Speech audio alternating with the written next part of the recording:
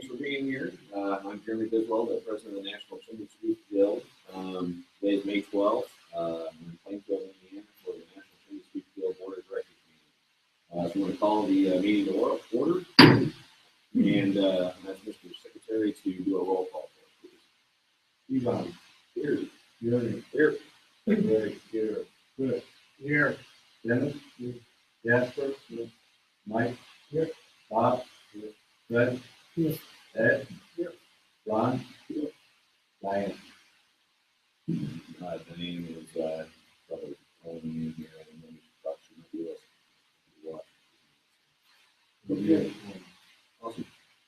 So we're going to move on to the approval of the February 17th, 2015 minutes. That would be the meeting at the convention in Winchester.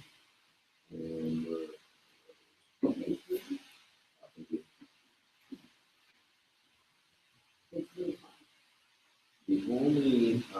the only question that I had before we do the approval is when I went through them, I cannot remember the life of the discussion of licensing issues at Virginia. And we have a bullet point in NCSG to send out survey and a letter to membership in Virginia. Anybody remember that discussion? Yes. That's with Southeast HCA, Bob, Jimbo stuff brought it up. And that was here with the Southeast HCA to survey our members to find out what licenses they were working on for biofuels. Oh, okay, the biofuels. I saw that from something HPPA. Yeah. So what ended up happening with that? I don't know what they're working on at the moment. We did do the survey. We did a survey monthly that we sent out to all of the community suites, and I gave the info to you guys. So I haven't gotten an update. So NCSG basically farmed the info for any members in that area that it might affect, and we sent out a survey monthly. So we did due diligence for members of that area. Okay, that's the only thing I had on. Anybody else have anything before we go on to the approval of the minutes? Motion to approve, Ron Rice. Thank you. Second by Greg Boss. All in favor? All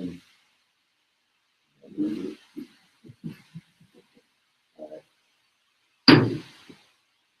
And passed. All right, next thing, President's report submitted by Jerry Biswell. Do anybody have any questions on my report?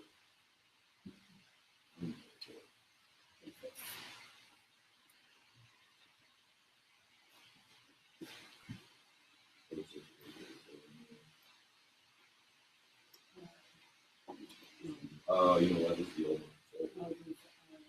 So, Yeah. In favor. It was a nice long day yesterday of planning, so I think we're all a bit tired, especially me. So basically, in my report, I kind of just went over. I keep on saying with over 700 attendees at convention, did we ever get final numbers on that? It was after 800. I heard. Something. We had over 20 international guests, and 26 international guests, which was mostly every time. That was great. And 36 first-time communities. The postcard and also good. And then we had several people do invitations and jaywalking with the Cleveland Bird knocked it out of the park with the national anthem.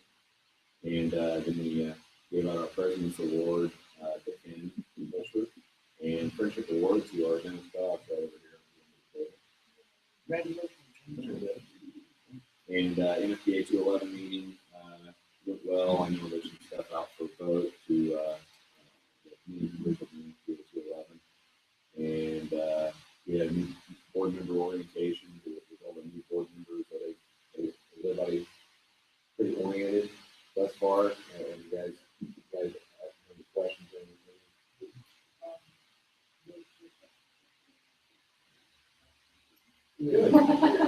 I opening good, I opening bad. I opening one, I get myself on.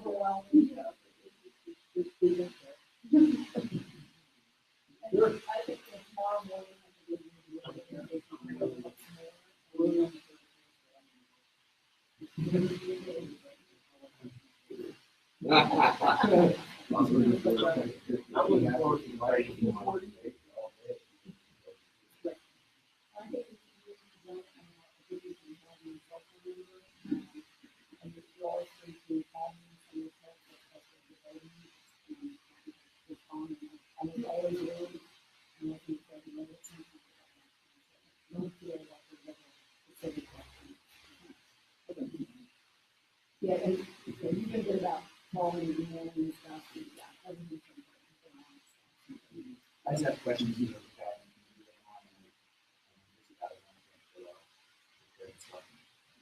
Yeah. Just get them to go over any questions or any feelings about the event. We'll see anything in the future.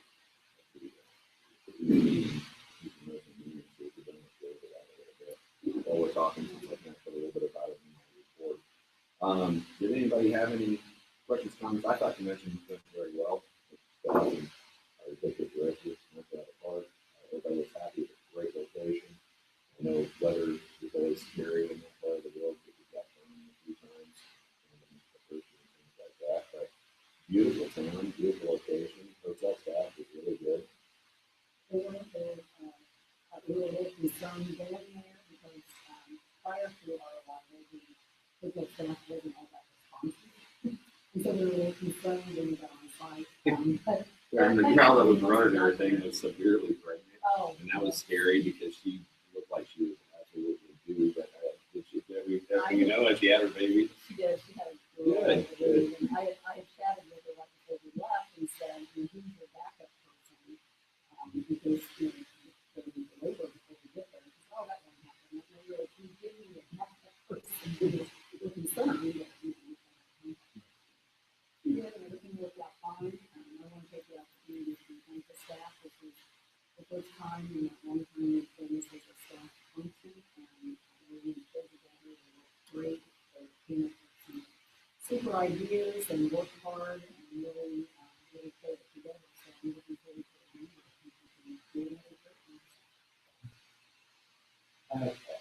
I'm really excited about the 46 attendees, new attendees, I guess. I like to see, you know, like, how we can spread it out to, and keep them in that area, the same office, but also to, home inspectors, other, affiliates in the industry, HVAC guys. Speaking a little, I guess, I need to go and look up on the, trade show walkthrough that day when you were out. I think there's only about 5, 6 people walking through it. I also was expecting 4 to 6 people to be there. I mean, I did 2 tours through there, but kind of that 7 or 8 people. Well, I hope all 3 people. So yeah, it wasn't very well organized. It wasn't that much. A lot of different kinds of meeting with it, like senior information that didn't understand, they didn't know they were supposed to go, like reception, and then that was making a big international. That was okay. But it didn't really flow well. I think actually signing mentally, smaller groups. Yeah, that's okay. Because you kind of walk through the 9 people and just kind of these visitors is, like visitors. I was just doing visitors, and I was talking to someone and like, we didn't know what's going on. But it means because I was interested. and then you can make a ratio limitation, 5 to 1 is the group. We have a long Each of us have reasons. I would only have to go there for only about 3 guys. It was sort of all those who could go. That sounds like a good idea. Give us a good education about what you want us to show them. I mean, I'd be more than happy to volunteer and take care of the people's information too, and take them around. But I feel like I need instruction as to what I'm supposed to be doing. Really, you can't go into the trade show before anybody else does. You maybe point out stuff that we know about, that we're familiar with, companies, introducing people to that, that we usually not a lot of it, know a lot of the suppliers that we can do. And so, hey, this is, what they have, we put it back around, look at this, exercise, handshake with this, the suppliers, and they use, essentially, use maybe, pretty good contact you get on the head of business.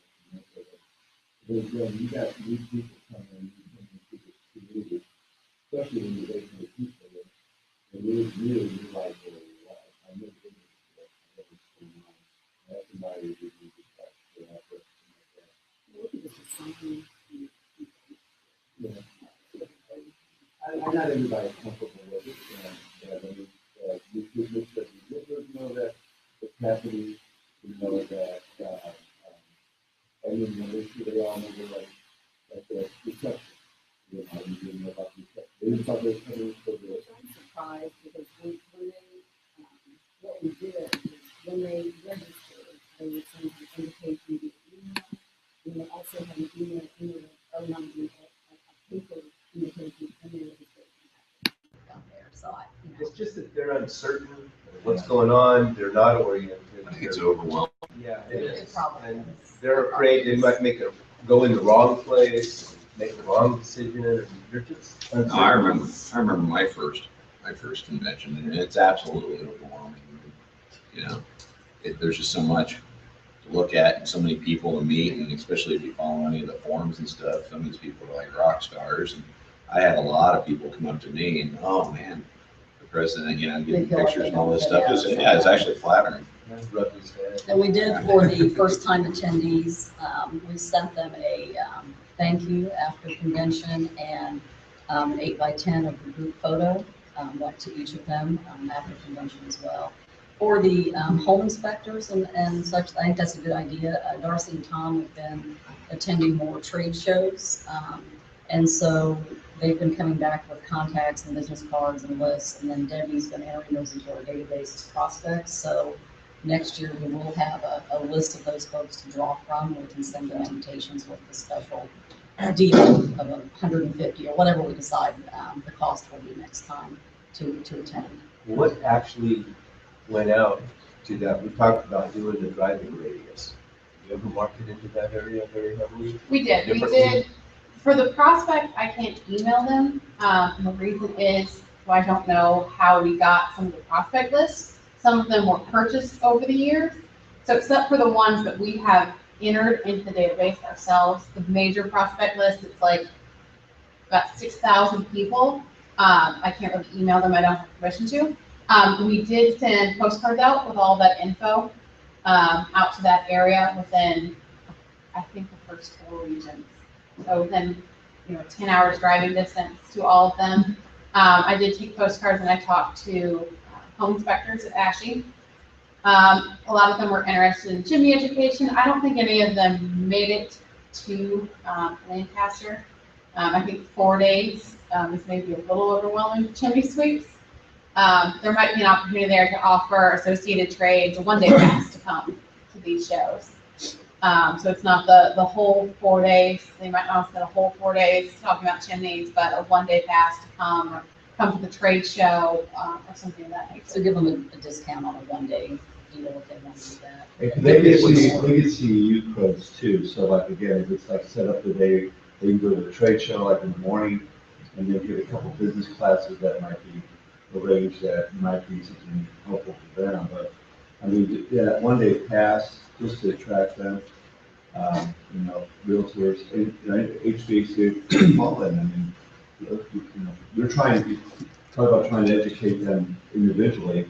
This is when we got people in Florida, anybody that's around the Orlando area, where we go next year, again, we can really market those areas, so. Realtors need CEUs. We should find out which of those affiliated trades need CEUs, maybe stack a day with the classes that they would get the CEUs from, so we can invite them specifically for a day that will really benefit them. And the trade show is beneficial and all, but at the same time, is our we're here to represent sweeps. Do we really want to be teaching all the HVAC guys and giving them all their supplier lists and inviting them to start packing up too many jobs? Just a thought. Well, we don't have to teach them that. We could have business related. Yeah. I mean, just letting them go on the trade show floor and meander wouldn't be as beneficial as an afternoon of like 3 or 4 HVAC, chimney physics towards HVAC guys or realtors. that type of thing. Realtors for inspections, for anything that would give them CEUs for their particular trade. I think that would maybe cement some relationships and benefit the suites specifically who live within that region where they. We tried to do this years ago. Actually put a class together in Connecticut. We were supposed to send out a bunch of invites to the local fire departments, home inspectors, realtors, the media, newspaper, television, just to try to bring more people together there locally. And the idea behind it, maybe to drive more interest into our industry, but also the local sweeps in the area would be a no-brainer for them because, they're going to benefit the most. And unfortunately, the word did not get out good enough, so it flopped. I think it's a good idea. And I think there should be some information on record of what we've done and what we tried to do at that time. Actually, I'm sure knows a little bit more about it, but I worked with Melissa Heath and Ashley about doing this. And I was let down, didn't work better than what it did, but I still see that it could have a major potential for more interest in the industry. Well, we're doing direct mail 3 times a minimum to get things out, to start paying attention to it. We'll, more as it comes up and starting early and then packing it in for sweeps after the busy season before convention, but starting in the summer to reach out and let these people know that there's something going on that can benefit from. That's marketing. And this to the list that we don't have it all suppliers. I don't know if there's an incentive for us to go through the suppliers to get this out to your clients. I mean, they all got to go on a certain list. So again, trying to get them to get there and see what it's all about. So I'm looking over Francis's shoulder here and looking at all the notes she's making here. The one thing out of your list, I know, you're an extension. So the one thing I see on there, the work on the first-time attendee orientation, how are we on volunteers at convention? Are we grabbing and begging and pleading, or are we overloaded, or are we just right? I think last year we were just right. Okay. Because I'm wondering, it's almost when they get there and they register, if we had a new member or new attendee concierge or something where, hey, we've got a new attendee, they're registering right now, and then basically that person comes over and just has a chat with them. Okay, thanks for being here. You're awesome. Here's what's going on for the week. Let me answer any questions for you. If you see me in the hall or you see anybody with a red shirt, here's what the directors look like. We want to make sure you're understanding welcome. And here's the trade show. We've set this thing up where you go into the trade show beforehand, and we've also got a special reception for you on Tuesday night. Yeah. That way you're just literally just face to face telling them, rather than we slip something in their in their pocket and say, hey, here's my room key, come see me. Yeah, well, just somebody right there, we don't need somebody to follow them around the whole convention. Well, if each of us had, depending on how many there are, 5 phone numbers, they're assigned somebody besides being assigned to somebody in a red shirt, and just texting them, hey, this is going on tonight. There's free food. It's like they don't know that there's food at the auction, and so they go out and they spend money eating. Then they come in and they go, oh, I didn't really know what was going on. And so but we can tell them, I think if we break that up by the regions, and if you'll just give us each region, and the guys that have the bigger regions, and the Northeast guys that show up, the at-large directors can pick up on that. So if we just divvy it up that way. What region has nobody? No, well, yeah, You can't sure. have one does. Sure. I mean, yeah. Give them the And bomb. if they had, the new people had like a different badge, maybe that we knew that, they had a, We did have. Yeah. It's the first time thought attendee, those little stickers and were then there, too. regions as well. Yeah, anytime someone walks up to you and starts chatting with you, or if you just start chatting with somebody, look at their badge. There's a lot of info on that thing. You kind of had a look on your face. The app had push notifications, didn't it? Because I could have swore I like when something was happening, and then we got to the point where we'd tell each other, hey, let's throw this out and tell people this or that. The water's back on in the hotel or whatever, stuff like that. So that's another platform. If you're a new attendee, you can get that. Because that app, we got. Did anybody hear anything bad about the app? I thought it was a plus. I mean, you can still, here's the beauty of the app, you can still look at it right now. I just looked at it the other day and pulled a handout off the thing. It's I great. showed it to somebody in Oregon. Yeah, it's fantastic. So, Not everybody knew about it. what's that? Not everybody knew about it. Well, I think part of that. Yeah, they make it to the opening I meeting. think the ladies at registration did a pretty good A job lot of people last week, telling everybody about they it. didn't know anything about it. Yeah, there were a lot that didn't know about it or didn't understand what it was. That's okay, that'll pick up each time. Well, sure, yeah. I mean, there's always going to be new little things that people just blow right past, especially if you went to the same convention and you've always gotten this and that, and you just kind of, well, I just don't get it anymore. Well, we replaced it with this. So, but We to have say, sponsors for them and. yeah, well, and I'll tell you, the sponsors ought to be happy too, because the sponsor ads still pop up when I hit it too. It's great. Yeah. But no, I didn't have any complaints. In fact, I got a lot of people applauding it. I think that there's still a lot more things that can be done with it. The biggest complaint that I always have is the getting in, the signing in, the signing out. And I think I asked you guys, and there's some way to possibly check an entire room in through the app. No.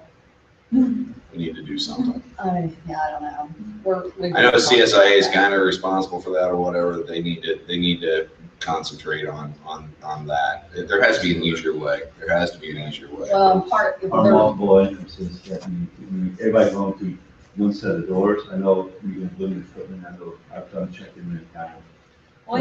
we discussed that as a staff, and there was a lot of people that were scanning into a room that didn't need CEUs. I mean, because they're either not certified or they're a spouse or whatever. And so we need to separate them out so that if you don't need CEUs, go in another door. Don't clog up this. I just think But there at the should same be. time, you got a husband and wife, they're not gonna only go in one door for the wife and one door for the But husband. But even if they don't But need, you they should don't need to Do it scan. quickly, like, other than- If you only need to scan if you're a CSIA certified sweep or you're NFI certified, you need the CEUs. Anyone else can just walk right There's past. gotta be an easier way where you can just check in an entire room, and then if someone has to use the bathroom, you check them out and check back in, and that way if they bail, we're keeping it honest. How do you get the list of the whole room? There's gotta be some way. There's gotta be something on the app. Everybody in the room hit this or whatever. I mean, at the end of the day, you've gotta trust people are gonna be somewhat honest. But still, even if you scan people in and out, how many of those people are sneaking out the side door and they're missing it or whatever? I mean, it's never gonna be a perfect system. So what you do, and you can't set up something perfect, you gotta make people happy. And making people happy is not having them stand in line for half an hour when they were trying to get in, the classes start, and they've got their coffee in their hand and they're getting, oh, great, it broke again. And then all the noise in between and everything. That just isn't happy. I'm more worried about making them happy than trying to get everything just right. I think maybe a test on that scanner, because I noticed a lot of times it's 2 or 3 tries to get it to scan on something bad. I mean, if you reduce that to the first time every time, that's 50% of the time. Right here, just to try to scan it. So maybe there's a better way to do that. It's not a reflective thing that razor bounces off of. There's gotta be something. You got the separate part of the scanner. Yeah, I don't know. Like I said, we're looking at it. I know the system's not perfect. Well, it's I think it's better than it was though, back when they used the Palm Pilots. I remember those things. Oh, yeah. I mean, so it's improved. Yeah, getting better. And I think that 360, plus 360 was an excellent venue. I mean. Oh, that was a great that was a time. great venue there. Yeah. They were amazingly easy to work with. I mean, they really were. You know- It's not the card after the fact, the front. Yeah, the thing in Orlando last time we were there, up at the top of the building, and we had Mary Poppins, that was a lot of fun. So I think Orlando, we've got a lot of opportunity there too, and they'll come, the girls are coming up with something awesome. And if the. Actually, the well, same girls thing, will. and let people know, a lot of people, they go like, I don't know, Mary Poppins is gonna be out, where my top hat, well, no. So that's got to be so. All right. I just have a question on, I just noticed, I think, Francis said there was 27 international guests, 26. 26. Do we have an international liaison? Yeah, John and Diane, in fact, that's one reason why Diane's not here, because basically I said, Diane, you and John are they're knocking it out of the park, and they're doing a great job. And I said, why don't we allocate a little bit of the travel fund for an ex officio who can't vote? And I've done this long enough that I really don't need the ex officio as much as some people might, because I've been on the board for a long time. So I said, why don't we allocate some of that money that we're spending on her travel and everything out here towards the international relations? And her and John are doing a great job. I mean, it was amazing how many people showed up. So Just, I was glad they were there, but I noticed that the party, this seemed to be a little bit disoriented, they didn't know where to go type thing. at the little get together thing. Their reception. But Yeah. there was a conflict that came up that somebody locally set up a dinner for them.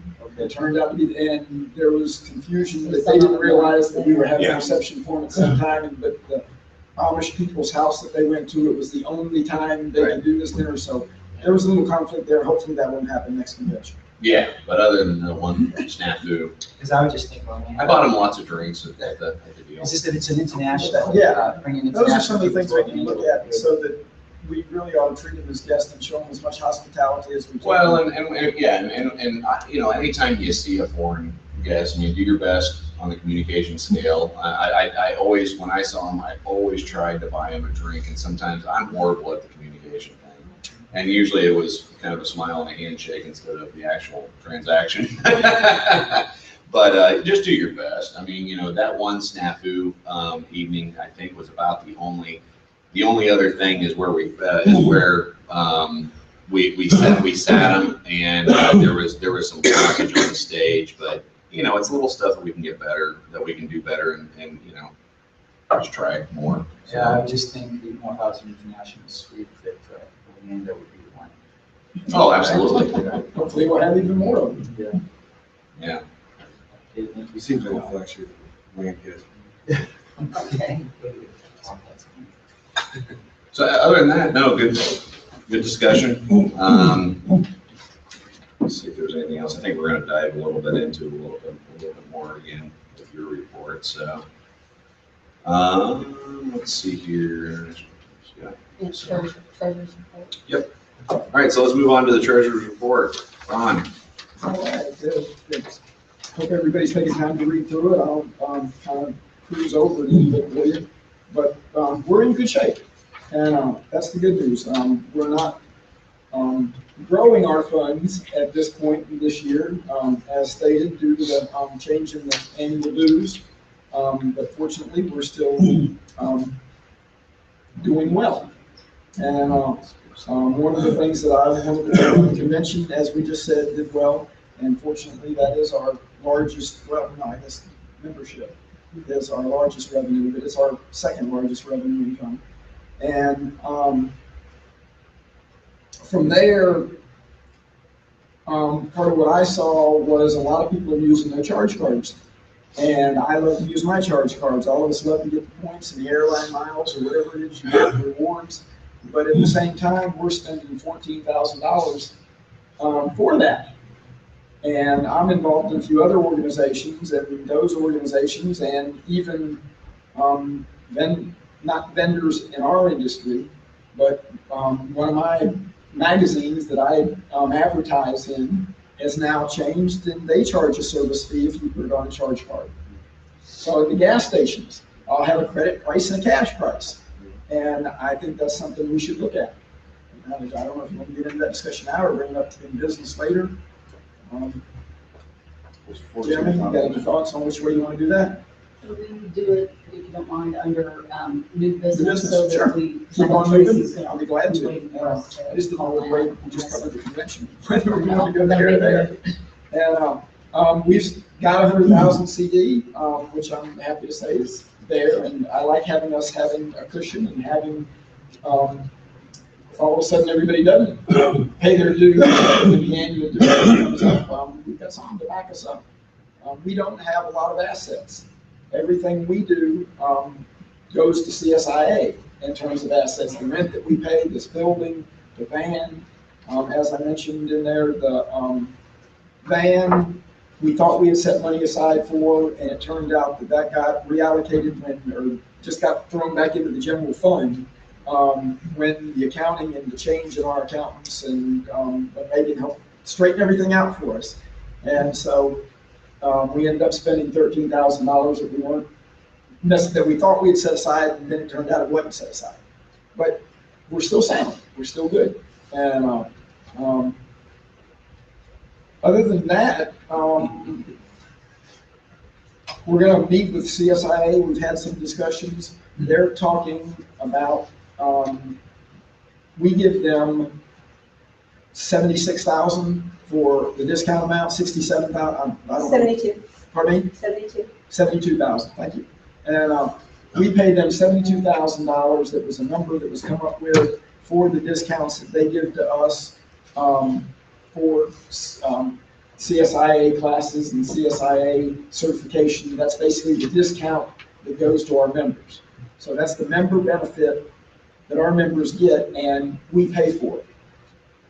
And that number turns out to go from 27% to 33% over the last few years as a percentage of what that discount is.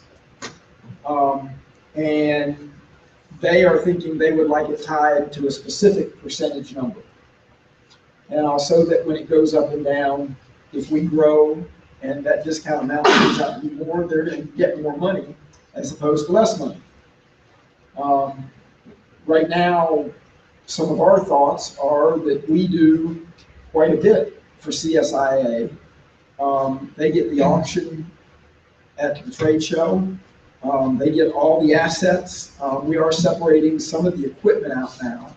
I just learned yesterday that things like computers and that we buy them together, but we are keeping 50% of those as an asset. But everything with this building, everything with the land improvement, everything with the van, they're all assets that they're growing. So they're getting, equity there. And we don't really have any buildup of assets or equity, except by setting money aside when we have it to set aside. And with the way the budget's going right now, I'm very happy that we're breaking even. Actually, when we finished the budget discussion last year, we were showing about a $2,000 deficit before we even talked about the dues change, which was a $90,000 change in income for the year. So to kind of wrap all that up in one thing, we're going to see where the CSIA discussion goes. If y'all got any questions or want to put any input into that, I'll be glad to discuss it with you. So my question is pertaining to the building. Back before Francis was here, and I think was it Candace and Mark McSweeney. Basically, I was on a little committee that was basically okay. We knew we were going into this 50-50 thing, and part of the rent agreement was kind of foreseeing major repairs that we'd have to do around here and stuff. Is that still being allocated? That's why. Okay, and where is that? Is it in a separate account and it doesn't get touched, or is it an account that is the money's being used?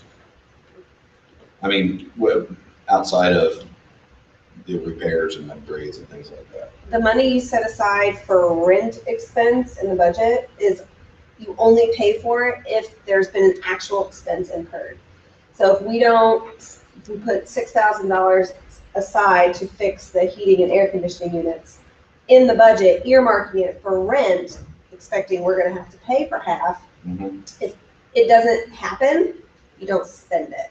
So it's in the income and expense budget. It's not earmarked in a savings account. It's in the actual operating account. Okay, so it isn't part of the rent that's coming out every month that we're paying. Your rent is not a set amount. It's 50% of the utilities from the month before, 50% of the building expenses. It fluctuates every single month based on what CSI has spent. So when you go to budget, you take a look at what did we spend in utilities? What did we spend in repairs? What do we think is going to need repaired?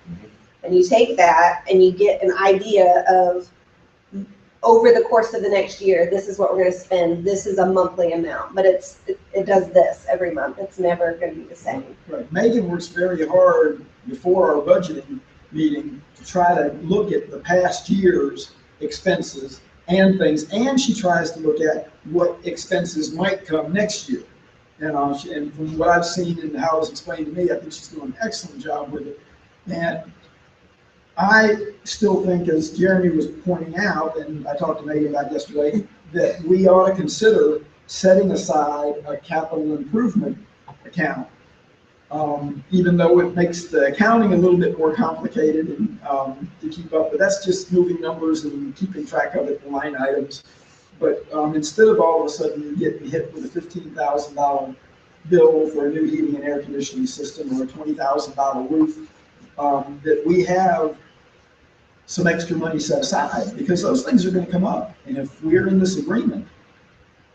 So as I understood it from years past, we do have that. Or do we not? There's nothing set aside in savings. Your only savings account is the CD and the reserve. The reserve, I don't believe we have earmarked for anything specific. I don't transfer money on a monthly basis to any savings account. We do it at year end, the 2%. So both associations, if the heating and cooling went out of this building, we'd go, oh God. CSIA has a savings account set aside for tech center expenses, like the heating and the air or the roof or whatever. They have money set aside that if that was to happen, I would transfer it into the checking account, they pay for it, and they bill you half. You don't have that savings account to cover your half. What would be in the budget would be, there's a huge leak in the roof, it's going to need repaired, let's budget 20 grand in your rental expense. So you budgeted that money, but there's nothing set aside in savings. Do you see what I'm saying? How can you budget it if you don't know what's going to happen? You predict it. Right. You know, that's the whole roof thing. is So I see 15 years old. So as I understand it, we've got. Yeah. As I understand, we've got a liability and they don't, because it sounds like they're planning for these. Okay, within the next 5 years, we're going to have to replace every window in this building. Okay, well, let's go ahead and figure out 5 years. You know, it's going to cost $5,000, so $1,000 a year. We're not doing that though. No. That's a problem. We need to bring that up at the budget meeting, and we need to start. We need to, and it's almost, we need to have a committee or something that basically lines out just kind of a maintenance schedule that we're assuming we're going to have to do to the building, and we need to have that. See, we were starting to set that up, and it just obviously went to the wayside. CSIA has done that to some extent. So That doesn't make any sense. We're not doing it. Okay, the staff has a schedule of the age of the roof, the water heater, the utilities, all that stuff. And so we sit down and we look at it and say, this is old. We need to put in money for that to fix it. But what you could do is at year end, put in a set amount to go to a savings account, just $5,000 a year or whatever, just so you have a cushion. If you have to spend it in rent, I can turn around and cover that expense out of the savings account. Absolutely. So you'll see it on your books as an expense, which you want to, but you have to remember that we're going to cover it from the savings account. So you're still going to see it. It's not like you're not going to see it. Because this building is what, 15 years old? 2001. Yeah, so it's. So why are we paying half the utilities? Because that's your rental agreement. Right. but I'm still. That goes back to the question, because really they have classes here. There's wear and tear on carpets and things from CSIA classes, use of facilities, more heating and air use. It really has nothing to do with NCSG. So How often why? does the rental agreement come up? Well, it's in your packet for later today. I think, Consolidated agreement. what was the year? Well, you have the rental agreement it was signed, it was like a 30-year, Yeah. you know, it's exhibit.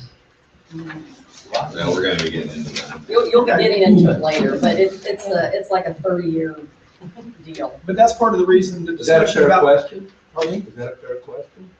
Yes. Oh, no, that's part of the discussion with them one that put in this percentage, because some of them are thinking that 50% is how much of the discount rate we ought to be paying, and some of us are thinking that 20% will be better because we're already doing so much with the rent and the van and other things that they, are getting the asset of and getting use of.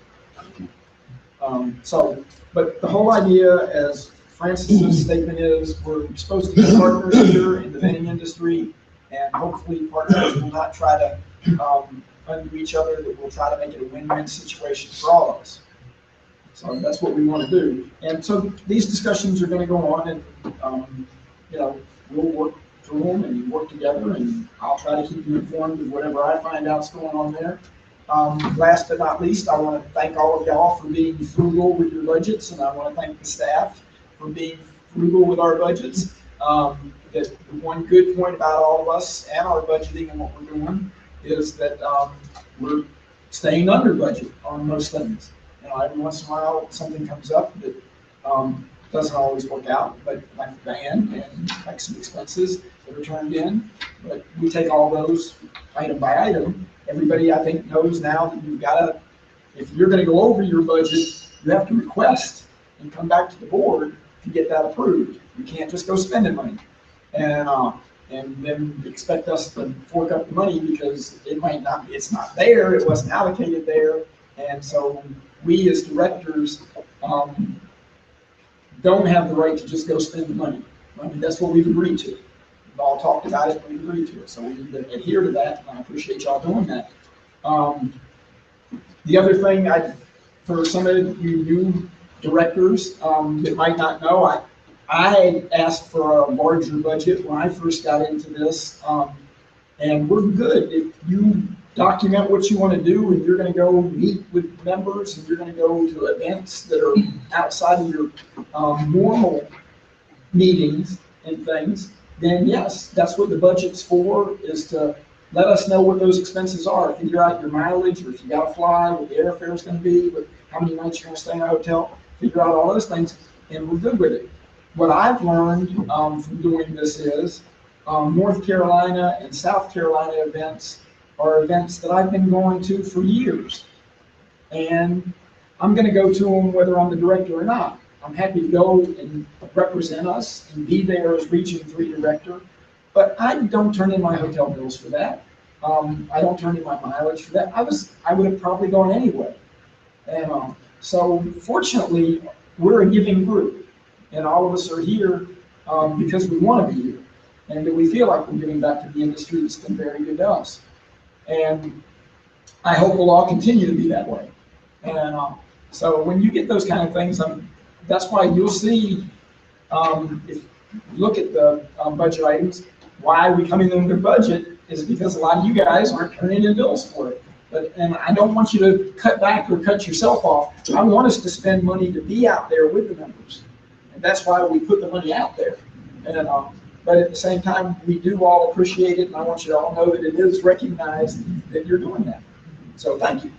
And other than that, we're in good shape. And if we'll just keep going and everybody does a good job with the budgeting and stays within budget, we'll continue to be in good shape. Any other questions for me? All right, with that, That's my treasurer's report. motion to approve the treasurer's report. Bob Ferrari, seconded by Jasper. All in favor? Aye. Opposed? Moving forward, do we need to, Yeah, I mean, I don't really have anything else to add to? I think we pretty much covered most of Francis's report.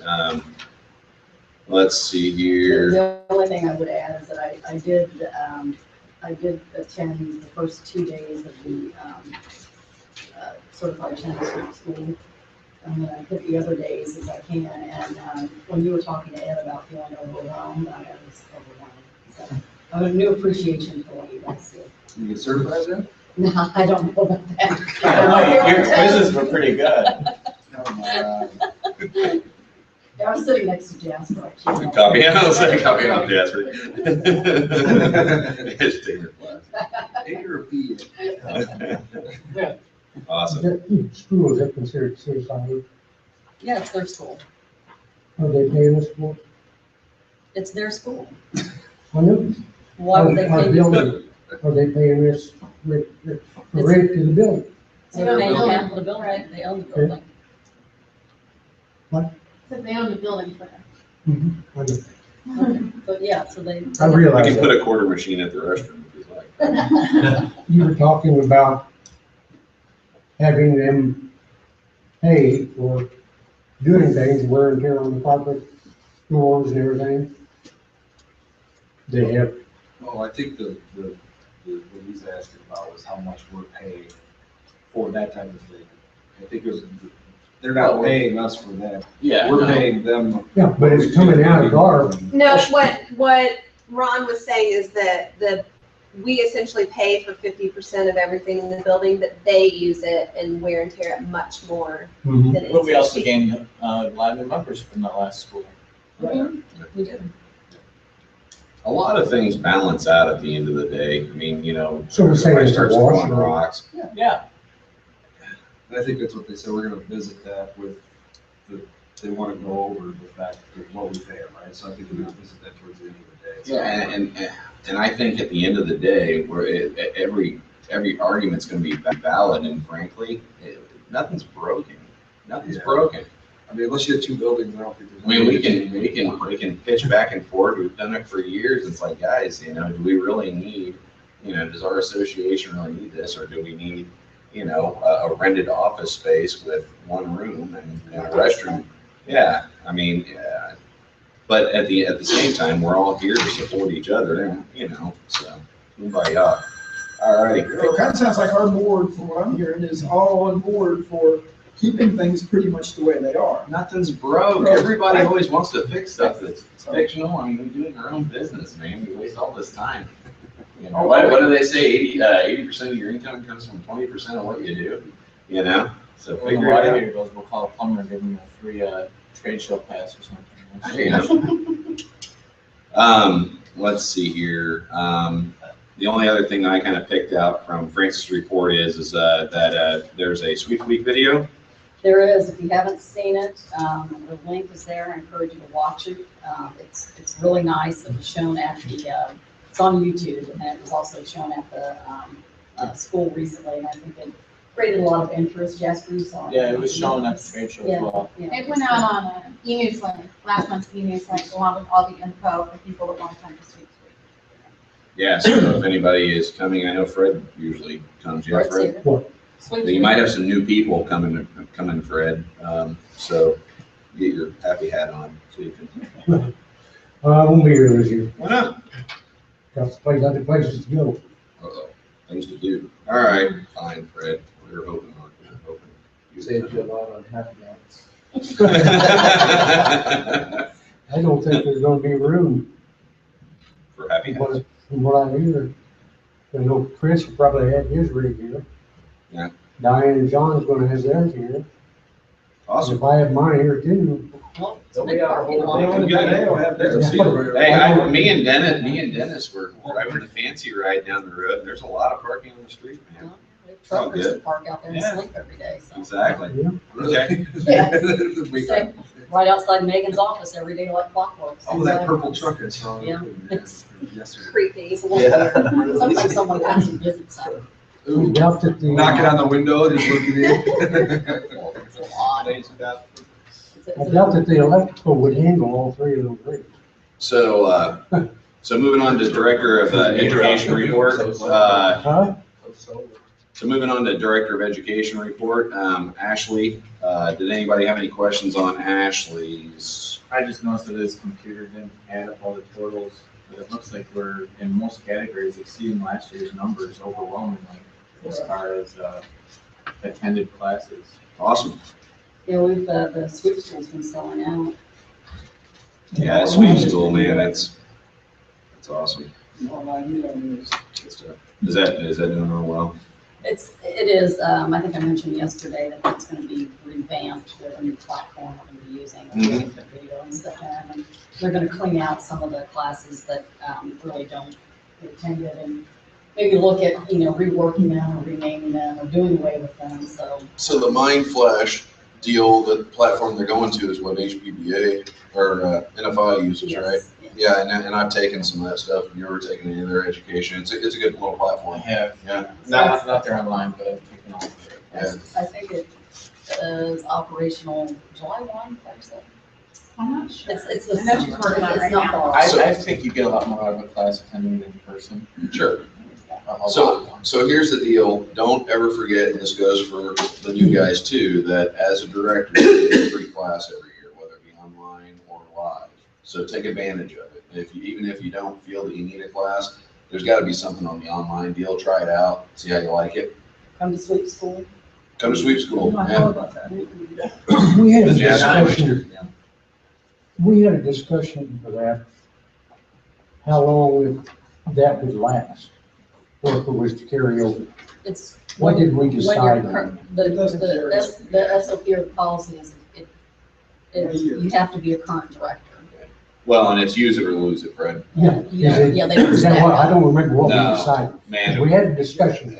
yeah, see, I've messed up probably the last 2 years. I haven't used mine and I need to use mine this year just to do something. And they don't Because I know- Because we've got a lot of stuff inside my own company and, I mean, it isn't like I'm not doing education, but, I do a lot of The stuff. question was asked if that was going to carry over. It will not. Use or lose it, but I didn't remember what we came up. You know, all, somebody said yesterday, all the graduates, are given a free membership. All the attendees, even if they don't graduate, they're a member. 1 year membership. So, So all the graduates from the Sweep School. All All the the attendees. attendees, all the All the attendees, attendees. unless they're already a member. unless they're already a member or an employee. If they're Well, an employee if with they're their a company, company. it still becomes a member. Right. You're graduating a member either way. Membership. And we get paid for that membership. Correct, yes. That's what I okay, understood. Director of Marketing report. All right, let's try with sweeping. The April issue is, if not the largest issue we've ever produced, it's pretty close. I think it came in at 56 pages. Largely because this was the first year we had a convention reporter. Obviously at convention, I'm rarely in classes or anything to do any of the coverage that people were requesting. So we got Justin Bailey, who's a sweep in New Mexico. All we did was cover his convention registration. That was all we covered for him, and he turned out 6 articles, including a 3,000 word article on the NFPA 211 panel in that discussion. Yeah, so he worked really hard covering convention. And we also got Christine Corelli, who's the closing keynote, wrote an article for us. June issue, we'll have Benita Cullingford, who's an international chimney sweep historian. I don't know how Claire got her to do this or how she found her, but she wrote an article for sweeping. She's written 1 book on chimney sweep history and 1 on British chimney sweep history, and she's actually working on an English television series about 18th century chimney sweeps. So that's cool. Since our convention, I've been to HVPA. Tom Spalding and I taught a class there. We also were in the CSIA booth. And we had all the NCSG information there. I've also been to, and that was great, I've also been to the Northeast HPA last week. I don't think we'll redo that show because it's very sparsely attended. But it was in Chilliwash. We got a new supplier member out of it and a new exhibitor. They're a hearth accessories manufacturer. They make the pads you put down under wood stoves. So he's very interested in talking to chimney sweepers. and getting out in front of them since they're in people's homes every day, talking to them about their harps and accessories and that kind of thing. So that was good. I've spoken to a lot of the hearth owners between those two shows, the HPPA shows. A lot of them are really interested in getting into the service part as a way to continue to keep their customers throughout the years.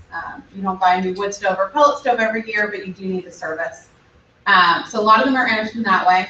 A lot of them are interested in coming through the CSIA school. So finding ways to support them in their new service branch as they come out of the school would be a great way to keep them as members. It'd also be a great way to keep them involved for CSIA. So I think it'd be a win-win if we found some way to work together to keep them. They'll come through the school, CSIA certified, and as members. So if we keep them supported on our end, they'll probably want to keep continuing being certified SWEET and sending their folks through for recertification. So that'd be a good branch to look at for new members. We also spoke to the EPA. Me, Ashley, and Mark Stoner sat down with the EPA representatives while we were at HPPA to talk about ways we can work together collaboratively and to work on getting chimney sweeps to better understand what the EPA is doing and for the EPA to hear our sides of different issues. So coming up this fall, I'm going to say it's the September issue, it's scheduled for wood stove regulation update. We'll be doing a long article with the EPA on understanding the EPA and how to work with them in your area. We also talked about wood stove changeout program and how members, they have to be CSI certified, but how members could get work through that program doing wood stove changeouts as part of that program as well. Ashley and I also went to the Mason and Heater Association convention in North Carolina last month. It was a really great show. That'll be in the June issue of Sweeping about masonry and masonry heaters. They're all really great folks. Chris Pryor is, of course, a prominent member who comes here for Shoes Week and is one of our folks. And we, oh my gosh, what's her name? Marge Haddock are really involved and presented there as well. They'd like Ashley to present next year. And they also, their government affairs branch is also doing a lot of the same issues with the EPA, of course, with wood burning. So they're a great ally to have on the wood burning issue. And as you're doing this, you're building these relationships for us, so you've got contacts. Because I think one of the things on the government panel was to basically plan out a point of contact at least once a quarter to make sure everything, see if there's any changes, see if we need to be notifying anybody of anything. It sounds like you're attacking that well. Good. Yeah, I want to thank Darcy for taking on these road trips and hitting the road. I think in the past, staff probably didn't do that as much, and I think you can see from her report and just her verbal report the amount of knowledge and contacts that she's picked up doing that. She's been doing a great job, so thank you. Good. Thank you. We'll be at Mid-Atlantic HPPA next month. Mike Severson swears that I'll be better attended. So that's good. And of course, we're working on the 2016 convention. Logo should be done here in the next couple of weeks. So we'll start sending out mailings and save the dates and have the new logo in the June issue of Sweeping, is what I'm shooting for. Are we sending out invitations to the Masonry Heater Association for the convention and trade show? I have to see if we can get the mailing list from them, but yeah, that'd be great. But we did it last June. Okay. You just came up with $1 million idea, Ron. You're sitting here, good job. So when I went to the HPPA as well, and I did my fair share of standing in the booth, not as much as Tom and Darcy did, but one thing that I noticed that was pretty amazing is when you had these people walk by. Tom's done a nice job with the little flashlights and all this other fun stuff. So they'd stop and they'd grab the swag, and we'd sit there and talk to them for a minute.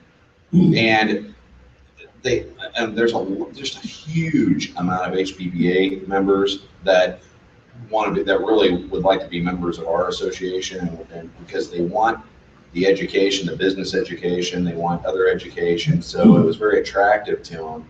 But the one thing that constantly kept saying, I was like, well, why don't you jump on it? Well, I always mean to, and I never get around to it. And then we were handing them a bunch of pamphlets and everything, and they could shove it in their bag and they go on their merry way. And I thought, we gotta get these people's business cards and get points of contact and just touch base with these people and become friends with these people and see what we can do for them. Because there's, I mean, at least 50 new members we could have gotten easily. I could have gotten easily while we were there. So while you're at these gatherings, trade shows, what have you, get the information. It's kind of like going to a trade show for your own business and not having your scheduling computer there. It's insanity to think that you're going to hand out a bunch of business cards and people are just going to call. Grab them while they're intrigued and excited about it, and grab that information and follow up with them. And I guarantee it's probably something that not a whole lot of people at that trade show are doing. So we're gonna stand out when we're doing that. So, am I right or wrong? Can we have seminars? So we're talking about reaching out to these affiliated, or reaching out within a short distance around where the convention's going to be held to home inspectors, realtors, or whoever. Can we invite somebody from one of their regional associations to maybe do a seminar at convention? How to work with a realtor, how to work with a home inspector, whatever, something that maybe engages them a little bit more, sends them back. It's probably something we need to bring up with the director of education, because he sets up a lot of the classes, so that's a good idea. So if we're reaching out to them at those places. Yeah, I would argue that, you know, some of the local chapter ASHE people would definitely do it. ASHE people are really into education, so yeah. Are we getting graduates or attendees of school to convention? Anybody? I'm getting the one in my region. Have any way to track that? Maybe something while they're going to school, invite them to a convention? Well, at the convention this year, two groups I took around, half of them came because of sweep school. Cool. Why they were at the convention. It was promoted there. Yeah. So we're promoting convention at school. So Jasper got up and gave a very nice talk with the sweeps when he was here about the association. Maybe we ought to Skype you in. No,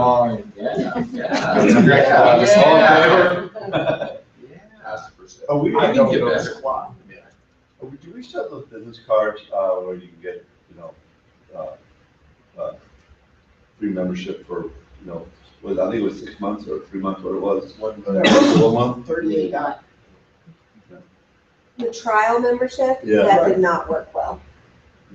Well, I'm just thinking, because again, like, we're at, I mean, I got like 4 events that I'm planning on this summer. I'd much rather we collected their information than just Yeah. find out. Yeah, farming that information while we've got them, and then, I mean, we've got, you know.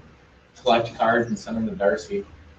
Well, yeah, we've got a Yeah, staff she's the one that liaison. makes Yeah, it. we got a staff liaison that, you know, can follow up until they either jump on the bandwagon and drink the Kool-Aid or bail on us. So, yeah, no, yeah, farm that information. In fact, if you need some sort of a sign-in sheet or something to get that information, that's probably the best way. Just send it around the room. Because you're talking about when you teach, yeah? When you teach or when you attend, I mean, it's like even like going to like the southeast, you know, they have like even like a banner or something that's there that you can get a booth. And this, you know, put a sign up that says, you know, I'm gonna be there anyway, so we get the director's gonna be there, and you know, I don't know what's the procedure on that either. How am I basically what? We'll be southeast. Let me, you know, have a banner or something. I'm just trying to, or at least, or even that the yard sign type in, hey, and it's cheap. You know. Oh, we have a pop-up. We have an older pop-up. Are you looking for like a little tabletop thing that we can set around? Yeah, I'm just Okay, trying to think of that's any idea, if you know, if you know, Bob's doing something in Oregon, if he had something he could put up on the CSG, you know, at least you have that, you know, it's marketing, even though if nobody's interested, but at least you got your name out there. If you are, you're there already, and you can talk to them and get their information, send it back to Debbie, then to go. I generally put a shirt on, lay on the table, pop up when you come by. Yeah. Well, we want you. Boogity, boogity, boogity. We would like you to put pants on next time, though, please. I got a weird feeling that he actually does that. You want to call Yeah. Tracy? We need to. Get Tracy dealt with. She's probably sitting there, shirt on. They forget about me. So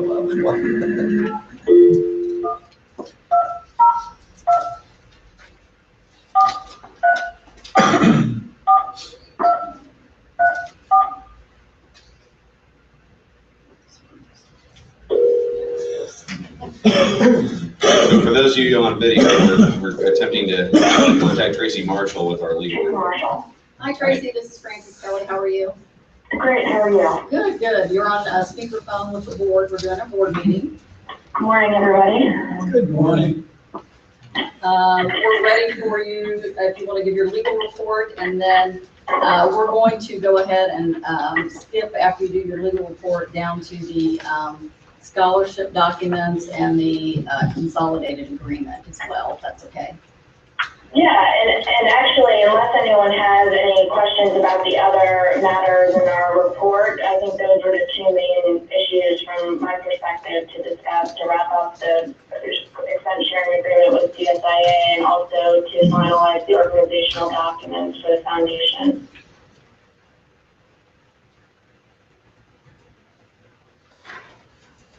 So does anyone have any questions about the other issues we reported on, or there's? It's page 15. So essentially, Tracy worked on the scholarship documents for Fred, made some updates to that. We can discuss that. The NCSU vendor list issue was just a question that I think Copperfield had about using the list from attendees from convention, about how they had opted in and out. And Tracy helped with that. And then the logo infringement was, came up because I think it was Esther Irvin, because she does a lot of needlework and things, that found the NCSG logo was on a Rotary website, and it didn't say NCSG, but it was your copyrighted shipping guide that somebody had grabbed off probably our website and put out there and was selling. Right. Yeah, and they removed that immediately, so I think when Debbie talked to them personally. So that's taken care of. Right. Okay. So it might be easiest if you just want to get the expense sharing agreement out of the way. The latest changes we made were just based on some feedback from the accountants to address both the current lease that CSI, well, the lease for the actual office space from CSI to NCSG, and just to clarify some points on how NCSG personnel, how CSIA would compensate NCSG, since the percentages and the time that personnel spend will range and differ in each quarter. So we just made some changes to the expense sharing agreement to clarify that. And that's Exhibit A, and the updates are in green, and if you can see what was clear, really, like Tracy said, it was really just clarifications. All right. So Tracy, when I read through this, of course, it reads like studio instructions. I mean, is there any hot points in this document that I need to be aware of before I sign it? Well, we originally drafted it because obviously we represent both NCSG and CSIA. We really just drafted a fairly mutual agreement. So, no, I think the main points that came up in the last meeting after the initial draft were just some accounting issues. So those are really the major changes we made. So we didn't, add language that was particularly favorable for one party over the other. So if that's something NCSG wants, we can't directly advise on that, but can get input if there's something, specific you would want from that. No, so essentially what you're saying is not a whole lot has changed. Everything seems to be meshing fine. The changes that were made are still basically, in your mind, a 50-50 agreement on most things. Right. Okay. All right. So any questions on the expense sharing agreement? Because I believe I have to sign this, right? Yes, you and Mark need to sign, and I'll give you a clean copy. You might need a few minutes to look over it a little more. For those that are new to the board, the documents that are now in this consolidated agreement were all separate documents, and, you know, they were kind of hard to keep track of, and so I believe Jeremy or Mark were both requesting that they be put into one document and kind of updated and the dates refreshed, and so that's where that comes from in terms of the staff time and split. Just for those that may not know, we track our time and keep an Excel spreadsheet, and it fluctuates slightly. We readjust it each year depending upon staff time. I think last year, Donna and Claire's, their percentages of how they split their time between NCSG and CSIA changed slightly, but everyone else pretty much stayed the same. And refresh my memory, is this a document that's signed every year? Once we sign this, does it have an expiration date? Actually, this was a new consolidated agreement because previously there were 3 separate agreements. Mm-hmm. So you had the SHUD, and then there were 3 different agreements, and we just combined them into a single one for efficiency. So, but this one, yes, it will essentially continue unless either party decides to terminate it, or if it needs to be amended on mutual agreement, you can do that. What's the 3-year? It's a 3-year. Initial term of 3 years. All right, so here's the funny part of it. Page 2, guys, we were just talking about the discount amount. That's going to be locked in for 3 years. No, it's not. There's a, well, Tracy, there was special language about that in here, I believe. I'm looking at expense sharing discounts under B here.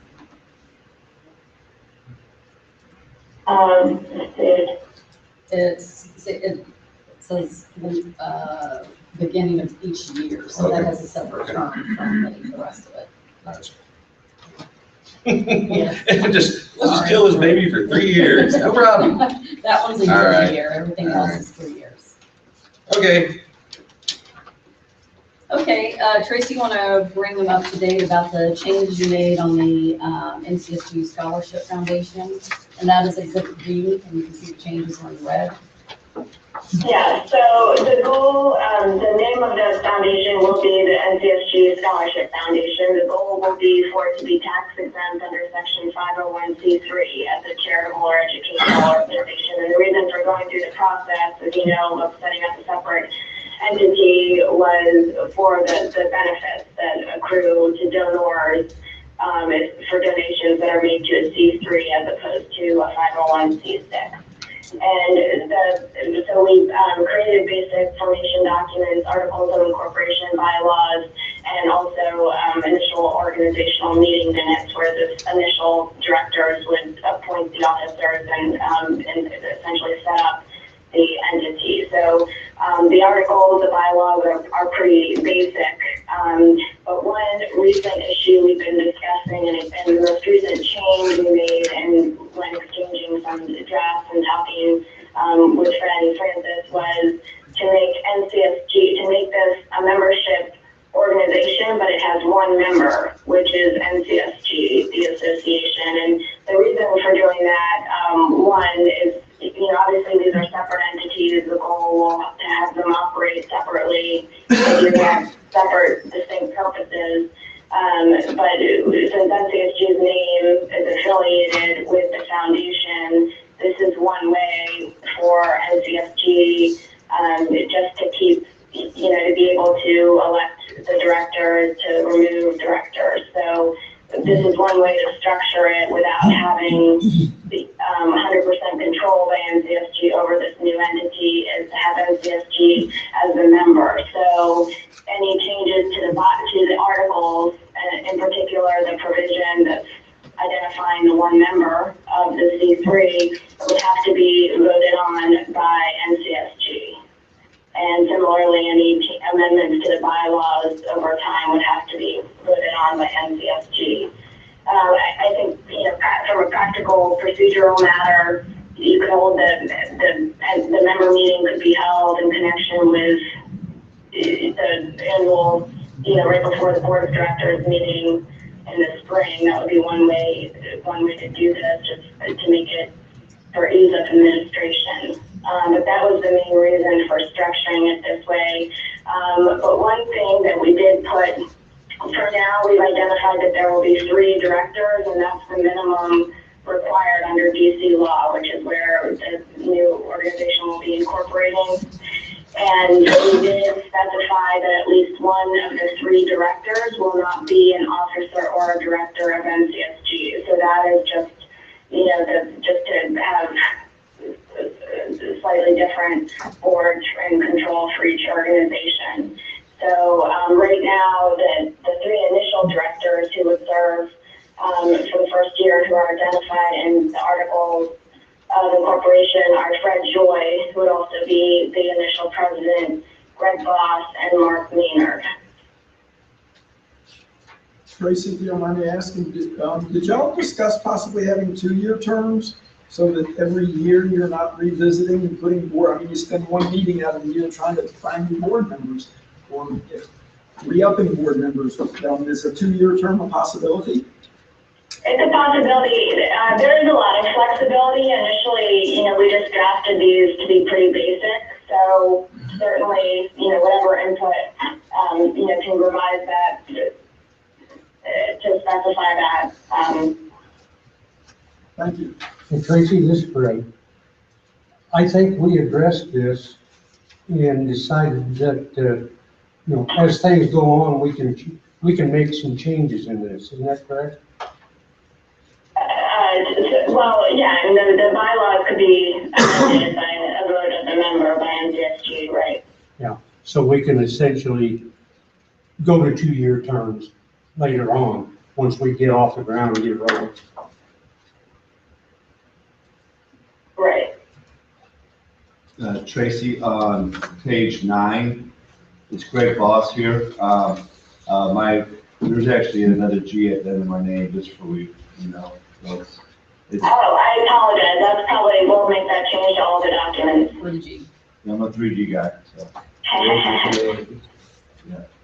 Okay, well, yeah, we'll make that change. And obviously, yeah, the 3 of you, will make sure you all have copies of the documents and can review them yourselves before you're signing them. Thanks, Megan. So at the end of the day, I mean, basically, we got this committee, and Fred's been chairing this up, and Francis has been working with him, Tracy has. I mean, I'm in the loop as much as I'd like to be, because I trust the committee and Francis and Tracy and Fred to do the right thing on this. So basically, I would ask, it sounds like Tracy drafted all this stuff up, and she has no problems, obviously, because she wrote the document. In all honesty, Fred, is there any, are we having any hurdles? Are we having any problems in your mind? And I'm going to ask Francis the same thing. And get the skeletons out of the closet if you got. Are we spending a ton of money? Tracy and I worked with this, and get things up, and just about get things settled, and just about get up and get rolling. Francis comes in and changes things, and I just can't do that. But that's at the end of the day. Everything off. Well, I'm gonna clarify why I asked for all these changes to be made, is that initially the way the bylaws were set up is that this is called the NCSG Foundation. It would have been a completely separate entity. And let's say looking 10 years down the road, none of us are here, I'm not here, Fred's not here. NCSG had no control over this separate foundation that has your name on it. That were funded. that you're funding. Right. And so I thought that you should have some control. over it. Possibly funded. Well, you, Once but we you get it- funded to once set we- it up. Once we get set up, then we can ask for donations and hopefully, and that's why I'm trying to get done, get set up so that we won't have to have NCSG funding. But I can't do that until this is set up. Well, now it is. And I think these are Right. good No, it's changes. not and yet. we're on the It right needed to track. be set up properly, and so that NCSG still had control. Right, and that's the thing, at the end of the day, it's another arm of it, but if something were to happen or something is, let's say it doesn't fly like we thought it would, and we're spending a lot of money, am I right? A lot of money to set all this stuff up, to just say, okay, now fly. No, it needs to be something that if it does get brought back in, and if I'm understanding correctly, two of the people on the foundation board for the thing are on the board of directors for NCSG. So absolutely, I agree with the changes here. And I set that up, that's the way I wanted to set it up. Right. So there's two people that are on the NCSG. Right. So based on the changes and everything, Fred, right now as this sits, are you happy with what you've created? Yeah, I can live with this, Right. as long as we don't get a conflict with the IRS, because they have to be separate. That's the main thing, is they have to be separate. Well, according to this, they are. They are separate. Right. Tracy's got us covered there. Yeah. Yeah. So no stepping back, move forward, and then I'm imagining basically, since it's now set up, so the next step is at the budget meeting, we're gonna have a talk about where the money's coming from, how much money and all this, and you're gonna have basically a proposal for us that is reasonable and fiscally responsible and all that fun Well, stuff. the next step, if I'm correct, Tracy, is to have these documents filed with the IRS, Mhm. and then they have to Well, approve them. yeah, we'll file the articles with DC, which can be done very quickly and easily. Someone here can even hand deliver those. So, the bylaws are just internal, don't file those.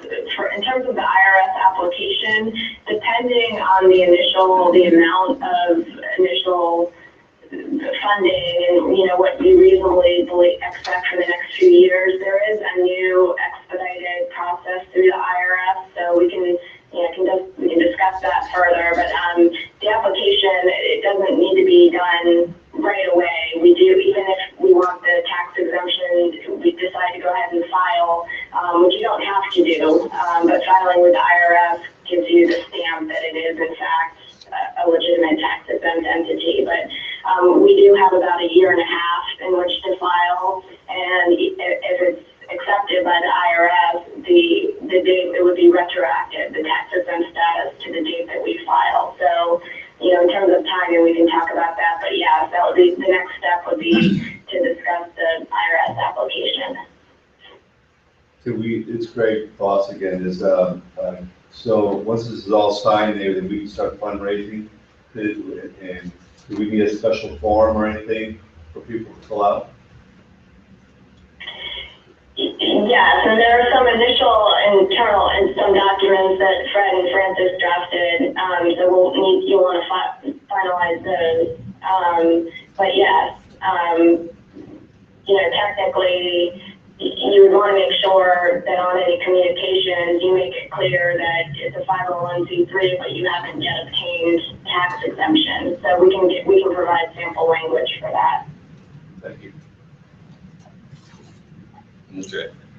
So until it's filed with the IRS, do you suggest we have the funding talk and move forward, or wait until everything is set in stone and then? Tracy? Yeah. Once we file the articles and you're on record as at least being formed, you can go ahead and do the fundraising. As I said, we'll just have caveats for the language for donation. But certainly we can discuss the next steps, and depending, if it makes sense to go ahead and spend the money now to go ahead and do the IRS filings, we can do that. How much are we talking about for the cost of the IRS filings? Do you have any idea? I mean, I would think for this, we'll have to look in to see if whether we can do the expedited. If that's the case, I mean, I would say, you know, maybe. I looked it up online at one point in time. I think it was 500 or less for the filing. It was a one-time fee. Right, so I'd say, you know, from our end for legal, I mean, maybe in the $2,500 to $5,000 range, or we'd have to give that some more thought. But until we file, we can't do any fundraising and give people receipts saying they got tax exempted. So right now, if we wanted to fund this, we would need to more or less fund it ourselves through That's what I'm getting NCSD. at, we need to file it. You can, yeah, you can still do the fundraising, you just need to make it clear, you know, a sentence that your tax, you know, exemption is pending, or, you know, you haven't yet obtained it. So just putting them on notice that they might not necessarily be able to take a tax deduction, which obviously that's preferable to the north. But you can still accept the money. It's just a question of whether they can take the deduction for that.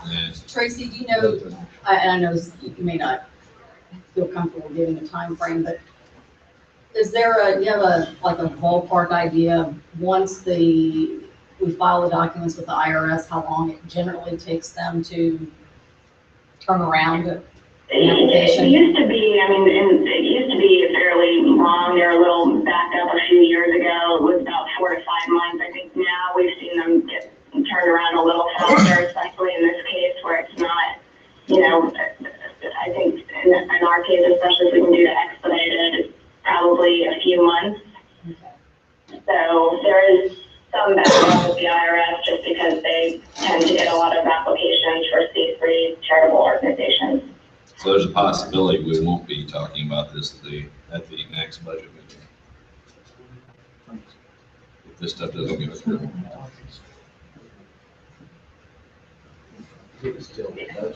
Hopefully we should. Yeah. Yeah, we know We spent about 4,000. we just have to notify them that it's not a tax deduction yet. Well, who are you gonna notify? For the donors. I would suggest not doing any fundraising until we get that status, because it could cause a problem, so. I guess we can have a vote on that feeling. I mean, is anybody else? No collecting money till it's done. Second. Third. So, I mean, just doing a straw poll. Yeah. Yeah, I mean, let's go ahead and do a hand raising. All in favor of going ahead and starting fundraising attempts for the scholarship, raise your hand. Could somebody volunteer, let's say Fred wanted to start it for $500. He knows all the rules, can you do that? I would say let's hold off on anybody, even if you feel that you want, you know the ramifications and all that stuff. It just makes it easier. Yeah, it just makes it easier. Let's make sure everything's intact and everything's lined up and make sure everything's good before we create a problem. I just see a huge problem. We think about setting $5,500 aside in the budget to get it done. What? I mean, she said 200, to 5,000 is the number I heard, which seems like a big spread to me. And what's the difference between handing somebody your money now or handing somebody some money? Well, the whole reason why typically people donate money is for, the benefit is the tax deduction. So, I mean, unless Fred's sitting on the street corner, he's got a can out, you aren't gonna get a receipt for that, but, you know, if I'm gonna go, Oh, okay, no, I'm that's gonna what I'm give saying. $5,000 to Why this would fund you be in because. such a hurry? I mean, what's the problem with me? Right, no, there's no problem. Right, there is no I mean, other than we want to get this thing going. Could you divulge how much has already been spent on this already? Man. It's like 16 grand, right there. About 15,000. 15,000's already been spent on legal fees and just venture already. Correct. And that's not including any, money that's going toward a donation. No. But this is part of using up our retainer that we pay each month, so. It was budgeted for. I mean, it was budgeted for last year. we obtained an estimate, on how much it would cost to put all these documents together and. For the fees split. There's not, it is the NCSG project. So we're not over budget on this. There's nothing. It's all in legal fees. There you go.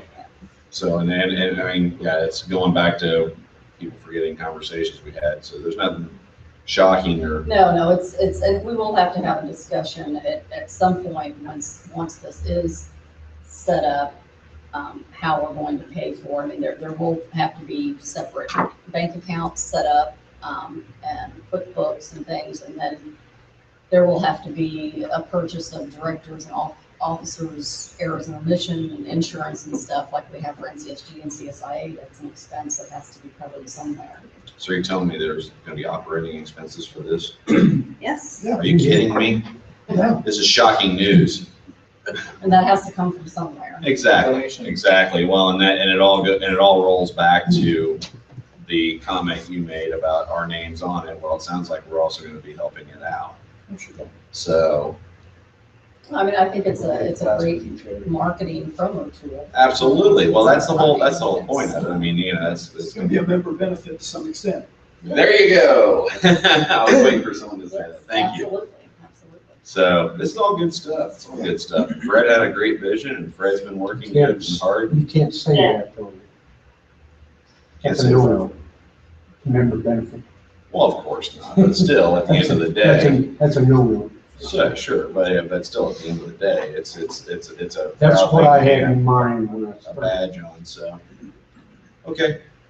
So, Any other questions for Tracy before we say goodbye? any other concerns, any other comments? Thank you, Tracy. Okay, thanks, Tracy. Thanks, All right, Tracy. thank you. Bye. Bye.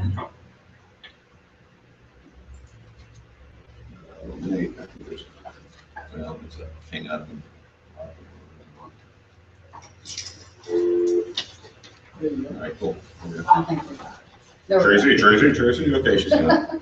I think so. All righty.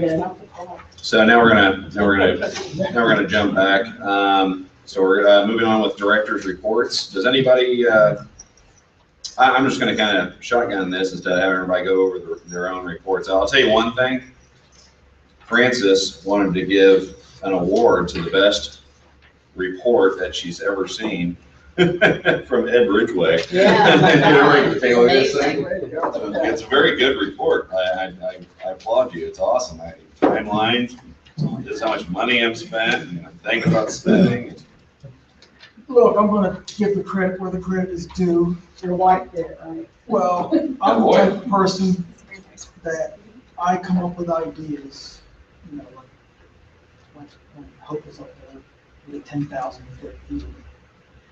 And I'm the type of person that says, I want to see this happen, and you need to do this, and you need to do this, and I just dictate this stuff.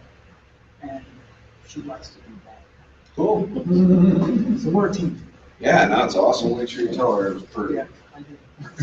Yeah, no, it's awesome. Yeah, I like it. It looks great. It's very informative.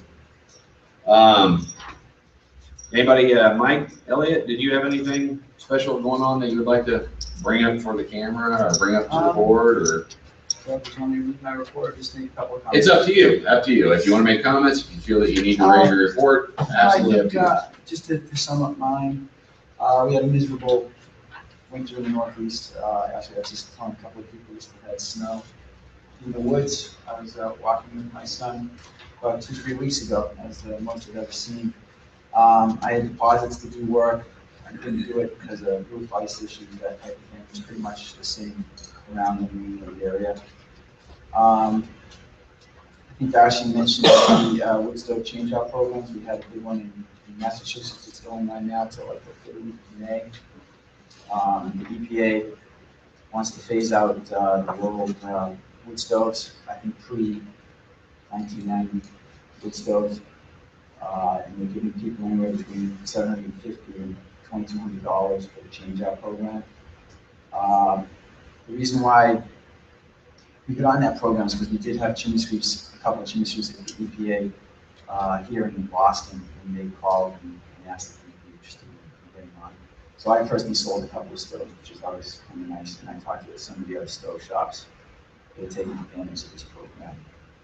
I consensus now is everybody's book reviews out. Things are on the up and up, and things are looking good for the year. So, it's going on pretty good. Cool. Ed Ridgway, anything you like to throw in there? I have nothing new to add to my report. Or you may need to read it. Nope. There's nothing, nothing to go over or anything you feel that you need to, that's very prime, you can just go, okay, read it. So, very easy to read. Yeah, no, some of the same things, Mike, we were cold, very cold the first quarter, but we didn't have the snow and ice like we did last year. So we were able to get jobs done. And that's what I heard from members in my region. I think the New Jersey Chimneys were built in March, and they issued the same sentence. Awesome. Ron Rust? I'll be happy for my report to stand as it does on its own. Moving on, Kevon Binder. Is that Winter's this one over. yours? Yeah. Okay. Well, picture of me. That's what I was sarcastic about. Is this the one? Actually, it looks like me on there. It doesn't mean that I had so many people going, Kevon, how you been? I'm great. I am great. That would explain the kick sign on your back. You gotta go talk to Jeremy, the president over there. The Dr. Flu shirt on. Somebody walked all the way to the front of the class while the class was going, trying to get to you, it was me. Let's see here. Jasper. My report's pretty much as it is. The only thing I guess I was going to add is I successfully didn't spend any of my budget yet this year. I was lucky enough to incorporate personal trips to Texas and Oklahoma. Okay, I hook up my race car. Yeah, my race team supplied me with all my transportation, and so I didn't bill NCSG for anything. I met with sweeps, I think, in 6 different states this year total. And it's amazing how, when your area includes Texas and Wisconsin, how different the views can be on things. But you know, they still have the same issues. You know, seasonality. There's a couple guys on Texas that are just killing it. You know, do lawn care and pool care too. You know, we haven't really had a slow season in a few years now in my area. I think 12 different companies I know are currently hiring and can't find enough employees, which is unbelievable. I'm sorry, Bob, it's not like that for you, but well, right now Texas is getting flooding, and you get no rain, you know. So it's you know. It's a hurricane. Yeah. Yeah, it's pretty unique, but we've got the Wisconsin Guild Convention the next 2 days, Thursday and Friday this week. And then I've got plans to visit Colorado in June. And that's about it for this year. Till we get to Orlando. Okay. Bob Ferrari. Oh, I'd like to read my report. Sure. It's 3 pages. Go for it. No, I'm kidding. I mean, the only thing I'd like to point out, since we're on the video thing with the Oregon Sweep Associations, we took our NCSG donated and does, I guess, to every region or many of them to their auction, a registration for convention, and they took it. The president, Dan, bought it at their auction, donated it back into the guild, and put money together in order to scholarship somebody from their region to convention with the idea they're going to come back and tell them what they got out of it. That's an ambassador, and I think that's a great program, one that we could maybe talk about supporting all around. In That's order. scholarship fund? Yeah, well, they help the various regional and state guilds, associations to get some money. If they've got, Oregon just happens to be the largest association with the fewest NCSG members. And so We've talked about it being a little isolated out on the West Coast from all the stuff that happens. And so to do that is really a step of them reaching out and saying, okay, well, you're saying there's value there. We're going to put our money here and get somebody there who'll come back and tell us. And I think that's really a cool thing that we maybe find some ways to help in other regions as well. Bob, I've heard your voice that you'd really like to see us come to the West Coast with the convention and trade show. Well, if I understand that there's the two things. One is, can the convention make money by having enough people? But two, that we support members and we support the industry, and there is an industry and there are members on the West Coast. And they always ask, everybody always says, is the convention ever going to come here? And if I go, you know, I don't know, they're like, nah, it's just a deflation. Like, okay, well, we'll just stay out here and do our own thing.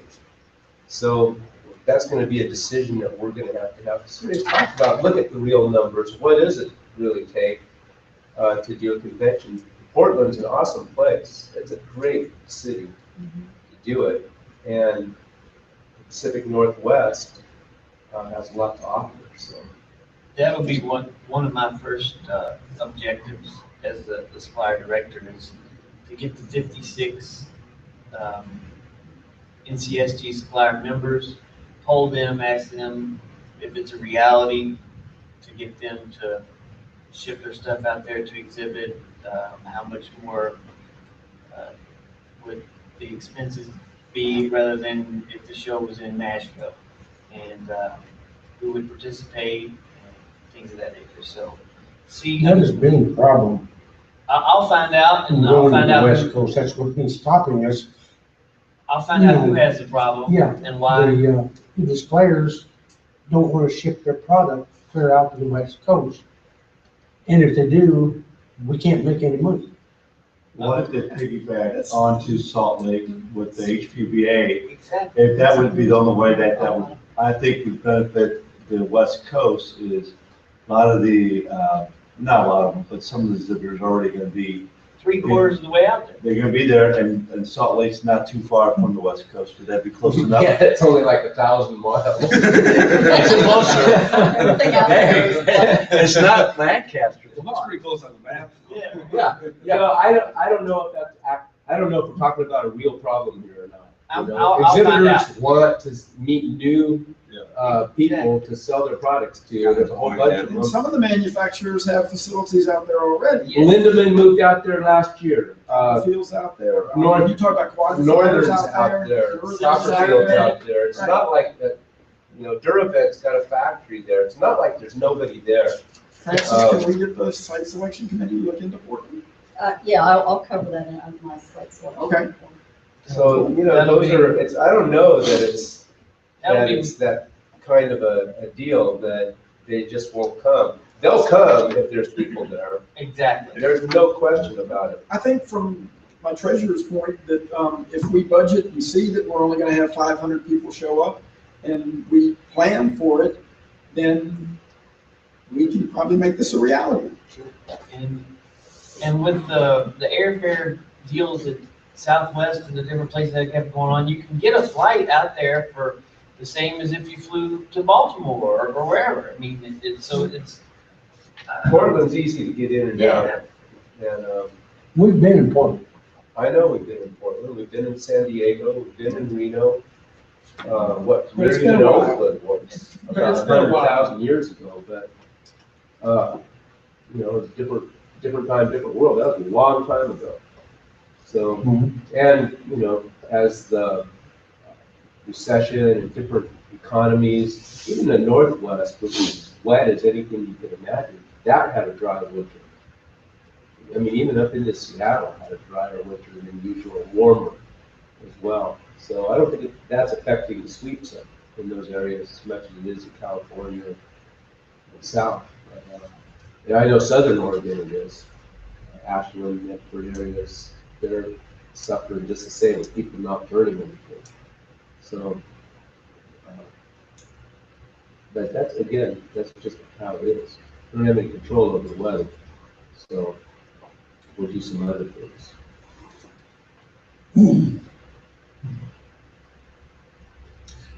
So I'm just getting some text from Diane. She had put it, it's also hard to find affordable venue to fit our convention footprint. I put in Portland, and then she said, but at least you can look and try, of course. And she said the last West Coast convention was in Reno, which I do remember that one. That one was kind of a faux pas of the venue. Well, that was a trade-off. But we still had, but here's the point, we still, I mean, really, at the last minute change and all this stuff, we still had 550, I think, that year, if I remember correctly. So, I mean, if we just, like Ron said, if we just plan on, And okay. Reno would love to have us back. We get solicited. I get solicited for Reno. They would love, Reno would love to have us. But according to Bob, you know, we're trying to hit this new group that isn't feeling the love. We need to go up near them because they aren't gonna go to Reno. Well, they might go to Reno. I don't know how, I mean, it's not that far, you know. Bob, work with me. I wanna go to Portland. Yeah. I would rather go Let's to just face Portland. it. I think it's time for a Pacific Northwest. No, I do too. one. I mean, it's beautiful out there. It's beautiful out there. Why All wouldn't kinds somebody of wanna go? complaints about going to Reno because we went to a casino. Okay. People don't like to gamble? No, the funny thing is You can get a show? the funny thing is, we'll get complaints about going to casino, yet Mohegan Sun, I hear every year, why don't we go back? Why don't we go back? And I think they're a casino. They are. Last time I 3 or 4 of them. Yeah. So, anyway. They're gonna complain about something, I don't care what you do. Yeah. But I'm just telling you, we had all kinds of complaints about going to Reno because we went to the casino. Well, you don't have to gamble. Who complained? That one guy lost $1,000.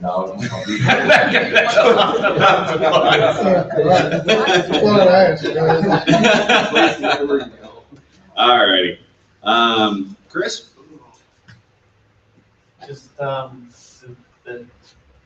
first thing I'm gonna do is find out the problem with the suppliers to go to the West Coast. They'll say yes, but we're not going to control. Well, I'll find out the reasoning and, who wouldn't be willing and why not, so. So the suppliers, have you get any feedback? Did they like, we did a kind of a VIP room for the people that were doing the trade show and had booths at the trade show. Did they react well? Did you? I wasn't able to be at the show. Yeah. So, and I haven't had any feedback from anybody as far as. That's a piece of feedback that I would encourage you to get. You know, I don't know if you guys have heard anything. Have you heard anything? The vendors didn't even know what the VIP room was. Well, it's something new. Yeah, but again, that's something new. Yeah, Again, I mean- you know, again, that's just something, hey, guys, this is what it is, because I, you know.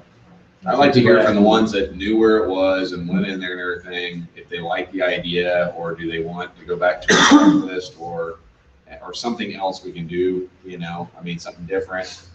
That was their idea. Right. Right. So just curious to see. I how- will say, as somebody who is a vendor at different shows, we do a lot more for our people than they do at most shows. Well, sure. Most shows are just, all right, good luck, have fun. Well, that's because we love ours. Yeah. But generally, I mean, I talked to a lot of the vendors after the trade show and on the trade show floor when I did get down there. Most of them seemed pretty happy. Yeah. Chris is also a supplier member, so they might get a little more cranky. Yeah. But they seemed, everyone I talked to when I walked around the floor said, you know, you're doing good, talking to everyone, they said, you know, it was a good show so far, we're happy, we're good. Yeah. Yeah, and when I went into the room, you know, there was always stuff in there to eat, drink. I think, and I'll tell you the one thing everybody really liked was they had their own bathroom, frankly. We can't guarantee that every year. It was great. Next Yeah. year, we will try to move the VIP room It's the little closer. stuff that counts, I'm telling you. You know, especially when they made your money on the floor, if you had the trade show, if you got there, you don't have to walk a mile to get to it. Yeah, well, and then you get stopped by a million people. They can, you know, they kind of was backstage. So yeah, it was nice. So, And let me add one thing in my report that I put in there, and that's just to make a note that San Francisco Bay Area is outlawing wood for solid fuel burning, not just wood, but pellets too.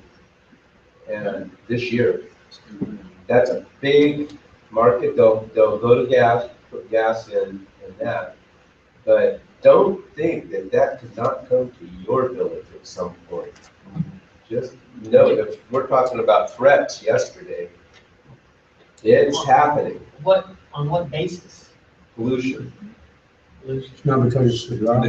They all flew out. It's not because it's dry. It all has to do with air quality board that's pushing that. But they're pushing it with the support of environmental people, the building performance people, and then now with the drought, we've got, I mean, I don't know, we could push it that with the drought, if we cut down a bunch of trees, it sort of save water. But They didn't do as much for all the water. I wish that was environmentalist. So anyway, yeah, it's, there is stuff out there, and that affects, there's mandatory no burn days in the Central Valley of California, Fresno, and those places. Like where, those of you know, Michael Dempsey's been around forever. They get, if you imagine a place that has 5 months of burning a year, 5 months of winter normally, and you're told you can't burn for maybe 70 days, mandatory, it really makes it tough on those units. So that's even EPA certified equipment too, right? yeah, there's some changes coming to that. I don't know what the outcome is going to be, maybe exempting, but they haven't exempted them for the last couple of years. And I just wanted to comment on that as well. If you just look at some of the blogs that are out there and some of these anti-wood people, they're very particulate, and a little particulate is just as bad as a lot of particulate. And when I went to the EPA hearings, I mean, there's big money there, the American Lung Association's there, there's everybody. So it's like Bob said, it will be coming to your neighborhood. And just from town meetings around my area, right now they're going after wood boilers, that type of thing, and they're all over the place. You know? They're a nuisance in your area. Yeah. People are too close out there for those things. They're a nuisance. So they're kind of working on that. But that's any more densely populated area is going to have a problem with particulate emission. And even with the new things, you know, being built, new stoves that, like Travis has a self-lighting one, goes and eliminates lots of that startup time, and cleans up the dirtiest time of the burn quite a bit. I think we'll be seeing more and more of that technology coming in because of that. But really, if it's a densely populated area, that's where they're going to start. And then because it's like, I mean, you can't use like spray paint or even charcoal barbecues in Los Angeles are a big deal. And so what happens is they pass legislation and it just goes to all the little places and you don't have any voice, even though it's not a problem. You can't charcoal barbecue? There's rules about it. There's, yeah, believe me, there's some tough stuff out there that affects. That's just amazing. That's amazing. They need to go Well, outside. you got 22 million people living in a place that's a basin. yeah, that's the thing. You get enough people together. It's. I mean, has anybody went to any type of a large gathering of people, like an outdoor concert or something? Have you ever seen what it looks like after they leave? Well, that's like every day when you got people that are so tightly packed into an area, you know. So, I mean, there's some things in there about, you know, they're going to have eliminate wood burning in the LA basin, their Southern California Air Quality District, whatever part that covers down there. And but exempt low income people. Well, who's going to burn wood more than low income people? well, it's trash cans. So, I mean, there's just, but nevertheless, there's a heck of a lot of legislation that's coming out of California. And as it comes out of California, it's gonna move across, and you'll see it in your neighborhood. Well, we've actually had burn bans in Wisconsin for the last few months, unless you're cooking on it or using it for heat. So there's guys with bonfires, they'll just have a little tray with some crackers on it, and they can burn. That's what we have to do in our town, actually get a bonfire, so unless you have like a pack of hot dogs. Yeah, there you go. All right. So we should always supply a pack of hot dogs. With your wood stove. Oh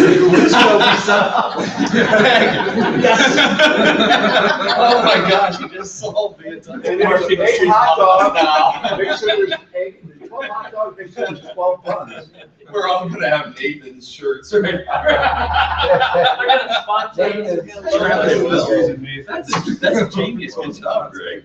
All right, that's why we do this. We need to Oscar. All in favor? We need the Oscar Mayer mobile to show up at the next convention. We're pulling the Wienermobile. That's awesome. All right, so does anybody need a break before we get into committee reports? We're gonna probably whip through quite a few of them because really we've had a lot of the talk on most of the stuff. Coffee break? Okay, so let's go ahead and have a short break because we do need to keep moving. Let's say 5-10 minutes. All right. I think I need to make a motion for that. All right.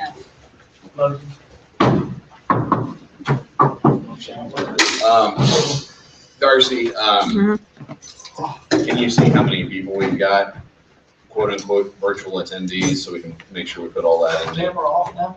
No, I think last time we had to leave it on, so, This is my bad side, too. yeah, so. Yelling screen about something. You're making us look good, so thank you. Please. 8, but I think at least 2 are staff. Okay, We got 8 people? Wow, great, that's better than last time. Yeah. Awesome. Hey, can you see who it is? No. Really? You can't see who it is? Yeah. How did we do it last time? I thought we did. You're asking how we're gonna walk in. Do you need an extension cord? Ah, That was a nice Alright, move so- though. there you When we, that's me. Yeah, they ain't fly. Yo, Oh. I mean, bees are like. That's a wasp, that's a hornet. Oh, We're great. going for 3 hours. Oh, okay, I'll grab her.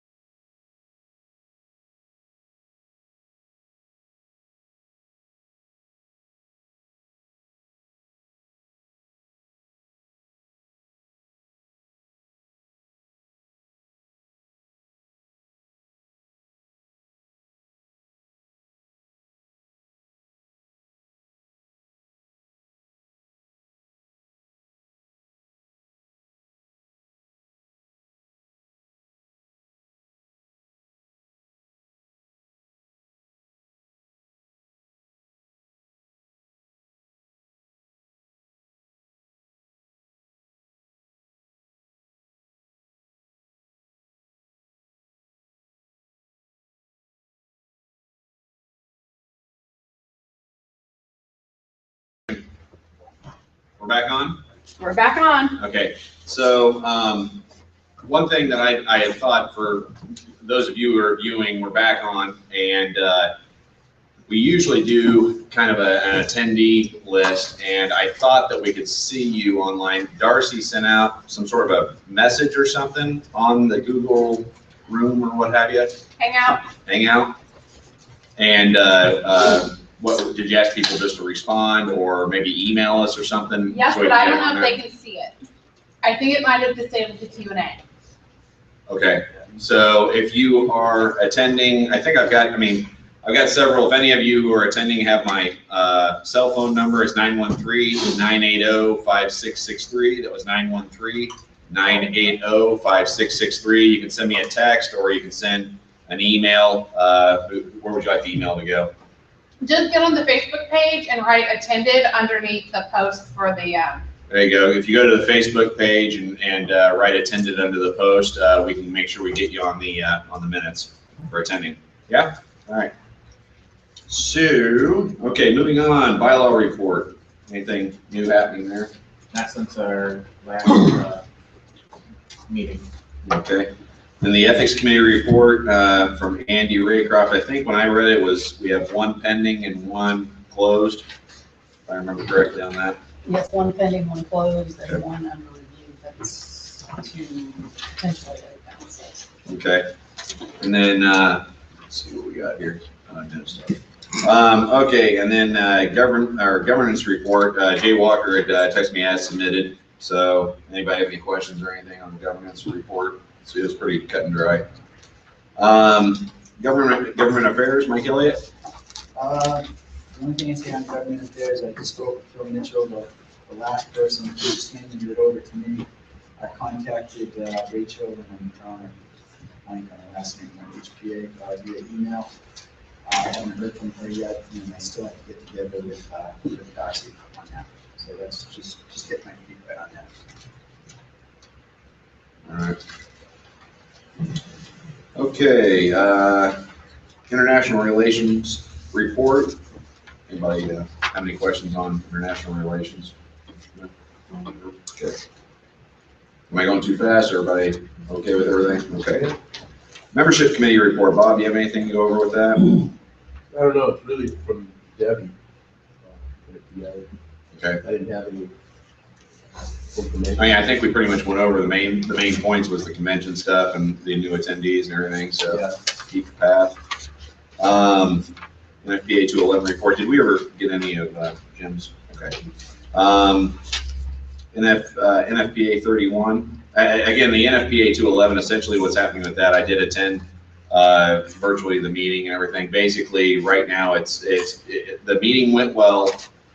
It's all the changes and stuff are out for vote on different things. So basically, it's kind of at a stalemate right now until they get it back through the vote, because all the committee members have to send out a voting process. It's a very interesting, convoluted process that they have, so it's very confusing. So, anyways, but. Do you think they're gonna pass, making UL listings for grates and masonry fireplace, glass doors and accessories? I don't know. The meeting went well, and they actually listened to the things, and we had good representation. But they have to send. They got so many people they have to send a vote out for, and a lot of them weren't even there. So I know when I spoke to Jim Brewer on the phone a couple weeks ago, he was very optimistic. Things would turn out in our favor on this issue, but he did not give me any more details beyond that, other than he was very happy with how the meeting went, and he would write an article for Sweetbank when it all settled. Okay. That is a great report you just gave on that. That explains better than I did. So, NFPA 31, anything there, or NFPA 54? Okay. Site selection report. I'd say Francis probably just want to give a quick overview. Yeah, version. Just real quickly, we got back about 20 different proposals from different hotels and CDBs. Shot those out to the site selection committee is me, Darcy, Ashley, Chris, and Bob Fish. And of the proposals we received, there's really only one that, there were a couple that would be workable, one that met at this point, 100% of our concessions, and we do ask for a lot of concessions. And so I think we're pretty close to making a choice there. And Darcy is already starting to plan for 2018, so we can get working on that as well. I'll be representing us at small market meetings, which is the locations of small market meetings are a lot like Lancaster, that kind of size of venue, which is one we've gone to in the past, and that is where the Lancaster Convention, where that contract was found. And I'll also be going to Connect, which is a little bit larger meeting.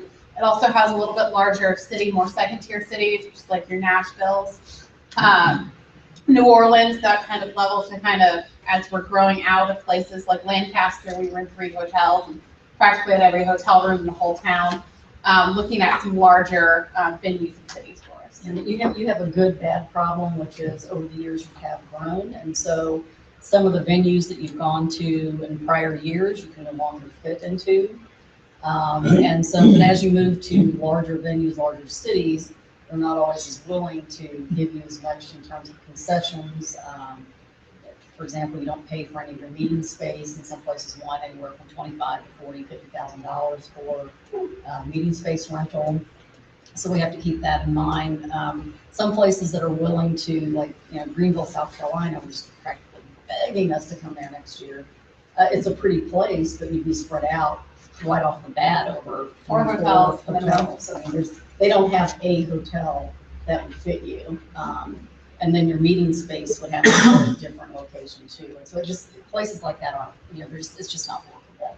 And the economy's gotten better, so people aren't as willing to just give everything away like they were in the past. So it's a challenge, but I think we've got something coming good for 2017. So we should be fine. Yeah, that's Portland. Portland. 2018. Portland, 2018.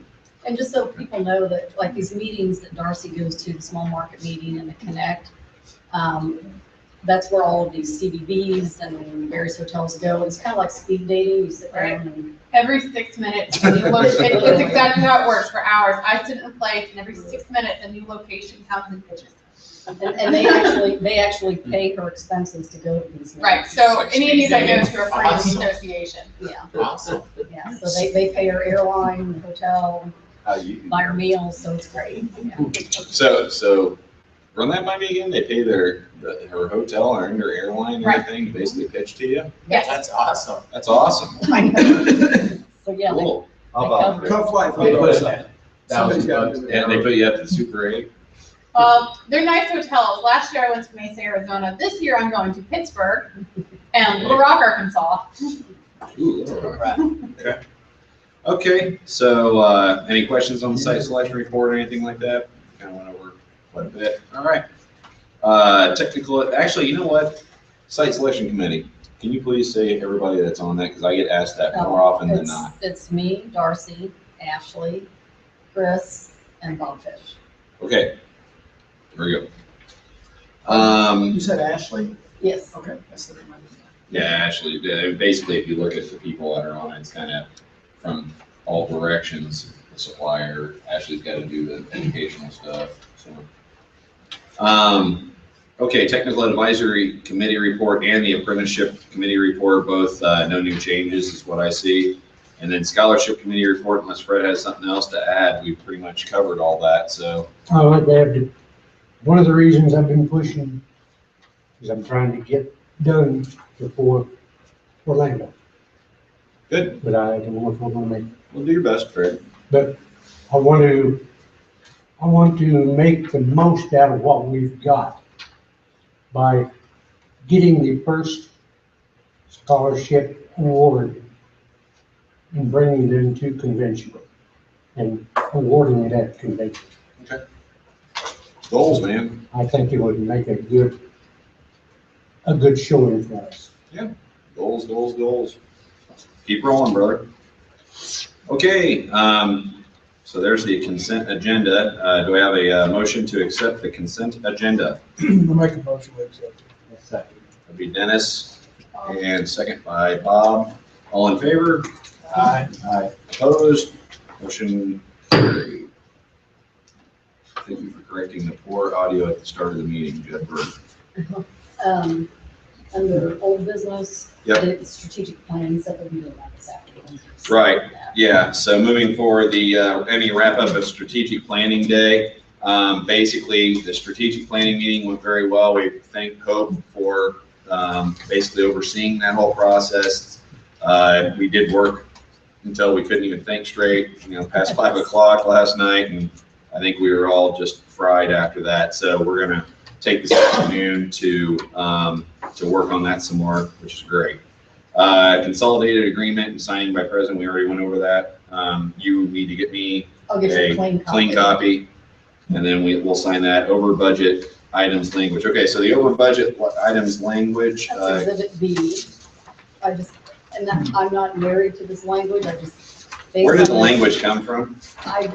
Well, it was based on your meeting in Lancaster. Okay. You had asked me to put some language together that would go into, your policies. And I said, I'm not, I just came up with something, so it's open for discussion, changes, whatever. I don't like the 20%, it should just be stick to the damn budget. Okay. All right, so then that would be DAMN. Okay. So any amount Yes. over, okay.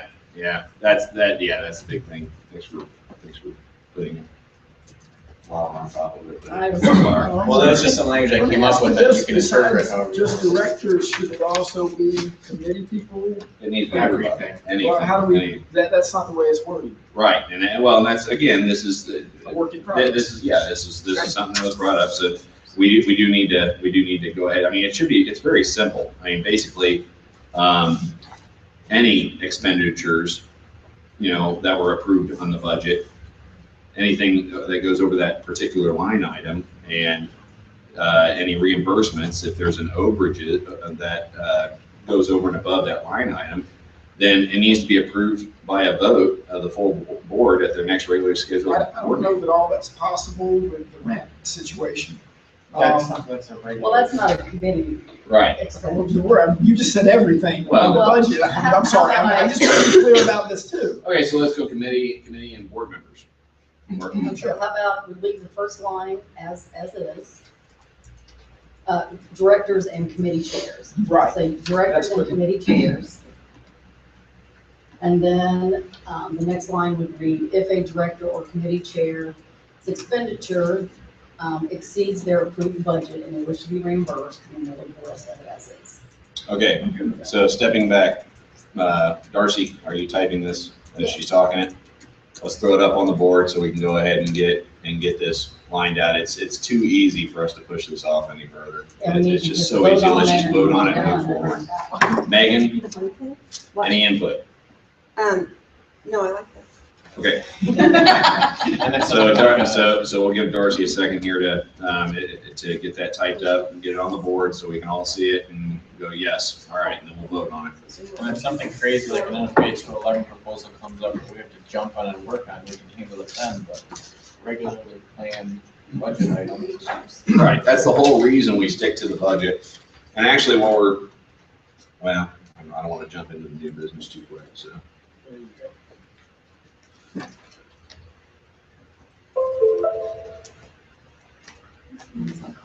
I mean, I'm not hearing any discussion or anything. Nobody's obviously got any opposal to this. It stings if it happens, but I mean, I know I'm running through my president's fund pretty heavy thanks to the NFPA 211 stuff and some other things, and I'm going to try to do better next year and ask for the right amount.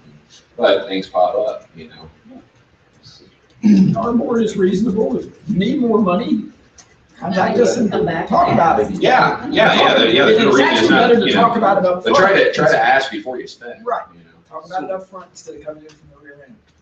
As a newer member, I was new last year, trying to figure that out was I kind of heard someone's like, just pick this number, but then also trying to find a place to not spend it, but where to go, organizations. And I think you told me yesterday, which was helpful, and I should have asked earlier, contact the previous director that's had that region and ask him for a list. I feel like we should be compiling maybe a list of things in those regions and it just gets passed down. It really wasn't that way. And So I asked the staff, who clearly that wasn't the person to ask, because I never got a reply. And sorry, we didn't know. Yeah, You so know- I mean, just a simple email back, that's not me, would have been appreciated. Sorry. It's Yeah, okay. it's kind of like in the nursing industry, you give a report based on the last shift. Yeah. And you know, so as you, and really, Kevon's got a great point and a great idea.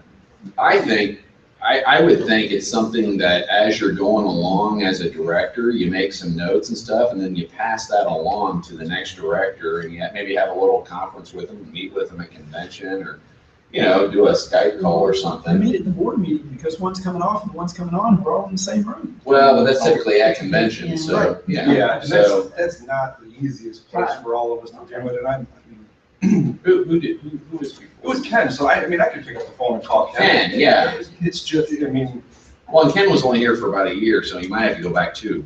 yeah, well, and I asked him in passing in here, or I think it was at 2 conventions ago, and he didn't really have a good list of it. He said, nobody really gave me one, and it's like, well, I guess I just assumed that this building would have some type of a system in place for those. This is something we might all want to work on. Yeah, and I think Kevon, like Marge Pageant, held your spot beforehand. Probably Oh, somebody she did contact. great. I didn't know she did. Yeah. Oh, Marge really knows what's going on. Yeah. She's all over the place. But that, I mean, again, that's the thing too, when you're like we're in the same region, you know, I know what I'm already headed to, so I mean, you have to make an extra effort. So that's something in this communication. And that, yeah, I didn't realize that. It should be. Yeah, it's hard to know what's coming up over the next year, so you can budget for it. And I can see that because, I mean, you don't even know if some sort of event is happening unless it's just the event that happens, you know, every year, like a state workshop or, you know, anything that you guys have on the East Coast or what have you. That speaker from the fire investigation company puts on something I found out that's annual. Yeah. And that's a training on inspecting for solid fuel. Well, I'm pretty certain I should probably go. Yeah. Just shocked that. Well, the other thing is too, when it comes to the particular, and I don't know if we need to put something into this, but really it's kind of going the same thing, going back to the board. But, you know, if Jasper has $2,500 and he hasn't spent a dime of it because he's planning on going to this stuff and he's been hitting races the whole way on you know, on this stuff, and Kevon goes, man, there's a fire investigation thing I'd really like to go to, but I don't have any money in my budget. You know, I don't have no problem Jasper going, hey, you know, I'll give you $1,000 out of mine that I haven't spent, because the money's there. Yeah. Make sure Megan knows that. Exactly. Well, and that's why it kind of, I don't want everybody to do it. Excited, yes. Well, and that's why it probably needs more of an open, a forum thing, even though it's a transaction between you two. It kind of just needs to be brought up to the whole board, you know, just to be aware of it, and then Megan will be aware of it, because I'll, you know, either report it off to Francis, or Francis, are you on the, I don't think you're on the board director's discussion deal. So I'll take it upon myself to, you know, make sure that I relay that information. So it's good information. I make a list on my iPad, so I don't have to talk to her every day. And then we try to talk, you know, once a week. Yeah, sometimes, I mean, you know, we like to whine to each other sometimes, so. Yeah, and it is as quick as a text on some things too, so. But, you know, as long as we aren't going over and, you know, everybody's in agreement and okay, and then we let the right people know, I don't have a problem with that at all. So, you know, we have it. All right, we got the language. NCSG directors and Can committee. you throw it up on the board? It is. Oh, thank you. Oh. Sorry. Oh, sorry. She snuck it in. NCSG directors and committee chairs are expected to stay within their approved budget line item request. If a director or a committee chair's expenditure exceeds their approved budget and they wish to be reimbursed, the overage must be approved by a vote of the full board at their next regular scheduled board meeting. So we're asking about trades and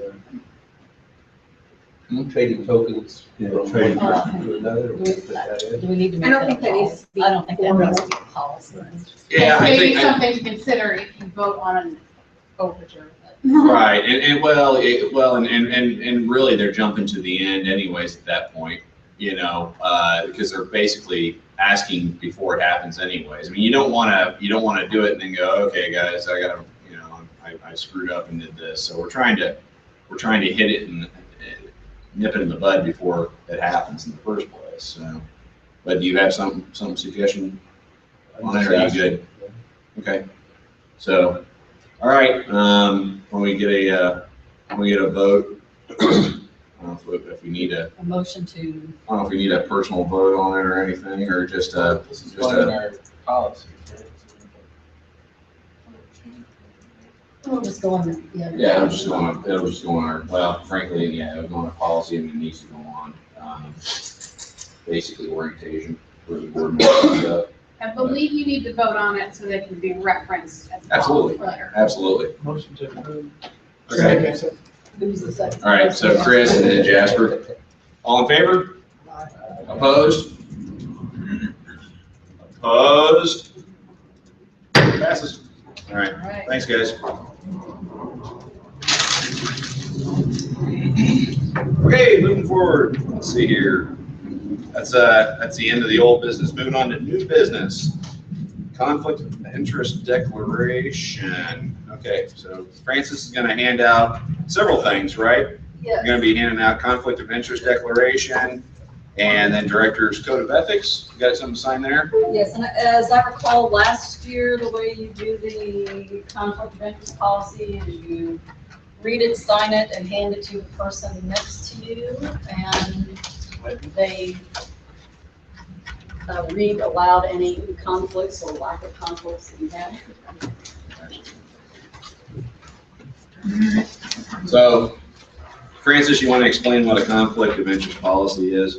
It would be, there's some examples on there, but if you are doing business with, if you have a business that's doing business with NCSG, or there's some sort of profit that you might obtain by being a board member or anything like that, then you need to declare. So for example, Greg Boss is going to have a conflict because he gets paid. Do you get paid for the little teaching things you do for national? Yes. Okay, so that's a conflict of interest. I would, yeah, I don't get paid directly, no. I don't get paid. How do you get paid indirectly? I don't get paid. You get expenses covered? Oh, and I didn't disclose that thing with the Olympia stuff I did. Oh, last year? Yeah. That's a $5,000 fine. Yeah, we're going to find you. We're going to find you. We'd like you. No, that goes to the scholarship fund. It's really more about, I hate to use the word conflict, but it's really more about being transparent with. Exactly. Yeah, it's not like, I mean, I'll give you my class. yeah. No, but I mean, if somebody's a president of another association, or you're on the board of something else that might be viewed as, you're here for Like other professional means. chimney sweeps, that would be a problem if I No. was on the board with that one or something? Probably not, no? Okay. No, well, as long as it seems like it's something that might be construed as you're here to further something else or a private agenda or something. So anything like that. Okay, what are you writing in, Jasper? Just for Teaching Okay. classes. So any examples of previous ones that we've got? We probably need to have an example sheet on some of this stuff. So if you're teaching, like I'm doing, like my flash sheet seminar, things like that, and you want that to be declared, is there a reason that needs to be declared? Well, it would just be if if you're doing something and getting compensated by somebody else, that could be misconstrued that you're doing flashing classes, and if a supplier or some other entity is trying to get the association or the board to purchase their goods or see something somebody's way, or we've got a sleeper and they're trying to influence us some way, shape, or form, it's just good to write down, hey, just so you guys know, I do some teaching classes for various things. I mean, we've got a proposal from a person that provides education to the industry. So if someone in here worked for that guy or did something, then it's good to know, so it doesn't look like we're trying to peddle his goods, or be influenced by something to make his business stand out over anybody else. So, And I think the three things that are outlined here are pretty clear. so three things: serving as an officer or director of another nonprofit organization in the general areas of interest to the guild, receiving compensation, consulting fees, speaking or writing honoraria from a company offering products or services related to the interests of the guild, or doing business with guild, or having a relationship in any company or organization doing business or wishing to do business with the guild. That's confusing. Now, what about the supplier director? Obviously, I get paid by a company that does. Just write it down. Just write it down. If you don't know or not sure, just write it down. Just write it down. It's not a conflict, but it's what it said. Just write it down. Disclosing it. Yeah, oh yeah, this is just disclosure stuff. It's not a test. Yvonne obviously flunked it. And I we got failed good and- rounds, so don't worry about You'll just get about 6 or 7 calls. So check up on it. it. We get tons of spam. Oh, boy. So. Yeah, I mean, the big thing that I've seen over the years is a lot of officers or directors of another nonprofit organization that's, you know, in general areas of the interest of the guild, which would be, what do you do, Ron, Southeast, HB, or not, Southeastern, something. Builder. Down in Sherman, Fremont, Wisconsin, Building Industry Association. Yeah, stuff like that, but, you know, any local guilds, any of you guys on the East Coast, you don't sit on that. 4-H doesn't have disclosure. No, but like the board of anything out there, you know, Northeast Regional, blah, blah, blah, so. Okay, I mean, Jasper probably has something to do with, your Wisconsin guild, don't you still? No, but I seem to think they do. Good Lord, nobody has anything. Why are we doing this? So, Time for this. nobody's paying me and I'm not on anything else, so I have nothing. to disclose. And I didn't realize this last year, but I'm listed as someone who's supposed to, fill out a disclosure, so, but I'm getting that. Yeah. So. Actually, you do have something to disclose. Yeah. You shared your time with the CSIA. So. Just claim that, 'cause none of us realize that. It might be, you might like them better than us. Approximately 50% of my time. Okay, so there is an area that if you have no disclosures to make, you make the signature and make your name. And when you've done that, like I said, if you have disclosures, please announce those out loud. And then after that's done, I need the document to keep it on file. We've only once had someone ask to see a disclosure. We did have an occurrence one time that the president of the association and a director was sleeping with the president of the CSIA. Oh. And that had to be disclosed. They've been married for a long time. That was It was Diane. Diane pointed that out. She texted me. Megan's over there going, oh my God, this is great. It won't let me watch my soap operas. Dun, dun, dun. 512. 15, most of my checked. Okay. So pass it to your right or something. And So we had to verbally disclose? Yes, you do. I thought we always usually just read it out. Read it out. Yeah, so just read it out. Let's go around and read them out real quick. And if anybody has a problem with any of them, Bob, go for it. No disclosure. Bam. NCS representative. Okay. Teaching at different HPBA events. And then an affiliate member with my home inspector in real estate. Okay, Dennis. I'm the Southern Association president. I also am a representative for independent marketing company that represents Regency State. That's basically everything. Okay, Fred? None. Francis had none. I have none. I've been teaching classes and hosting classes for the Wisconsin Guild. I'm not making any money. It costs me money to do it. Fletcher Freelance. She's actually my sister. She's been speaking at conventions and would like to actually speak to NCSG at some point. And my brother has been selling cheap Chinese chimney parts to some suppliers in the United States. I have nothing to do with it. But just so when it comes out, I have nothing to do with Cheap it. Chinese chimney bars. Sounds very correct. Hey, my bamboo. Yeah, I tried selling a part to a supplier company that makes that exact part of that exact factory. I'm on the board of directors of the Building Industry Association of Central South Carolina. We promote home and commercial building. One of them is your copy. Yeah, one, you get, I just need You that. keep Council that Council one. of the Building Industry Association of Central Council of Central South Carolina, and we promote remodeling in Central South Carolina. I present to ASHI and NASHI so they can get community credit. I like to dress in women's clothes. Only on Saturdays. I teach solid fuel to the Michigan Mechanical Inspectors. It's not a paid seat. They do want me to get certified to be able to do it like all year long. I don't think I want that commitment. And then I do private solution development. That is a paid service. Yep. I have nothing to report. Great. I'm the operations manager for US Fireplace Products, manufacturing division of London, Michigan. Do you have anything to do? I saw on Facebook that they're doing something up in New York, business related class or something that Linden's having up there. Yeah, and actually now, I'm not involved with Lindemann at all anymore. Okay, that's enough then. Yeah, that's good.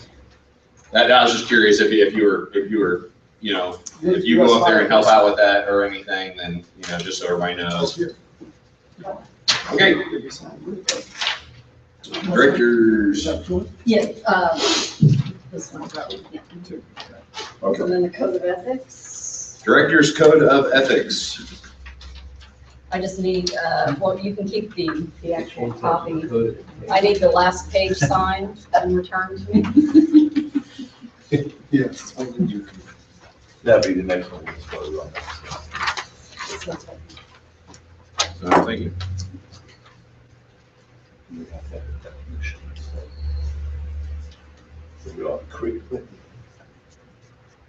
I'll take a minute to read it over a little bit, because it does say something about your first warning here, if I remember correctly. Please. My second book.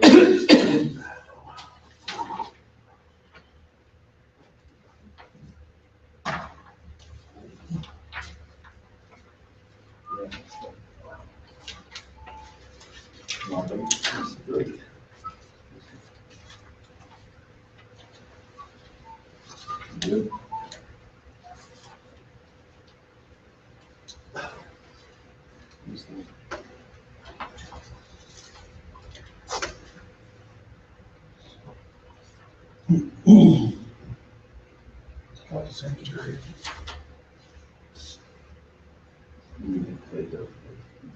I must have heard, I've been so well. To the secretary. Is this, oh, is this my copy? This is And your this is theirs? copy. Okay, okay. So I just need the last page signed and. I gave you the wrong one. That's okay. Neither one of us got it. It's okay. So I've already turned it in. I'll just do the disclosure now. Hey, you want to sign this one. Okay, so the last Don't page. read it. There you go. Question everything, my friend. Question. I learned that from the X-Files. Question. everything. I'm sure.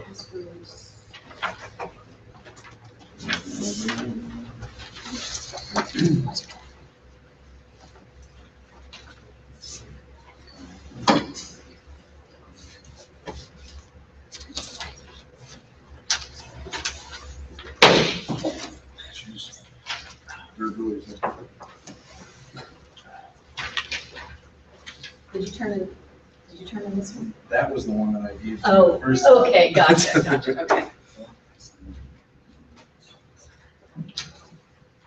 I know for a fact that Judd Berg's on here because he's I added texted him. me, so is, of course, Diane. And Jay. Okay, cool. Let's see here. The other five might be staff for all I know. Okay. I'm sure I think Jerry's one on is- it. Jerry's on it. Yeah, I do know Jerry's on it too. One's Jeff Wiles. I wouldn't be surprised if, Jim Gill. He wasn't on it, but I called him and he was. Yeah, he's usually one of our better attendees. I just need the last page. Yeah, that's it. The other. Anybody have problems with theirs? For your records. You do. Okay. Okay, do I have these from everybody? Signatures, do I need you on? Yes, ma'am. Okay. All right, Megan, the next thing here is, budget timelines. Megan is going to be on the spot for that. Do you need any of this stuff, Megan? You got this? It's the timeline deal and the budget request form. Yeah, no, I have it all, and everything's been posted to the dashboard, the timeline, so you can go there. Every time I post a message or post a file, an email goes out to all of you. Keeping in mind that we're doing this about 2 weeks earlier than we did last year, so my timelines have moved up. So the first call for budget items has already gone out. I think I've heard from Jasper, Fred, and that would be it, I believe. So you can have those. You and me are gonna be talking about mine. Ed did, yes, he did. I got Ed. The second call will go out May 25th, so you've got a couple weeks before the second call. The submission deadline is June 8th, so please have everything to me by then. It just makes my job a lot easier. Any other yearly problems you see that you'd like to eliminate? Besides Just last minute? getting them on time just really helps me. Yeah, so try to do well with that. Best thing to do is do it while you're here. Yeah, Well, you're kind of busy while you're here. but- I know, but still, if you try to get everything done while you're here, you've got full attention, people to ask questions to, there you go. Are we gonna go over how we do that? Sure. That's not yet. Absolutely. Good question, go for it. Megan, you wanna? How we do what? How you submit? Yep. There's We a, have a budget request form. yes, there's a form. You just need to fill that out. Basically, you'd be responsible for your region, any money that you want to put in that for any meetings you were going to attend that you wouldn't normally be there, or anything you wanted to do that would require funds. Of course, that would be approved at the budget meeting. It's all tentative until the board votes on it. All that stuff is on the dashboard, so if you haven't, I believe you all have emails associated with it. If you haven't gone on and logged on, Francis might be able to help go through They that. need to submit for their committees as well. And any committees you're involved in as well. What if a meeting or whatever you want to attend is this summer before the budget meeting? Look and see how much money you've got in your current budget, and if you need money, then that's where we're going back to. Jasper has money. So Jasper might be nice enough to give you a few bucks. Do you know offhand what's in the supplier director? We can look it up. Yeah, probably something good for you to find out. Yes. Yeah, because there might be some money there. Yeah, well, Olivia was covering most of. This is a projection of all my meetings for the year, this period. I mean, For, starting September 1 to August 31. So Mike, at your next meeting, the budget meeting, then you're going to be basically arguing in your own behalf that everybody needs to approve. Yeah, and we've had people ask for $500, we've had people ask for $5,000. Of course, there's a little more discussion with the $5,000 and the $500.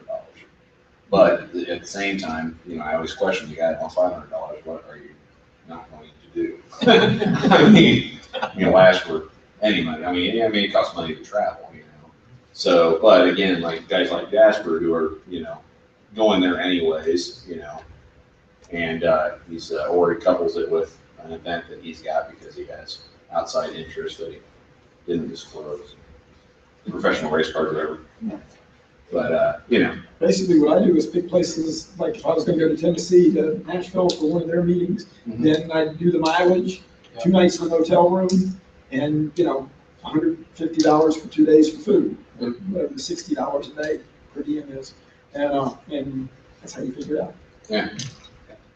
I encourage people to do stuff like that, especially if it's something you've never done before or something, when you go, you're representing us because we are kind of footing the dime. So bring your shirt, you know, be prepared to talk to people and answer questions, you know. And, you know, and while you're there, gather that information from the people so we can turn it into Debbie so Debbie can reach out and everything else. So, yeah. Do we have, stuff? Packets. I mean, Darcy sent me some sweeping magazines and a couple of beer glasses and certificates to hand out at the California and Oregon, which are the two places we got. Is there anything else? We've got talking points and we've got a video. We've got a little package deal that we can request and set up. These Right? guys haven't seen the DVD. And you can just take that and get them to plug it. I mean, if they're doing a presentation like this, we go, hey, you mind playing this? It's a 5 rings all over it.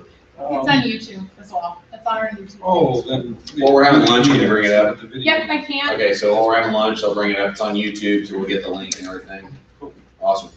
Yeah, stuff like that. Anything that you need to help out. Darcy has a lot of the stuff, and a lot of it's in digital format, so you can get the link. Yeah. One thing we might want to consider as a group, if CSIA has, they have a brochure committee that works on different brochures.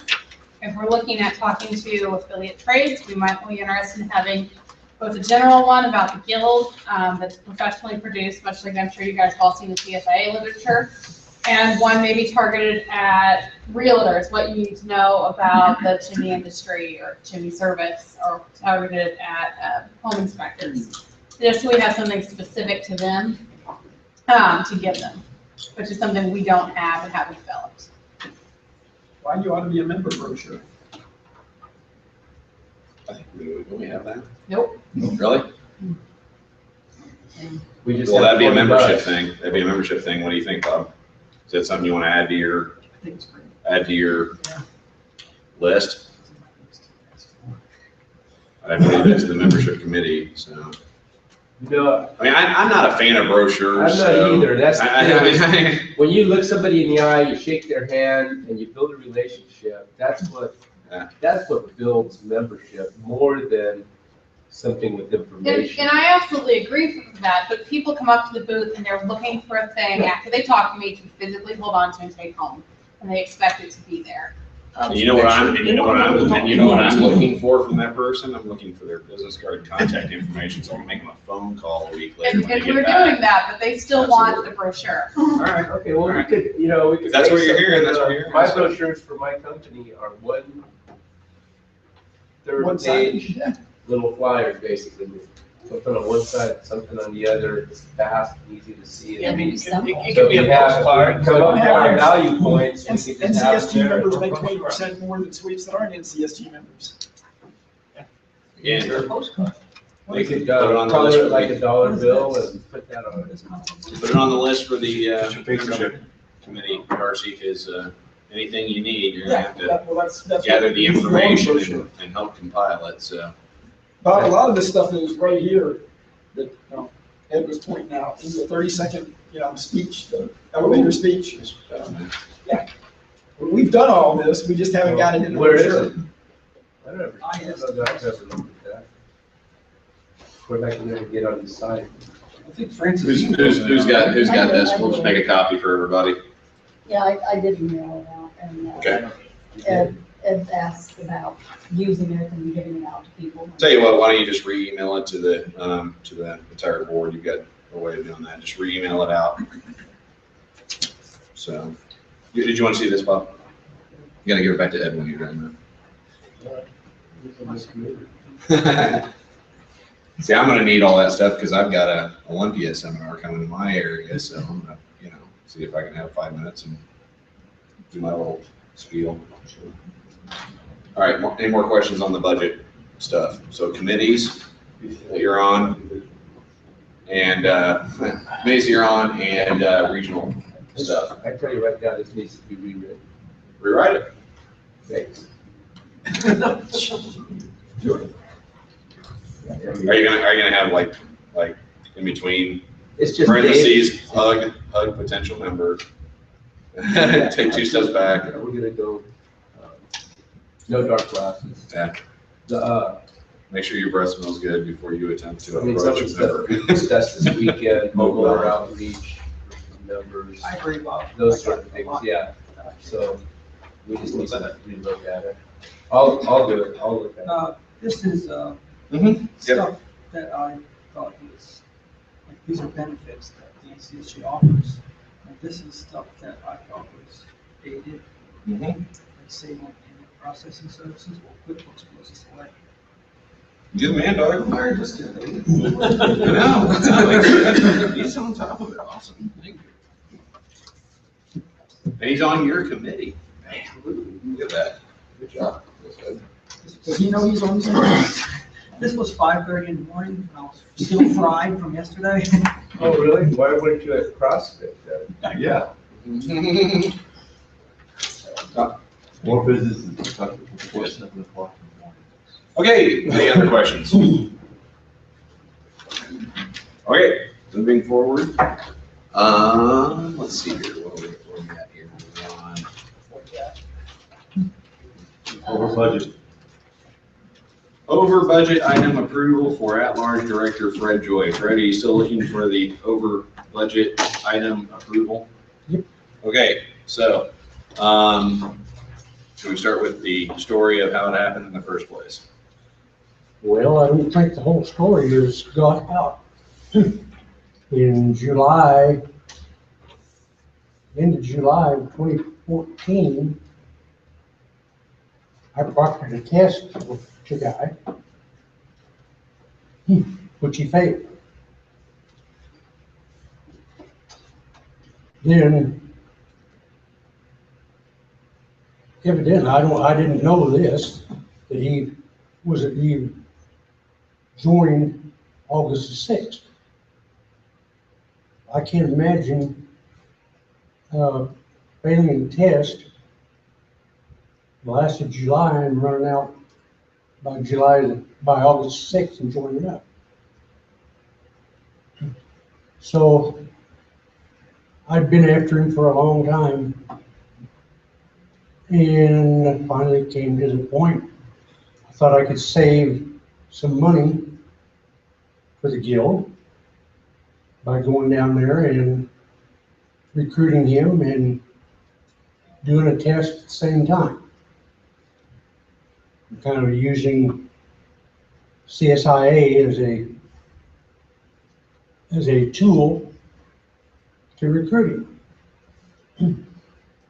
So I thought, instead of Jasper going clear down there, I was a lot closer. And it wouldn't cost me near as much as it would him Why would I go down there? for recruitment. Yeah. Potential member. It's in your region. I wouldn't go down there to recruit. You went down there to proctor a test. I went down there to recruit. Phone call doesn't work? No, I'd been doing phone calls for a month. But you went down there after he was already a member. Huh? You went down there after he Well, was I'm not already a sure member. that that's true. I'm not sure he was already a member. Okay. I looked in the August magazine, September magazine. He wasn't in there. Well, I show his transaction as occurring on August the 6th, processing as a new member. Before this date, is that what you're saying? And basically, you didn't talk to this guy, Fred. Huh?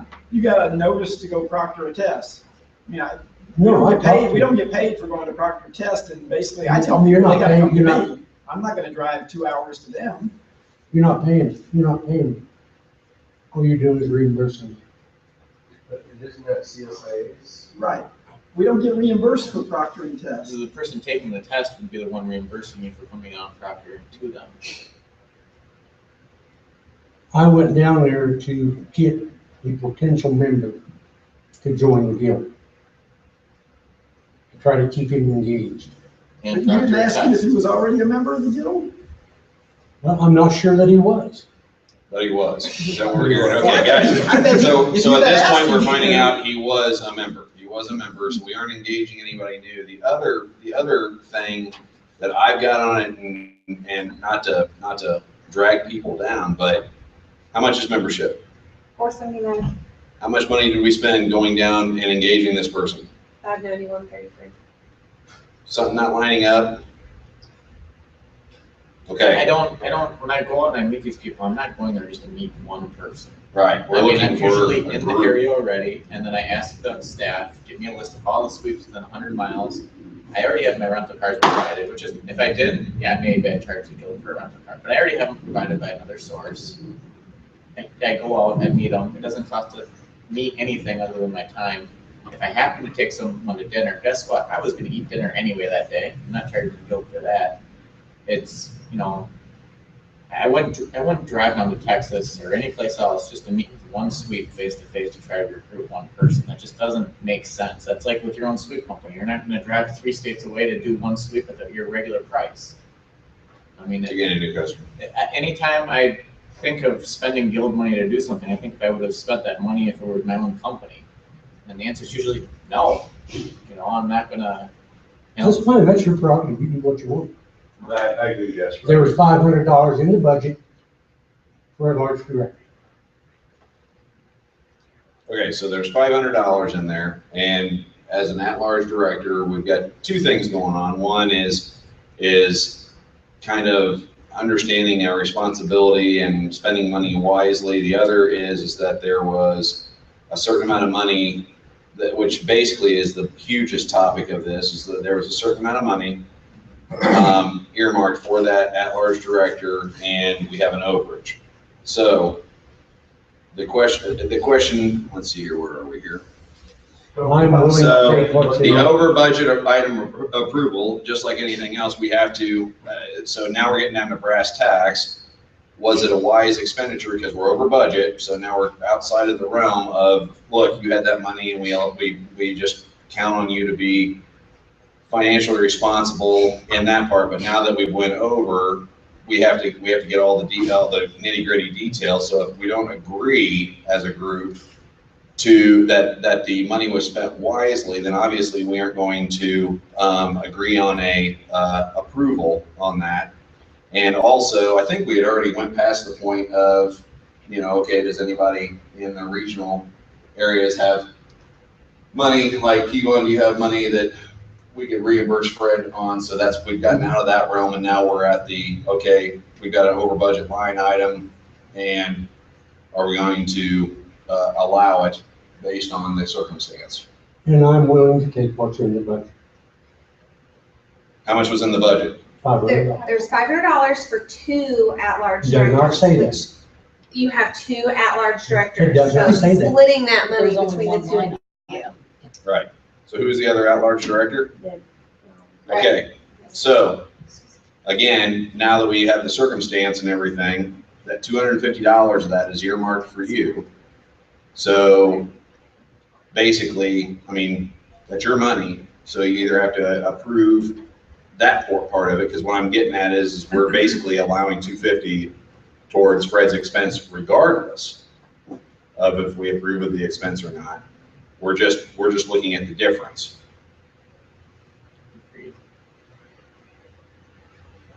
So where do we want to go with it now? Because I thought we were past the point that, you know, because when Fred had called me about it, I said, Fred, you can contact, you know, throw it out on the board director's email list, and if someone says, hey, you know, I'll throw them a bone out of my fund, then we would get them reimbursed. That didn't happen, so now we're. Well, I did at one point, say it would be taken out of mine. And then I heard the rest of the details, and we agreed at that point that this obviously needed a lot more discussion, because then I did not agree with spending $590 to get one member. So that's where we sit now. So based on this, do we need any more discussion on this? Because we're basically going to have a vote on, do we reimburse the difference? So you're of the saying one 250? member is not worth the price, even though he may be with us for a number of years. He was Yeah. already a And we- member. And he was already. I want to do business, Fred. I personally, I'm There's like, an if, and he was already a member is the point of the argument. Well, like I said, we wouldn't be having this argument, you know, if it didn't go over in the first place. So, you know, of course, it might be more of a responsibility argument that we would have if someone said, you know, I want X amount of money, well, what are you gonna use it for when we're at a budget meeting? And he goes, well, I'm gonna travel the entire state and visit every single member, and well, that's just not realistic, you know? But in this case and scenario, since it got past that point, we just have to say, everybody has heard the story. Anything else to add? Any other discussion? Do you think there should be some type of policy? It's like, I understand where he's coming from, and we all look at it as a business. We might be looking at it differently. But I thought it was good for the guild to get this number. But I'm just thinking maybe we should have something written down where, you know, if there's only one person, you're not gonna travel, you know, 300 miles. I mean, I certainly wouldn't either. I don't think we need to micromanage. No, and see, that's the thing, If you ask for $2,000 at the budget, meeting, typically we go, okay, well, what do you want it for? Well, I'm gonna travel this and that and this and that. And since I've been on the board, we've had people ask for $5,000, $10,000, and it was, well, what are you gonna use $5,000, $10,000 for? Well, I'm gonna, and the idea was I'm pie in the sky. I said, look, no, and nobody was in agreement on it. So we'll give you $2,500. You go to this and this and this is what we suggest. But at that point, the $2,500 is yours as long as you turn in a receipt that is logical. You can't turn in a receipt, you know, for Worlds of Fun in Kansas City because you took a member there. But it has to be a logical expense in order for Megan to be able to reimburse that. Accurate? And for clarification too, let's say you list out 5 things you're going to do, use that money for, and you change out one of them for something, that's fine. I mean, Yeah. What's So- good about You're this making a to me guess at what is that his intent is good. Well, absolutely. The decision is not necessarily money respect. And see, the decision wouldn't be questioned if it was within that budget line item, but now that it's bled over, it's affecting the budget. Yeah. So now we have to delve into, you know, was this a reasonable deal? I mean, Bob might have went up to Oregon and spent $2,500 over his budget, but he goes, look, guys, you know, I've got 5 potential members, and here's the income we're going to get from it. So I think I ought to be reimbursed for this. I made a gritty decision,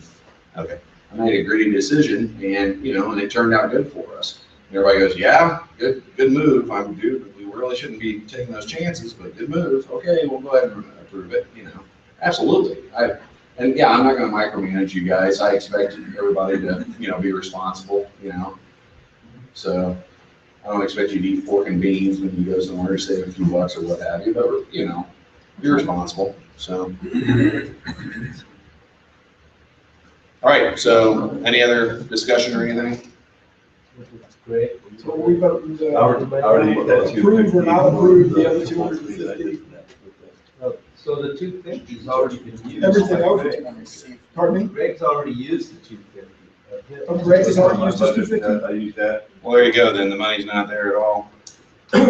So, any other discussion? Stock convention reimbursement, is this the time or the? Let's stick with this, we'll vote on it. Once we're done voting on it, if you want to dive into something like that, I'd be fine with. Yeah, pizza's here, so is everybody starving to death? I mean, how long is your, oh well. So, basically, let's do a vote. All in favor of reimbursing any difference of how much? Roughly 341. Anything over 250, 341 out of the overall budget back to Fred based on the circumstances. Why don't we have a raise of hands vote? Anybody for reimbursing? Anybody against reimbursing? Okay. That passes. We don't need a motion on that. So, okay. Should we go ahead and what do you have to bring up before we just break for the pizza? I was told to resubmit mine because some stuff wasn't approved. The hotel room I paid the initial night before the meeting. Okay. And then we had to split our crew into 2 different vehicles, so I had an expense of going out there that I wouldn't have incurred otherwise. I'm the only income leader of the house. It is a bigger deal to me. You know, the expenses that come out of my pocket make more of an impact on the household. So I guess, what expenses are reimbursed for the Or required convention. meeting the day before? Well, And then it's on why, the, if it's not approved, why would that line item not be crossed and then a check submitted? it's the director's convention registration has on there what is covered, which is one night, right? One night and, your convention registration, so. So I haven't been reimbursed for the one night yet. It was taken, it should have been taken off your room bill. I never checked my bill. They're taking off your room bill and put on the master bill. I was billed by the hotel and I submitted the bill. from that. I believe you were on the master bill for the Hotel Lancaster as one night. The Hotel Lancaster, I paid the Hotel Lancaster. Right, but they charged Did you us check for your one bill night for the as number of well. nights you paid them for? I've got my credit card statement. It Well, shows I was we paid. paid for it. No. So you got double So bill. did I.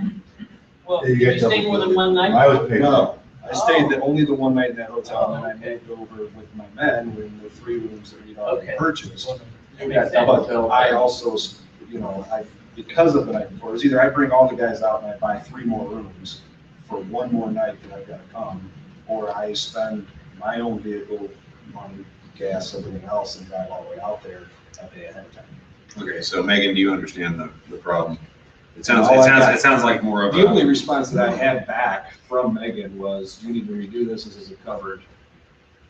And that's where it flipped. well, I think she was assuming you were staying at the hotel overall, and you're saying you only stayed there for the one night that was contemplated by the board, and, Did you and check then you your got own bill? double, basically, we got double bill. So what The he, other what one I he'll know do is about get was the the other 3 receipt rooms. from the master bill from her, so that his room was paid by the guild. Well, I was told that one when I night. checked in that the hotel was billing the NCSG for it, and I still got billed for that room. But we only paid for one night. Well, Well, I only stayed one night. Okay. So you just need to call Lancaster and tell them, hey, take this, give me my money back. Well, dispute it with your credit card company.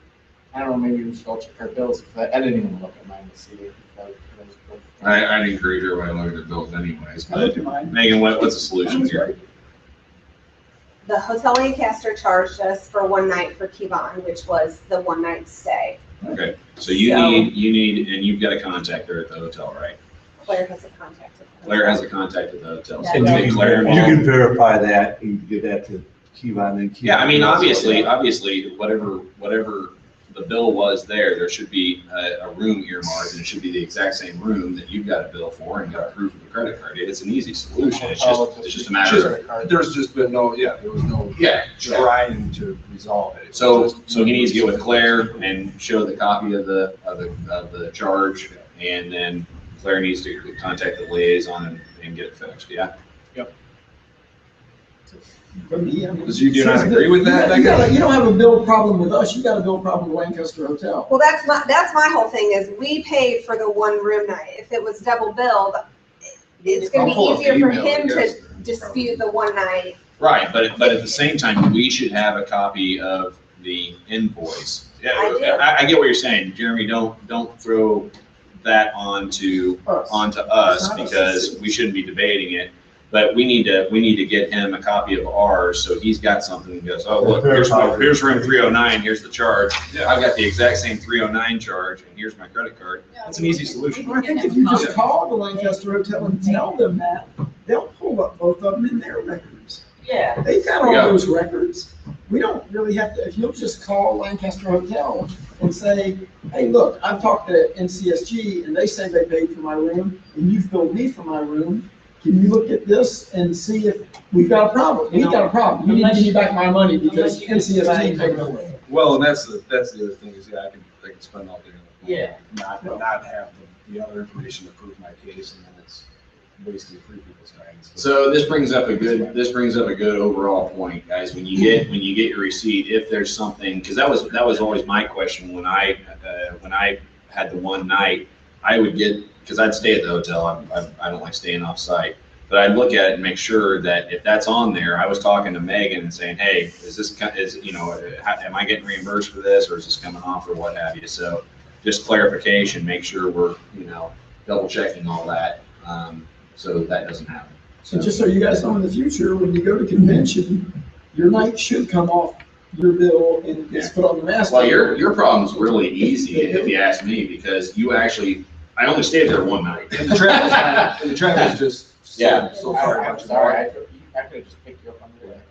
So the other thing is too, on clarification is, you know, when you get any type of thing taken off or whatever, do keep in mind that if Kevon rented 5 movies and got room service and Megan got that bill, you're gonna get a bill from us, right? To reimburse. Like you got a. I got a bill and I just sent the check, and I told Brandy, my wife, I said, anything you put on there, just make sure you're keeping a tally so we can just check it with what Megan sends us, you know, because Megan's gonna get all that stuff because the president's suite is comp for me.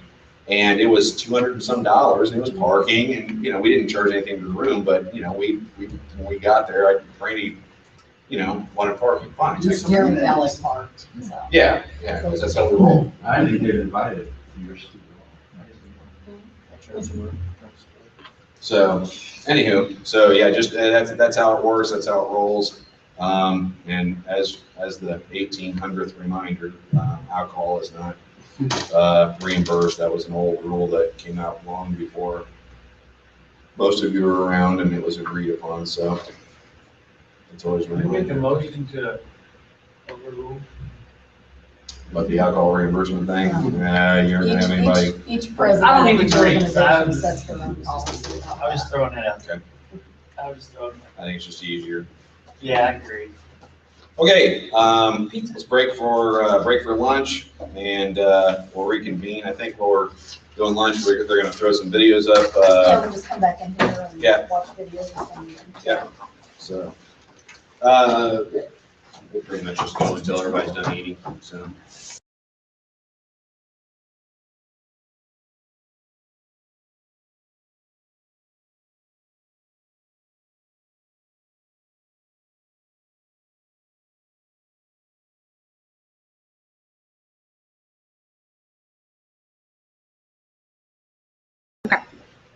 It's 40 minutes.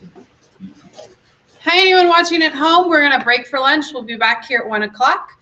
It'll be at the same link. I'm just gonna leave everything live. I will block the camera and turn it on mute, but we'll be back here starting at 1 o'clock for the rest of the agenda items.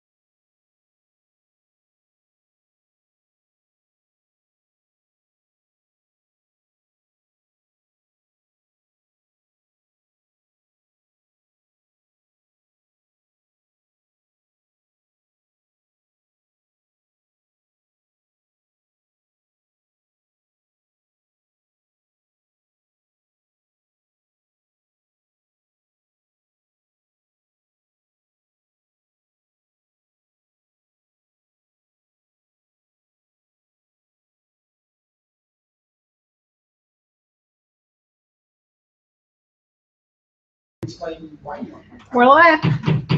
All right, let's get back rocking. Can you find Megan real quick? We got a couple things to go over with her real quick. We're back in session. It's a little after 1. Sorry about that. Not 2 minutes, 3 minutes after 1. Yeah, I told you what we spent, but as far as raw number. Right. Go over 2 things with Megan real quick.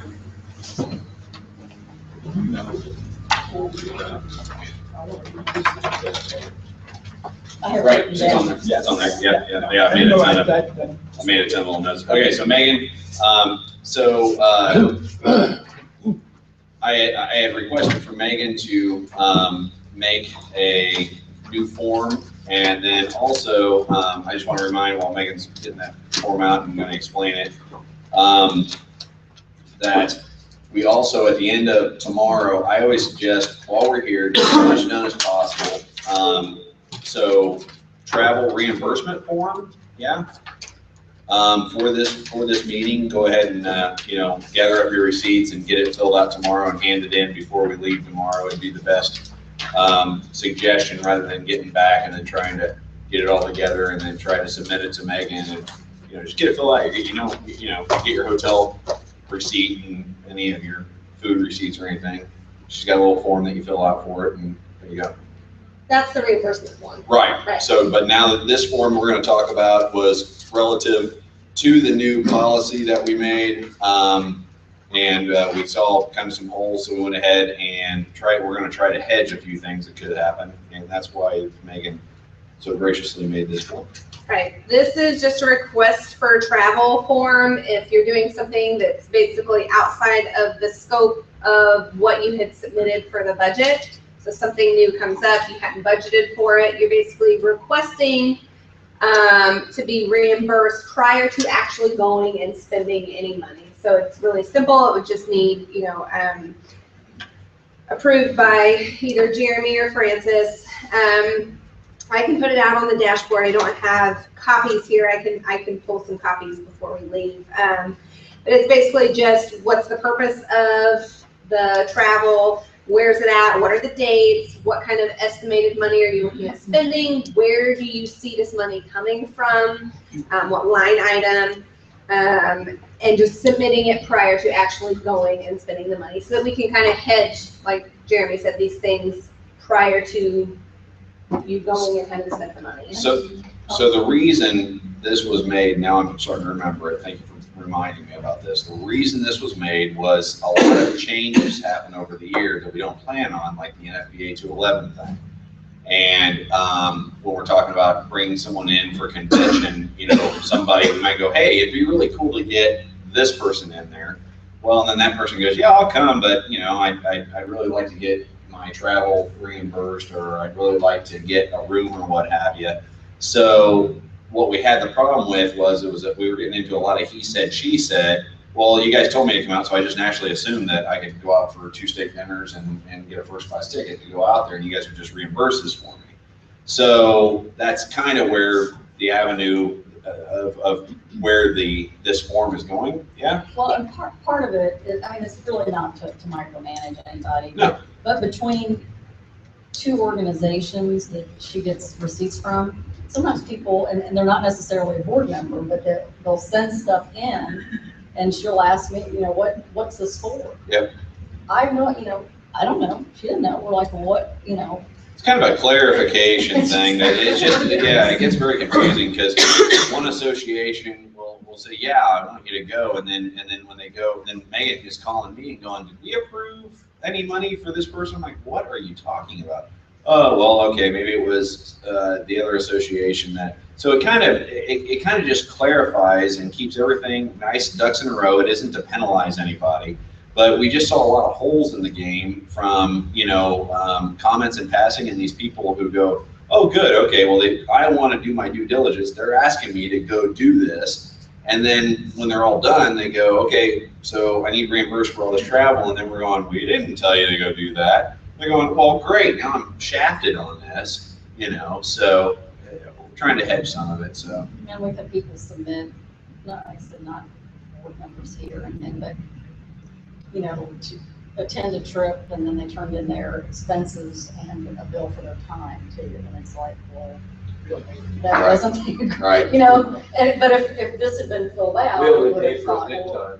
So let's say a good example of this, and stop me if I'm wrong, would be Darcy finds out that this quarter, when she contacted the EPA, that there is something major going down in Idaho where we have nobody at. And we need to send someone to represent us to this thing. And the board goes, yeah, we need to send someone out there. Well, we need to fill out this form at that point because we didn't earmark money to send some guy or gal to a random meeting.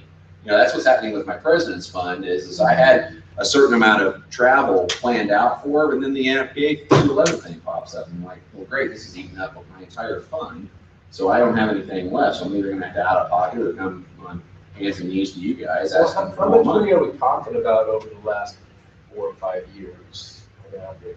You know, we're talking $1,000, $10,000? Well, it's not a money issue, it's a clarification issue, basically, is what it is, Bob.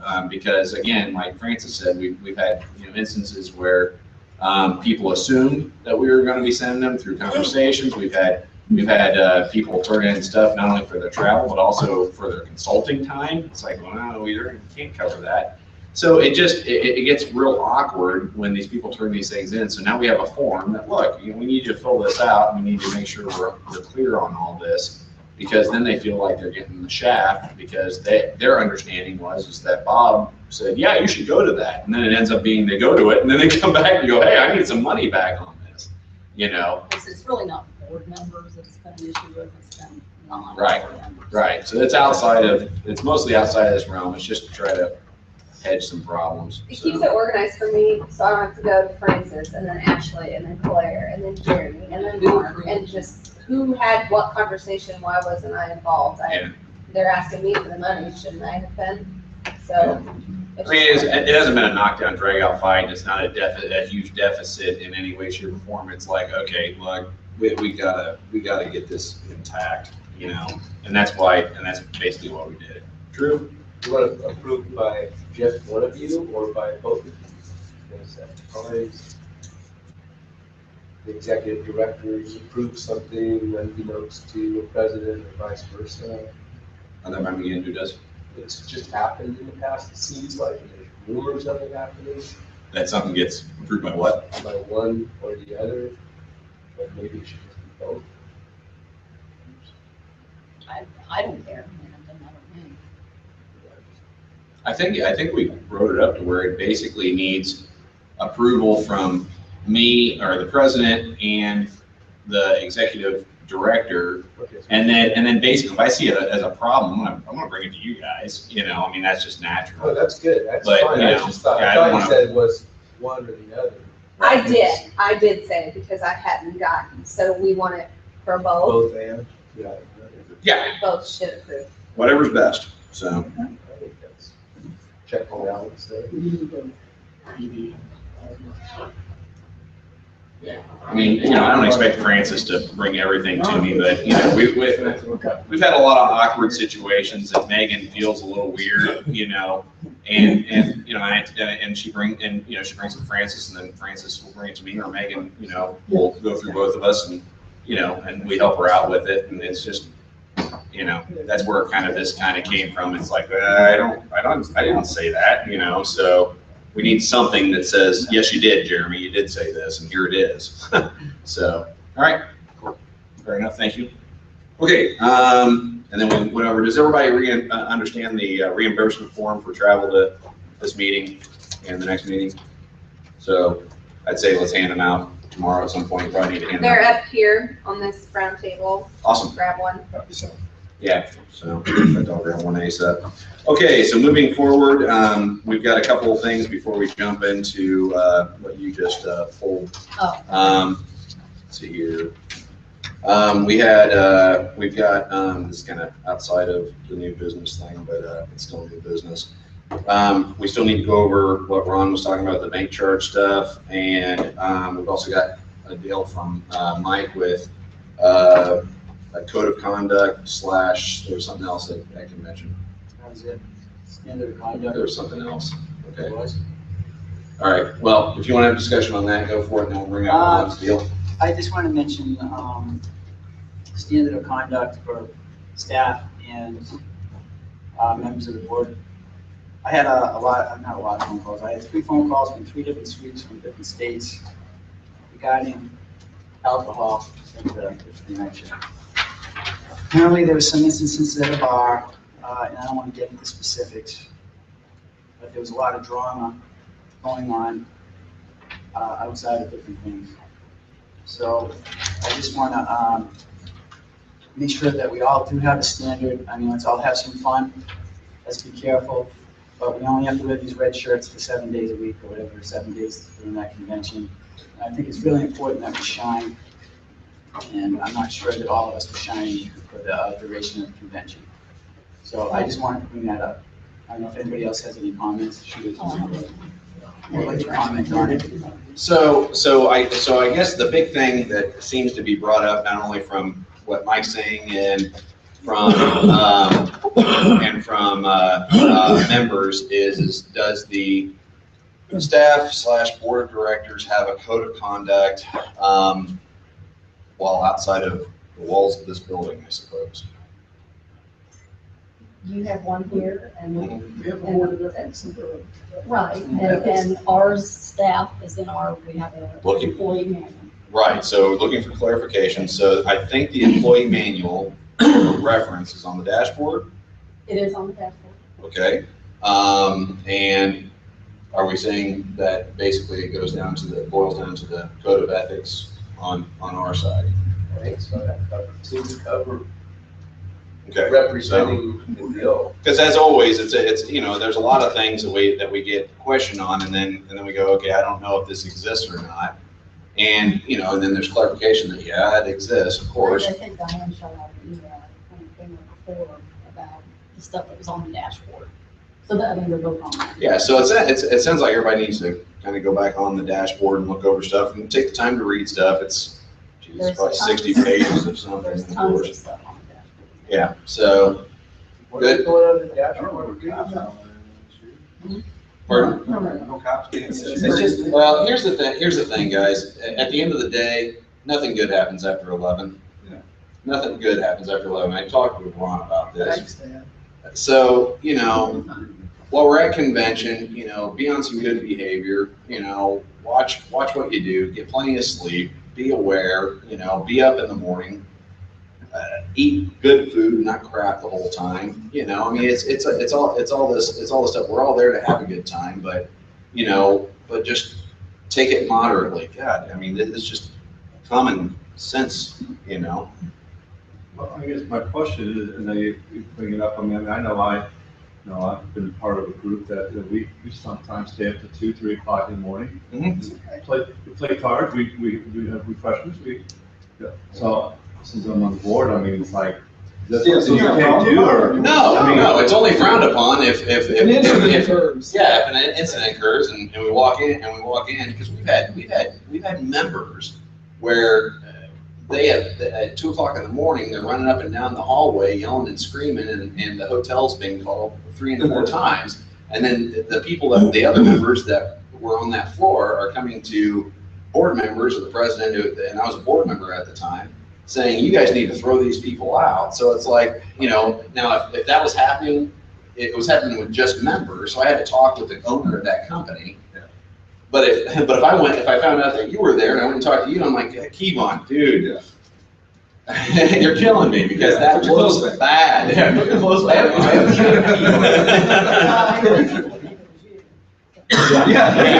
Yeah, I know, right? The president, look at this. Keep on reminding never to drink with you, okay? So it's a good reminder, and don't forget, we do sign these things just as a good reminder. But no, I mean, 2 o'clock in the morning, you can. I don't care if you don't even sleep. Just be aware, and just use common sense. I just brought it up because I had people in my region contact me. They wanted me to bring it up, and I always look at it as, as a business owner. We're doing 24 hours a day. People see our actions. and that's how we want to project how we're using our lives. That's all I wanted to say. Absolutely, and Mike's doing his due diligence because he had people from his region that just wanted clarification, and that's what he's doing. He's bringing it to the board meeting, and we're making clarification. Yes, these documents exist, and I suggest everybody gets on the dashboard and looks at these documents and reviews it. And there you have it. Anything else we need to cover on that? There you go. But no, I mean everybody.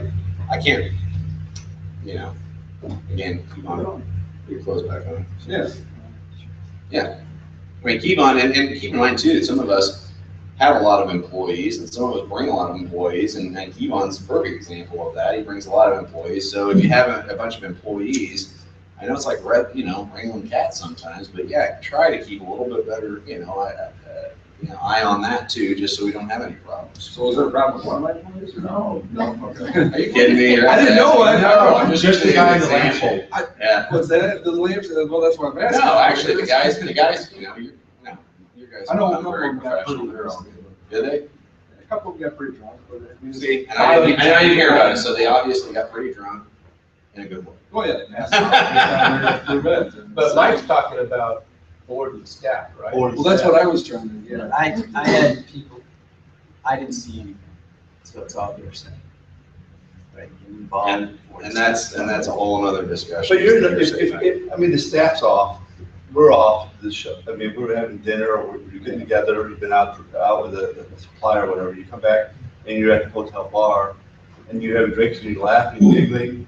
Yeah, that's fun. okay. People can laugh away, by all means. Yeah, I think I don't that see it stays as big within, of a big issue. I think that stays within the code of conduct. Yeah. In my opinion. So again, of anything, there's no clarification. Clarification, when something appears to have happened and it makes it through 50 people, if Megan tells Darcy a secret and then Darcy tells Bob, and by the time he gets around here, it's such a crazy made up story. And that's what happens when you get a bunch You'd have to together. provide a video on Facebook of the behavior. So basically, Make sure he pulls into the So basically, that's what ends up happening. So that's when people start questioning everything. Well, where's the code of conduct? Where's this and that? And it all goes back to they act like we don't have this, and we do have it. So there's the clarification. Mike's going to take it back to his constituents, and yes, we do have that. And I'm going to do my due diligence and read through it, and I'm going to, reply that properly. So there we have it. Any other comments, questions, anything? All right. Let's talk about Ishmael. You want to talk about Asheville, or you want to talk about your bank charge stuff real quick? Let's talk about charge cards. Yay, everybody loves charge cards. And some people hate charge cards and thinks nobody should use them at all. So, we got all the ends of the spectrum. We are spending about $14,000, and it seems that if we're going to keep growing members and we're going to keep getting more people to come to convention, then those people are going to want to use their charge cards, and our charge card fees and bank fees are going to keep going up. And right now they're at about $14,000. And my suggestion is that we discuss putting a 3% service fee on for using your charge card. We currently charge a fee if they pay in installments, If correct? they do like a payment plan, like quarterly, we'll tack on like a $3 charge Each time. each time, and we tell them that.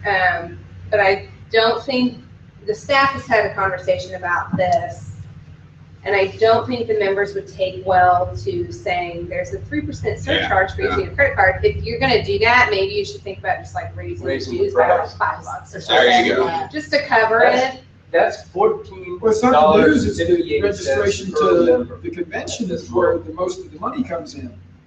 Well, maybe you do something along, maybe everything across the board goes by. I mean, I don't know. I just don't think they'll respond well to. Start doing that. All right, guys, hang on.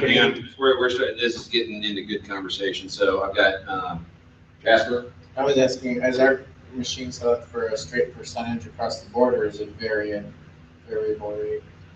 What do you mean? Like when, What's our when we credit card fee? in my shop, it's a variable rate based on what type of card it is. It's the same. But we have a It's- straight percent? Yes. What is it? I believe it's 1.6, and then there's a 10-cent transaction fee as well. Okay, you on? I'll tell you from history, our company, we did tack on the 3%. When we use credit card, we did it. I have had more complaints about that than I think I would have raising the prices. So in my personal experience, I don't know, I've heard HVAC guys at the same house with the same clients say, I can give you 5% off if you pay me with cash. Then I go and close my deal and I say, well, I'm gonna have to raise the price 3% to take your credit card. So Yeah, people don't understand a fee. Well, great, now you charge me something. So basically, unless anybody has any other comment, I want to tell you my feeling on the whole thing, because I don't know if anybody runs more credit cards in their business than I probably do around this room. We had, maybe over $1,000, we just, we got $10,000 out, and we pay credit card, it's great. We're just gonna add 3% off. We spent $6,000 on credit card. So, I still beat you. So here's what I did in my company. Basically, we stopped billing. And that's kind of what I'd like to get to here. Credit cards aren't going away. There's always gonna be a credit card fee. Right now, it sounds like you guys are paying a lot less than what I pay in my own business. That's very cheap. So credit cards aren't going away. In fact, I wish every single member would give us credit cards. The thing is, it's just a cost of doing business. So basically, my suggestion is if it's starting to really hit and we're starting to see this shift, then, I mean, how often do we have problems with credit card transactions compared to bad checks, compared to, I mean, credit cards are just easy. They get declined.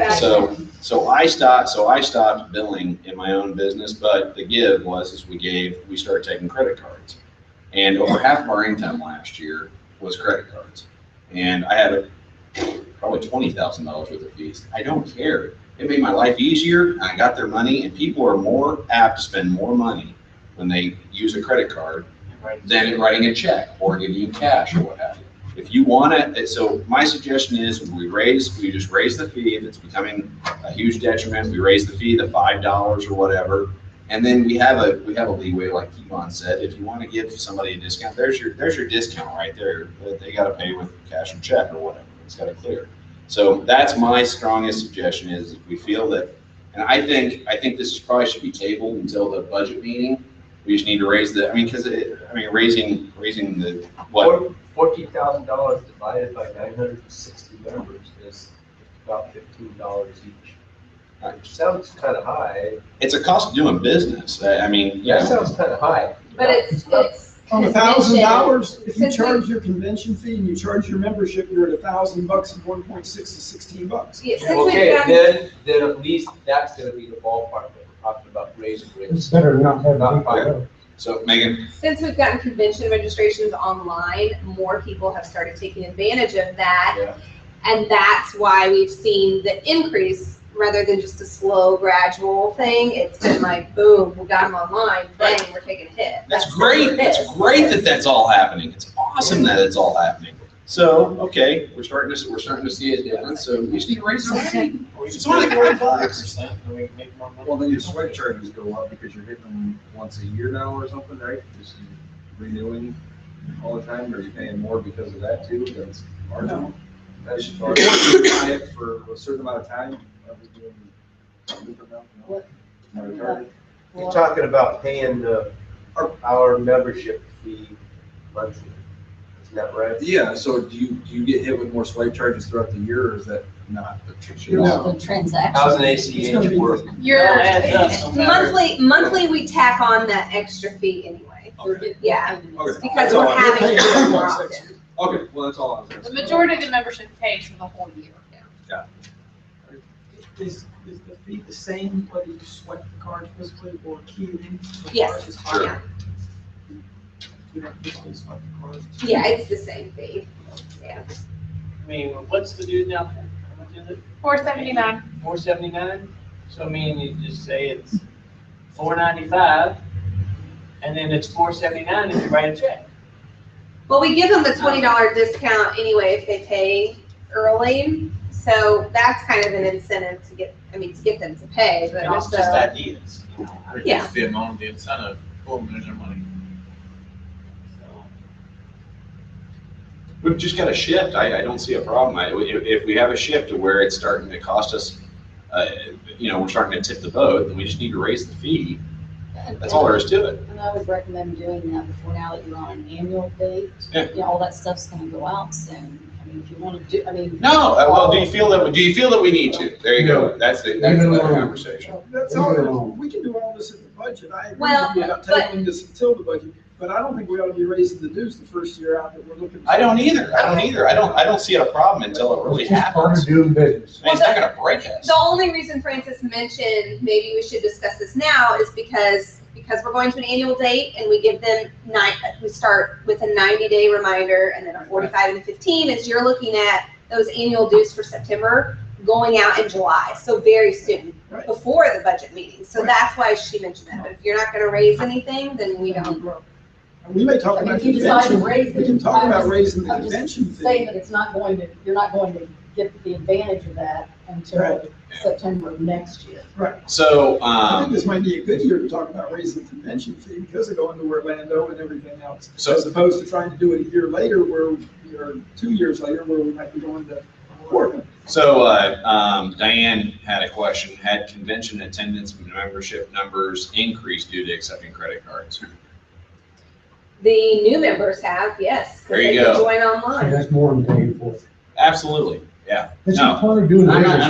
not shooting you down, Ron. You're doing your job and you're asking valid questions, and it's something that we need to be looking at, and if it starts becoming hugely, a huge problem, because if we never factored that in the first place, then that's a good discussion to have. But for now, we're not gonna make a It's a change on growing something number. right now. That's all I Yeah. want you to do. And even It's a at growing the, number. well, and at the budget meeting, we need to go through that, and if we choose to increase to, offset that cost, whether we increase it 5% for everything we do, or just take everything up 5%, or if we take it up 3%, assuming that X amount of people are gonna use credit cards or what have you.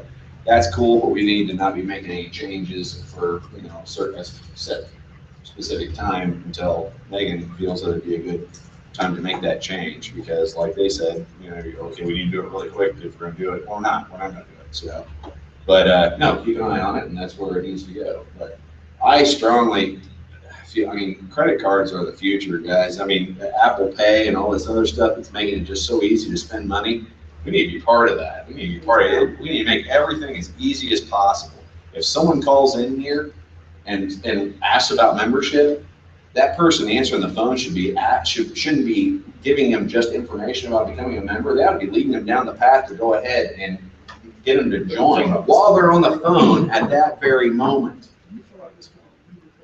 Yeah, it's easy. People, if they called in, they aren't looking for information. They've already made the decision to join. They just need a little push and a little sell on it, rather than, okay, yeah, go to the website, take a look, and fill out this form on the website, and blah, blah, blah. Heck with that. They've got forms by the desk. Sell it right there and then. Yeah, I'd rather have buyer's remorse afterwards and deal with that then, rather than, they're ready to go. So, anyways. Any other discussion? It is interesting to see though that, from what I saw, I think at least 3 of you do charge a fee. Is that true? Yeah. Yeah, and that's cool, and it's cool. Is that illegal? No. In some states. The some DMV does, the materials. DMV actually does it in my state, but no, I can't have that conversation with people. It seems like it makes them, in people's minds, the response I got was that it's basically, you're basically charging me a tax to use your business. And I was like, yeah, no. I wish every customer I had used a credit card. It's so easy. Money shows up in the account next day. It's beautiful. Yeah, so anyways, okay, so moving on. Okay. I got too many pieces of paper here. Yes, discussion of business classes by Jerry Eisner. Would anybody like to hear from Jerry on this? Has everybody read this document? I've been kind of dealing with Jerry on it. Do we need to go through the document, or is everybody in agreement with it? What do you mean by agreement? Yeah. Pardon? What do you mean by agreement with it? Well, basically, this is a member benefit that I've been working on with Jerry. And he proposed to provide this service for us, which basically the vision on it is we've obviously identified that we need to be offering something to our member companies business-wise. Well, we've got a vendor that does this, and we've got multiple vendors that do it. I mean, we've even got suppliers that do it, and everybody's welcome to, give business information. If Lindemann wants to do some of their stuff, anything, I welcome it all. So we actually had one who actually approached us. So if you had 6 vendors who said, hey, I'll provide a cake a month, and I also want 15% free advertising or whatever the deal is here, then they'd all get that. We don't have a program for you. It'd be on an individual case-by-case basis. CBC is a supplier member at this point? They are. Okay. So this is what he's proposing, because basically the thing is on this, it's kind of like the Tom Grandy CDs on this. It isn't just, this is an actual program that he's setting up for us, and it's just like the Tom Grandy CDs. Those aren't free. We're paying for that so we can give it to our membership. So I guess the debate with yours would be, hey, if I do a monthly seminar, and pitch this or that, well, can I get some free advertising? Well, they'd have to present us with a program that we feel is beneficial. It's not just, hey, I'll pay you to do something. So this is an actual program that we're going to throw out, and the cost to us. I don't see a program, no. I just see, here's the deal. I'll provide something a program that we don't know what it is, or I don't know what it is, in exchange for this. And that's, I'm not against it by any means. I'm just asking, what is it? Is this a business program, an NCSG business program? It said something in here about suggestions for webinar content. Do we want to structure it as, we've talked about having a basic business program. Second paragraph kind of does this, based on what I've seen as a need. It says we would also be open to any suggestions as to webinar content. Which Jerry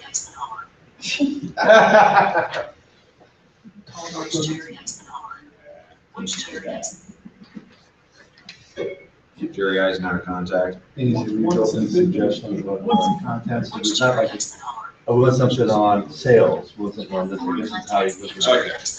Speed dial or what? Let's see if we can get all of them. I don't want speed dial. All right, here, I'm gonna write down, and I'll let you do it. Let's see what is new. A business program? Maybe we need to get rid of Brandy and then do this. What's Brandy costing us a year? Well, look like we did response on Brandy from Megan? 690. What does Brandy cost? I think they're 690 downloads. He's $450 a month. Yeah, I was shocked at the amount on that Okay. graphic, how many people are. I think that's a good result. Should we pay $450 a month, and we can go to free, is it on one, right? Right, that's how it works, right? What? Yeah, this fee is paid for advertising. So $450 a month, we pay for any, but if I get on it, I have not used it, I can get on it free. Yeah. Yeah, Yeah, if right. you can access it free for members, basically. Yeah. So basically, this is the proposal, but it's not. This isn't something that we sign. It's fluid, because one thing that I'd like to see is I'd like to see operation, maybe an operations manual, maybe an employee manual, maybe some SOPs, maybe some phone scripts, and he's already got all this information. He gives it out that we can post in the magazine. We can also, when a new member joins, we can send some of this stuff out for them. We can also hang a lot of this stuff on our website so members can access this stuff, because I've been kind of loosely going through some of this stuff. Okay, I was watching it available. I don't, everything's plugged in, I don't know why. So basically, let me just go on, I'll put them on speaker. So basically, basically I did a couple things on discussion lists and stuff like that. Hey, you there? Hang on a second. So one of the things I had done was someone had asked for an SOP or something, and I sent them a bunch of mine, and I got 12 people who asked for who contacted me, and they were just dying for it. And when you get on Facebook, you see these guys are just really wanting this business content and everything. So what we're doing is we're setting this up with this company that's already got all this content. We don't have to rewrite the book or anything, and it's stuff that he's going to be able to provide. He's getting a lot of hits on his Facebook and everything else with the webinars that he's doing.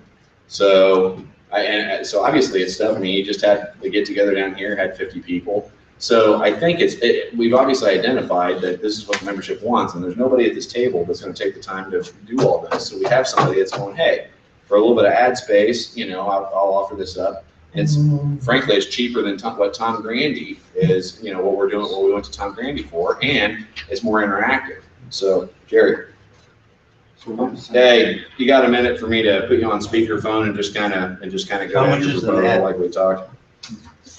Let's see how much this half page. He wants a half page. Yeah, we tried. I'm just gonna put you on speaker and hopefully, people I can see. hear me. So.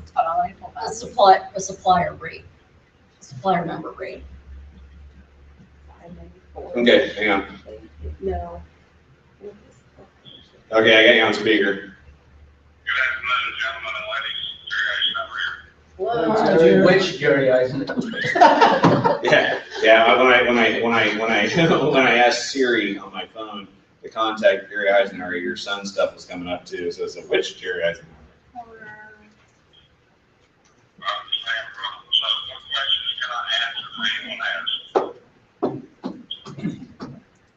Jerry, this is Bob Ferrari. I asked, he said it was a program, so is this a pre-done program or one that we're gonna have input in on the outline, or how is this structured? We're not against it, but just kind of clarifying what it is. Okay, Rob, what I've submitted to you is that CBC coaching will produce for you, specifically for you, and they will be owned by you. They would not be on an open channel or anywhere else. That myself or one member of my team will present one webinar a month, ranging in time from 30 to 60 minutes, depending on the content. And we're also open to suggestions of content depending on which one of the experts on our team can present that information to you. So the basic proposal is we will review you at 12 webinars that will be the property of the National Chemistry Guild. You can hang them, use them as you wish. If you want to file for CUs, that can be done, but probably you'll have is recording CUs because you want a recorded webinar that gets really unique. The content of the webinars can be whatever subject matters you wish, depending on what's there. If you look like in the last 2 days, I produced one webinar that went on Facebook on Friday. It was on how to hire people, and that was done with one of my experts, Eddie Rose, who works with us on our network, and even in your relations expert. Later that day, we did another webinar with Alan Rush from Direct Connect Solutions, and it was about a 1-hour webinar on tracking numbers in office and how to set up numbers. We're scheduled to do 3 webinars this week that I'll be releasing. What I'm trying to do is allow you access to these. A lot of my market is members of the guild, and in return for doing that, then we're asking for is we're giving you exclusivity only is the 3 things we requested. One is advertising and speaking magazine, like on the proposal. Number 2, a mention in each month's news link that goes out. And number 3, the ability to use the term that's on the paper, which I believe is a visual supplier of education or something like that. I don't have the agreement in front of me. Those were the 3 things. It's an open-ended agreement. In 30 days, if you decide if you want to cease it, then all you got to do is say, hey, we don't want to do this anymore. If I want to cease it, it's the same situation. We're not contracted to each other. So if it doesn't work out for either side, hey, we shake hands and go away. My intent was to provide education to members of the National Chemistry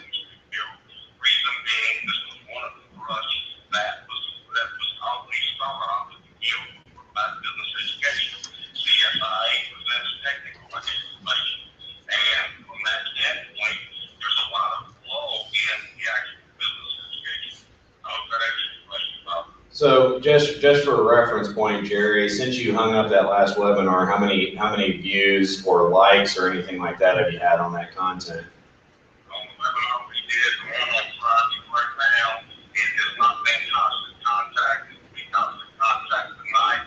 That webinar has had 3 views since Friday. My average webinar, Rob Lindemann webinar, Darren Deaton webinar, when I did those, depending on what's there, the one you and Randy did got good.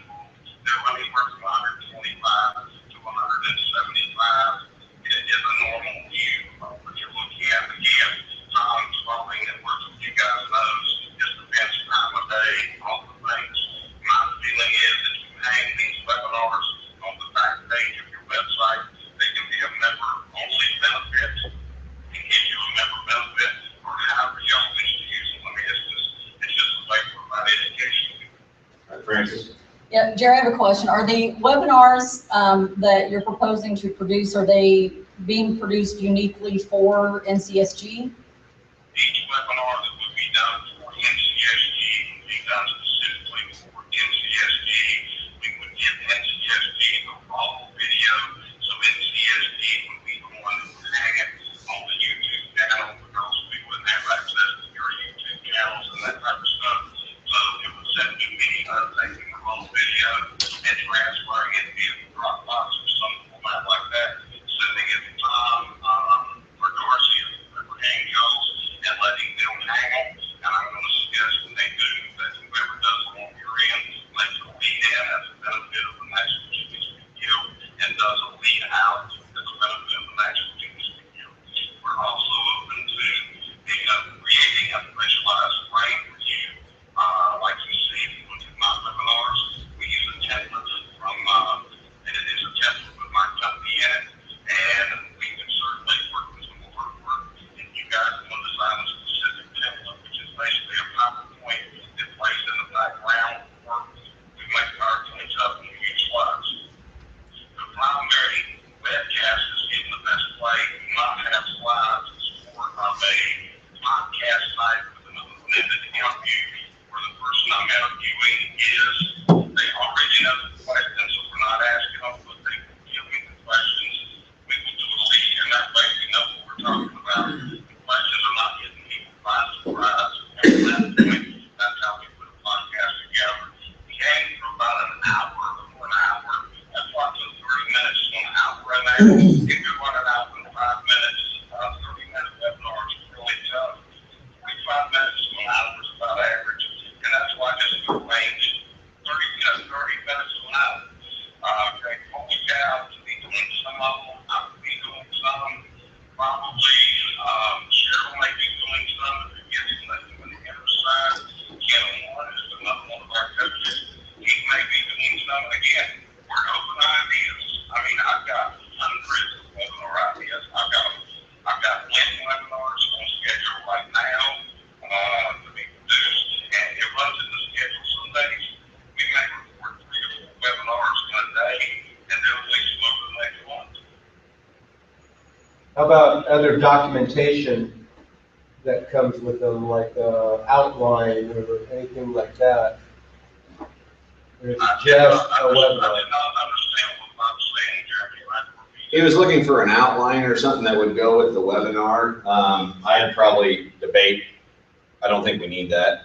Basically, my vision on it was basically a video that goes on YouTube that we can hang up on the, that we can basically, we can set it as private, but we can hang it up on the website on the back end, but we send it out in anything that goes out from the National Chimney Sweep Guild. For example, e-news link, where you can just hit that button and watch it. You don't even have to, you can just listen. I mean, it's mostly something you listen to, so you can listen. So the average member can get e-news link, hit the video in it, and drive down the road and listen to it on their phone. So you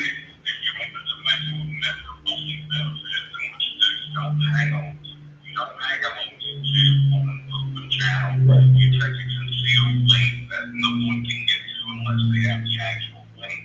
So like when I do webinars, just for Michael Campus, those are on concealed links. You would have to just be able to type across there and get it. When you see the ones on the open channel, those are the ones that you put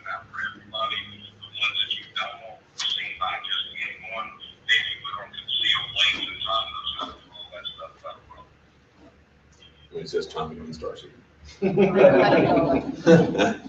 Any other question there, Rob? Well, I'm thinking in terms of us here and building on it. So you end up with a bunch of videos, but eventually you have more or less a course of business, which is the intent of this, right? That is correct. What it is like right now, if you look at my YouTube channel, there's 108 views on my channel right now. You don't build a library like that overnight. That's 2 or 3 years of building videos. And if you take the Tennessee ones I've got on YouTube, there's about another 100 that nobody can get to unless they are a client that has those links. So what you could look at is, as a member benefit, if you have a library that must build it. One of the things that Copperfield did at one time that really took them to the next level was Bob Daniels recorded video. He had cassette tapes, then he went to CDs, and I told Greg, I told him about 2 weeks ago, I said, you know, Bob Daniels that has access to YouTube and social networking. I can only visualize what Bob Daniels would have done in Copperfield in the days electronic age of transfer. And this is like we're looking at me. I'm looking at you guys right now on my computer, and a board meeting, there's a little bit of lag in time. When I'm looking right there, I can tell you on Russell's got the board code over right now. Let's see, it's sitting right beside you. Ask what was Adam. You would have been able to do this a few years ago. Did Jasper show our viewers why he's wearing a hat? Go ahead, show us, Jasper. That's why he's wearing a hat. He's protecting his noggin. You probably haven't seen that yet, so it's from the lag. You just got the lag. He did it. So, any other questions here, guys? All right. Any other comments from you, Jerry?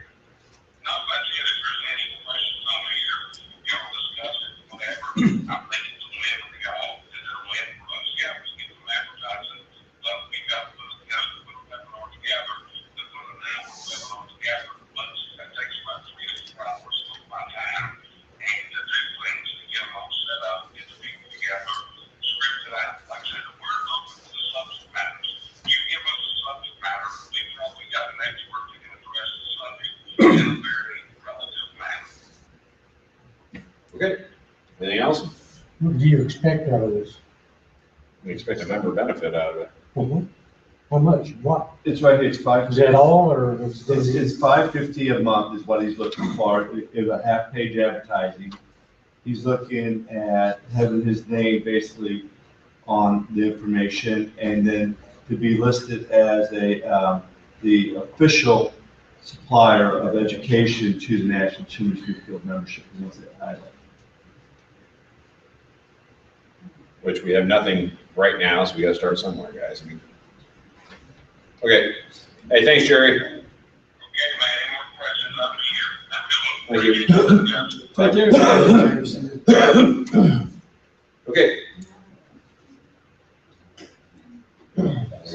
Like one proposal out of many that we're gonna acquire, or are we just jumping right in? No, we're jumping right in. But it's an open-ended deal, and which is better than what I was assuming. I was assuming we probably have to do some sort of a 1 year. Now we will do. Basically, I'm kind of spearheading this. We will do an outline so we have an agreement. But frankly, if this is basically we try it for 3 months and we go, we don't like this at all, and we can get out of it, that's even better in my opinion. I think it moves us in direction. That's extremely fair. That's extremely fair. How much is a half-page ad for a supplier? Yeah. $550 is what it's worth to Jerry. Realistically, it does not cost you $550 to print that ad. Right. Same way realistically, an e-newsleak ad is, I think, $275, and of course, doesn't cost you that to mail it out. So that's pretty standard, as long as the agreement says that, if I print the ad because magazine goes a month ahead of time, then I also get, for say September, I print an ad, send it off to the printer. For September, I do get a video for September before the agreement is terminated. But that's all it asks for. So I guess one question, is that open-ended any supplier? And do we want, and another question would be, do we want CVS to be the official supplier? Sure. It does say can. You, that It means says bring in. official. I saw. Yeah, not the. Oh, I'm not sorry, the yeah, old- it is. And the thing is, again, I mean, this is, I think everybody's kind of feeling that we're opening up a can of worms, thinking, well, great, now we're gonna want everybody who runs an ad in there, providing us with this. This isn't an open-ended deal, this is a direct, if somebody came to us and said, hey, I wanna provide you guys with this, and this is the fee, then sure, we talk about it. Sure we would. I mean, Tom Grandy did that with the CDs, exact same setup. It isn't just an open-ended deal where, you know, I mean, they're gonna have to come to us with any type of valuable thing. I mean, if, you know, let's say a supplier member came to us and said, hey, I wanna do a discount program where you guys, where I give you guys, any member of the NCSG, I gets 50% off of every product, and you guys turn around and pay me back for that, or that's something that I'm going to charge you for to make that up, or what have you. But it's a huge benefit. So if you join the NCSG, you get 50% off of every product you ever buy from this company or whatever. Well, they can come to us and we can figure out if that's beneficial for us, and we can move forward with it. So anybody can make us a proposal and try to sell us something. But it's up to us on whether it's going to be a benefit that we want to offer our membership, and if it's going to actually work for the membership, and it's going to try to bring more members in. You know. What medium? What medium was this up to? Or YouTube or Facebook? No, what it'll be is, I mean, we can, if we set up a private Facebook page, which is another discussion for, you know. And could this much content be put on that Facebook? Well, sure, you can share anything video-wise easily. So unless you guys want to make them public, but assuming you want to put it on the Be Member accessible, just like he was talking about, it goes on YouTube, but you set it to private. So you couldn't go to the NCSG YouTube page and see it. You can't do it without a link. You would have, I would then, yeah, once it was on YouTube, it would be private, and the link would be posted to the members only website. If you ever want to make a video for your customer, you know, like if you're trying to explain something and they just aren't getting it, and you got 20 pictures that they just aren't seeing, if you do a presentation and you post that as a private video on YouTube, you can share the link with them, and it doesn't go out to the world. So, and that's exactly what we're doing with this. So we won't hang up all these videos and save them onto the website. We're basically going to have a bunch of links to the videos and store it on YouTube where it's free to store, yeah? Right. Because you can store as much content as you want on YouTube, as far as I know. Yeah. Yeah, so it's always there. And Darcy has, you know, a YouTube for NCSG, and all she has to do is set that video to private, and that's it.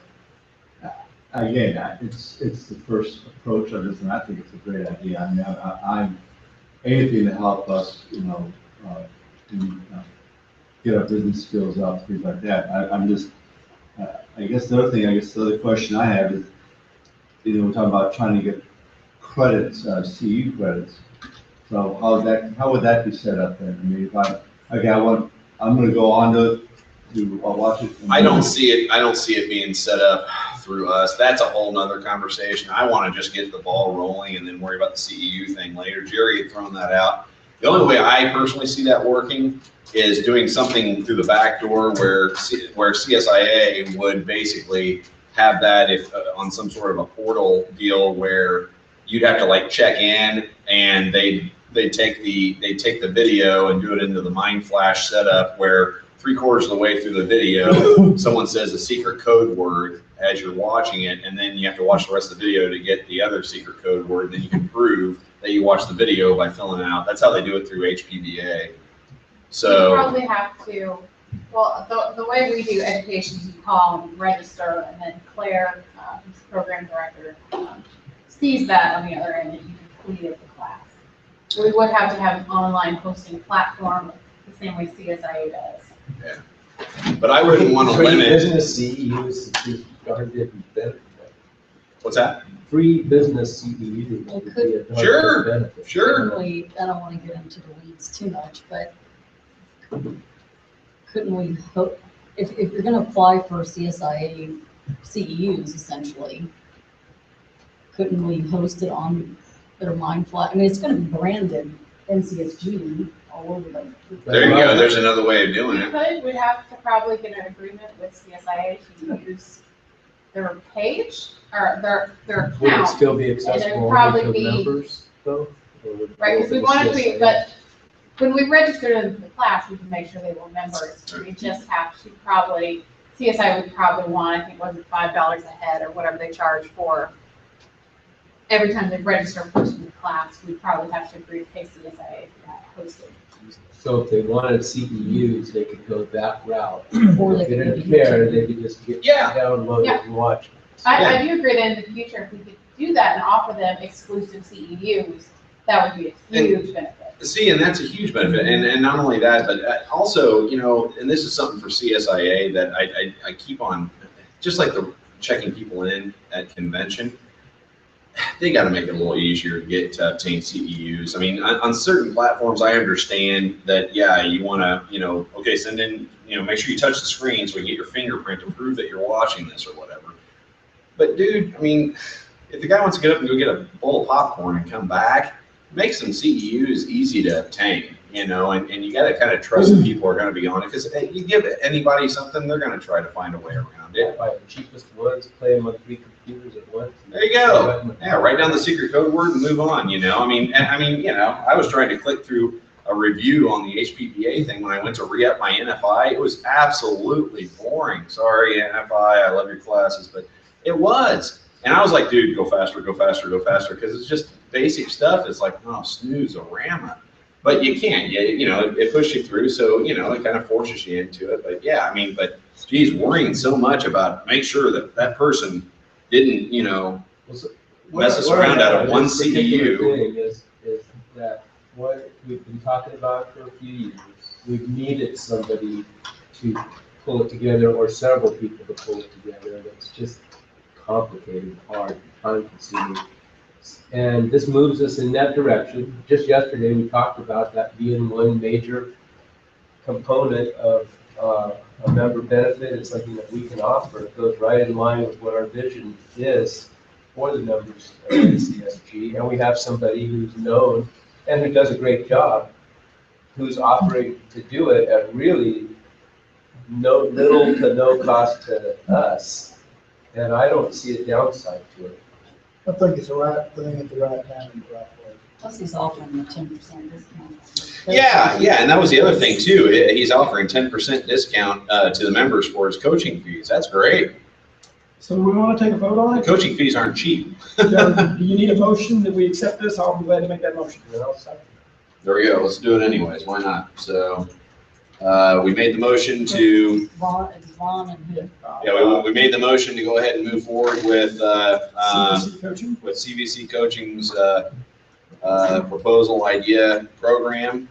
On month to month. On month to month, yeah. So Ron made the motion, Bob seconded it. All in favor? Opposed? No. Clears. Got one opposed? Okay, one opposed, Fred. Thank you, Fred. I think there's even cost to it. One opposed. All right, moving forward. Let's see here, business, classes, scholarship foundation. Before we go too far, well, I didn't actually make a proposal, but I do. Sorry, yeah. Do you want to do it now, or you want to do it? I don't want to. It's up to you. I forgot that you had asked me for some time, and this is, I would suppose while we got it in our brain, this is the time to do it, or it's probably, I mean, if you wanted to do a proposal, what do you look for? It's not really a proposal, it's an offer, I guess. It's more, it's a, you know, we've been talking about, you know, leadership again, you know, and personal development. If we are, you know, as Warren Buffett says, you know, if you, two things you want to be able to do is, you know, eliminate credit card debt and invest in your biggest asset yourself. So I'm involved with a company that deals with leadership and personal development education curriculum.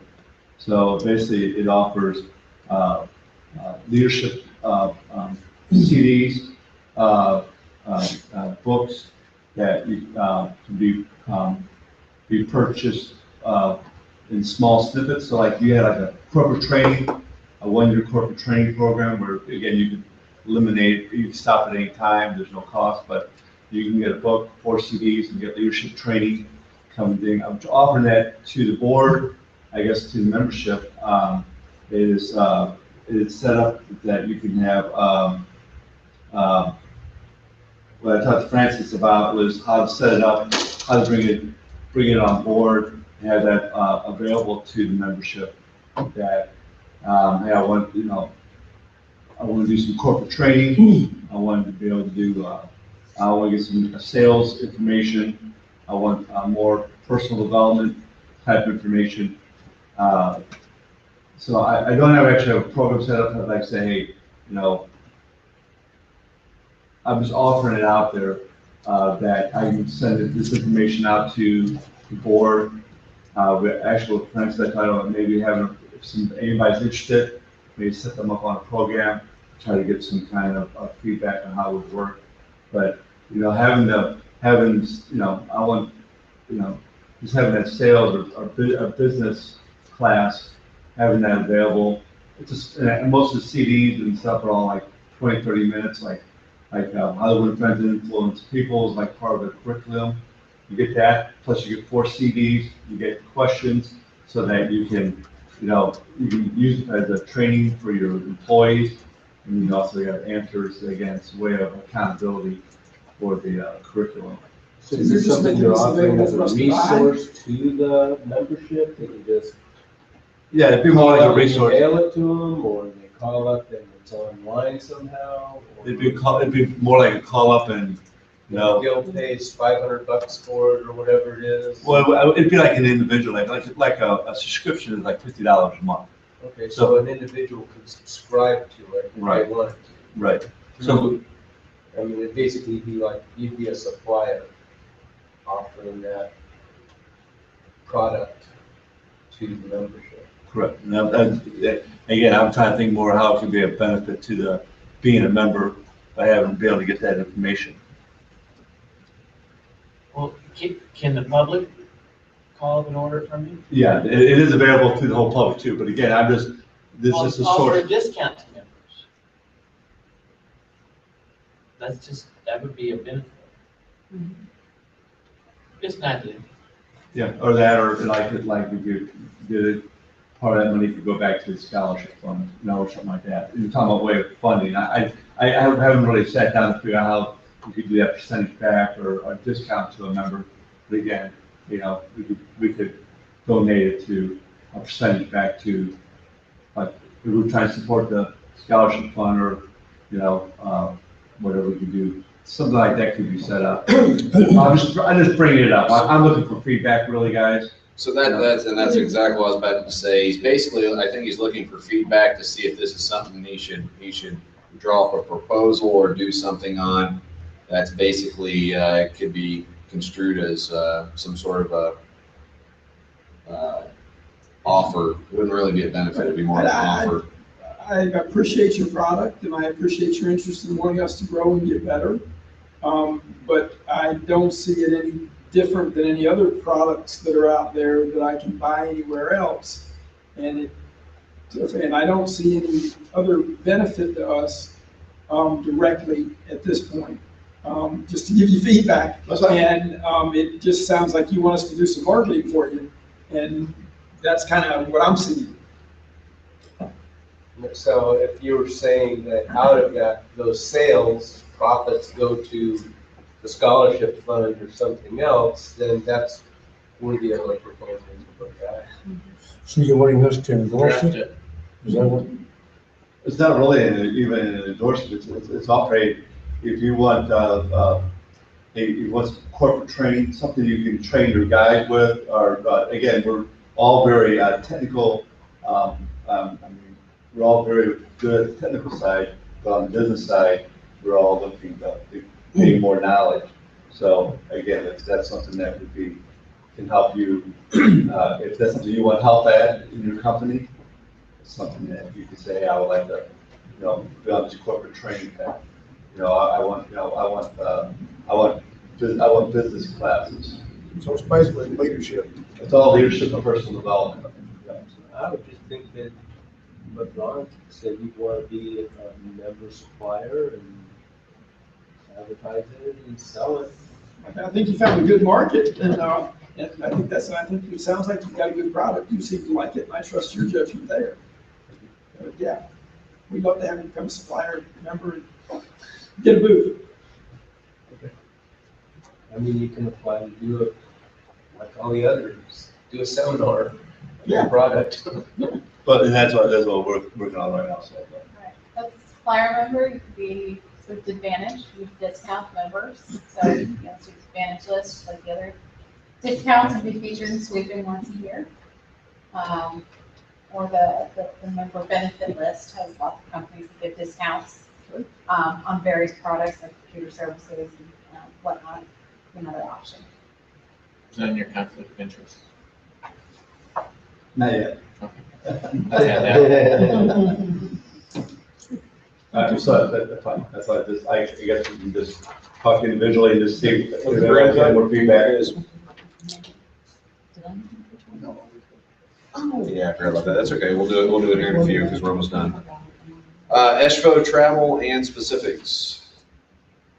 What we're gonna go over on that. Like, or is that between you and me more? We gotta. Do we have a lot of presidents wanting to go again? Do we have a major? No, I mean, that's, people that, you know, are going, they had to submit their, past presidents had to submit their travel request a year ago at the last year's budget meeting.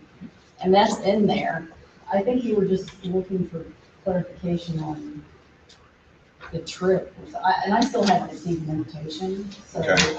I can That's follow what up. it was. That's what it was. We were hoping we would have clarification on the trip.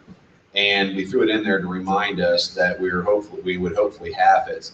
So we don't have it, so we can go ahead and push on through, so. Because I had sent that guy Yeah. an email about a month ago, and Yeah. he said that the invitations would be going out shortly, but they still haven't. I just have to have John and Diane become our cruise ship directors and we just basically I mean, follow them. You know, I personally don't want to book a flight without knowing. It's tough, yeah. If you don't have an invitation, you know.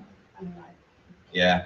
I No, don't I'm even know down. where, I don't even know where, and I know the city, but you know, what hotel, what. I mean, Well, it's I kind of don't know. like, the You Martin gotta Luther save King the invite. speech. They didn't know what they were going for. They just showed up, Francis. Because he had a dream. So I don't know. So They have a dream. I don't have any more information. It's scary. Basically, the whole thing of it is what we're getting at is it's kind of scary to go to Germany and without any specifics. You know, Yeah. the hotel or. Yeah, because Germany is a little bit of a long drive. Oh, Germany, is that someplace to stay? I'm sure I'll find a place to stay. but- There's streets. There's streets we can stay in. Sleep on a bench somewhere. Oh, the Cedar report, I didn't see the. that's a Cedar. Board of Directors Code of Ethics might go in. Yeah. It's necessary for us to go if you understand the importance. That's not, we're not looking for importance. We're just looking for clarification. I'd like to have an invitation and know where I'm staying.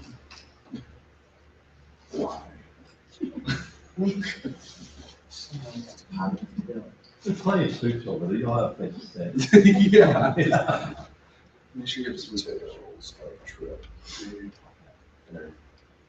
It's not necessary for us to go, it is necessary for us to go if you don't understand the importance. That's John, I think she's just taking it wrong, so I just put not looking for importance, just details of trip, that's I'm it. not asking somebody to justify me going, why I should go. I'm just saying I'd like to know the name of the hotel. I'm staying at. Right, yeah, yeah. Just a little scary, but no, we're going. I'm looking forward to it. She's looking forward to it. I'm looking forward to going over there with John and Diane because they have such a good relationship with people over there, and that isn't my strength. So yeah, I'm excited, and I think Mark is going, and I think Jay Walker's going. So it'll be a great time. It'll be very constructive, and it'll be awesome. Ooh, Frankster's going. At my expense. Yes. Mark. Stone. Mark. Before we adjourn, We had another marker. yeah. Before we adjourn, I just want to thank. I've been getting a lot of texts from Judd Berg I think Judd's still on there. I really appreciate Diane has been texting, putting her input as the ex officio. Jerry texted me a few times, and I appreciate him letting us call him. Anybody else that's on there? Jay Walker has been texting a little bit too, our governance chair. Thank you very much for helping out, and thank you for being there. I just want to make sure everybody knows. All right, and other than that, anything else we need to do before we adjourn?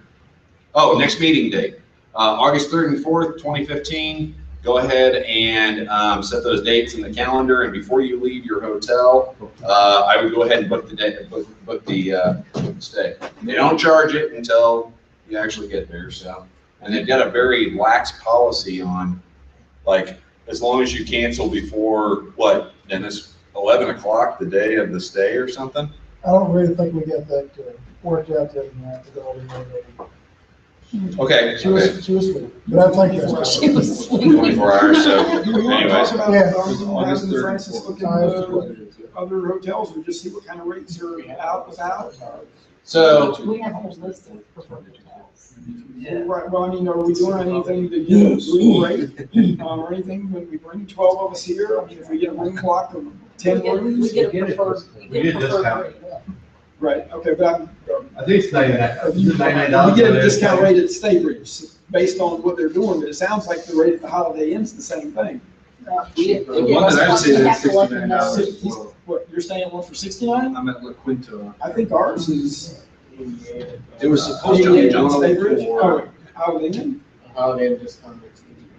I think we're paying 89. We're paying 99. We're paying 99 where we're at. It's a nice hotel, but you know, I'm kind of noticing it's starting. They need to kind of lightly remodel with some new furniture and stuff. And there's little things that's starting to kind of go down. Y'all have La Quinta, y'all have breakfast? pretty much brand new inside. The foot of the bed was a little bit up, like Swimming pool's inside. Swimming pool is inside, and their rate though was messed up because when I called, they said it was 104. It's like, I'm not gonna argue, whatever, it was the only hotel I could get.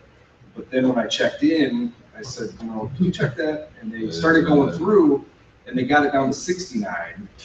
And they said to make sure to tell Peter that something with the code is messed up in their system. So I think I told Darcy that last night, right? Or was that not Darcy? I don't do anything. So what have we That was learned? clear. What have we That was learned? So what have we learned from Kevon and hotels? And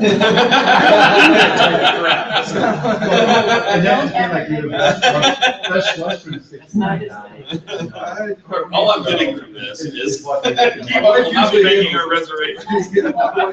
Texas sounding pretty good because it's newer. I think it's on the dashboard. If it's not, I will post it. But there's a whole list of about 6 hotels. It's there.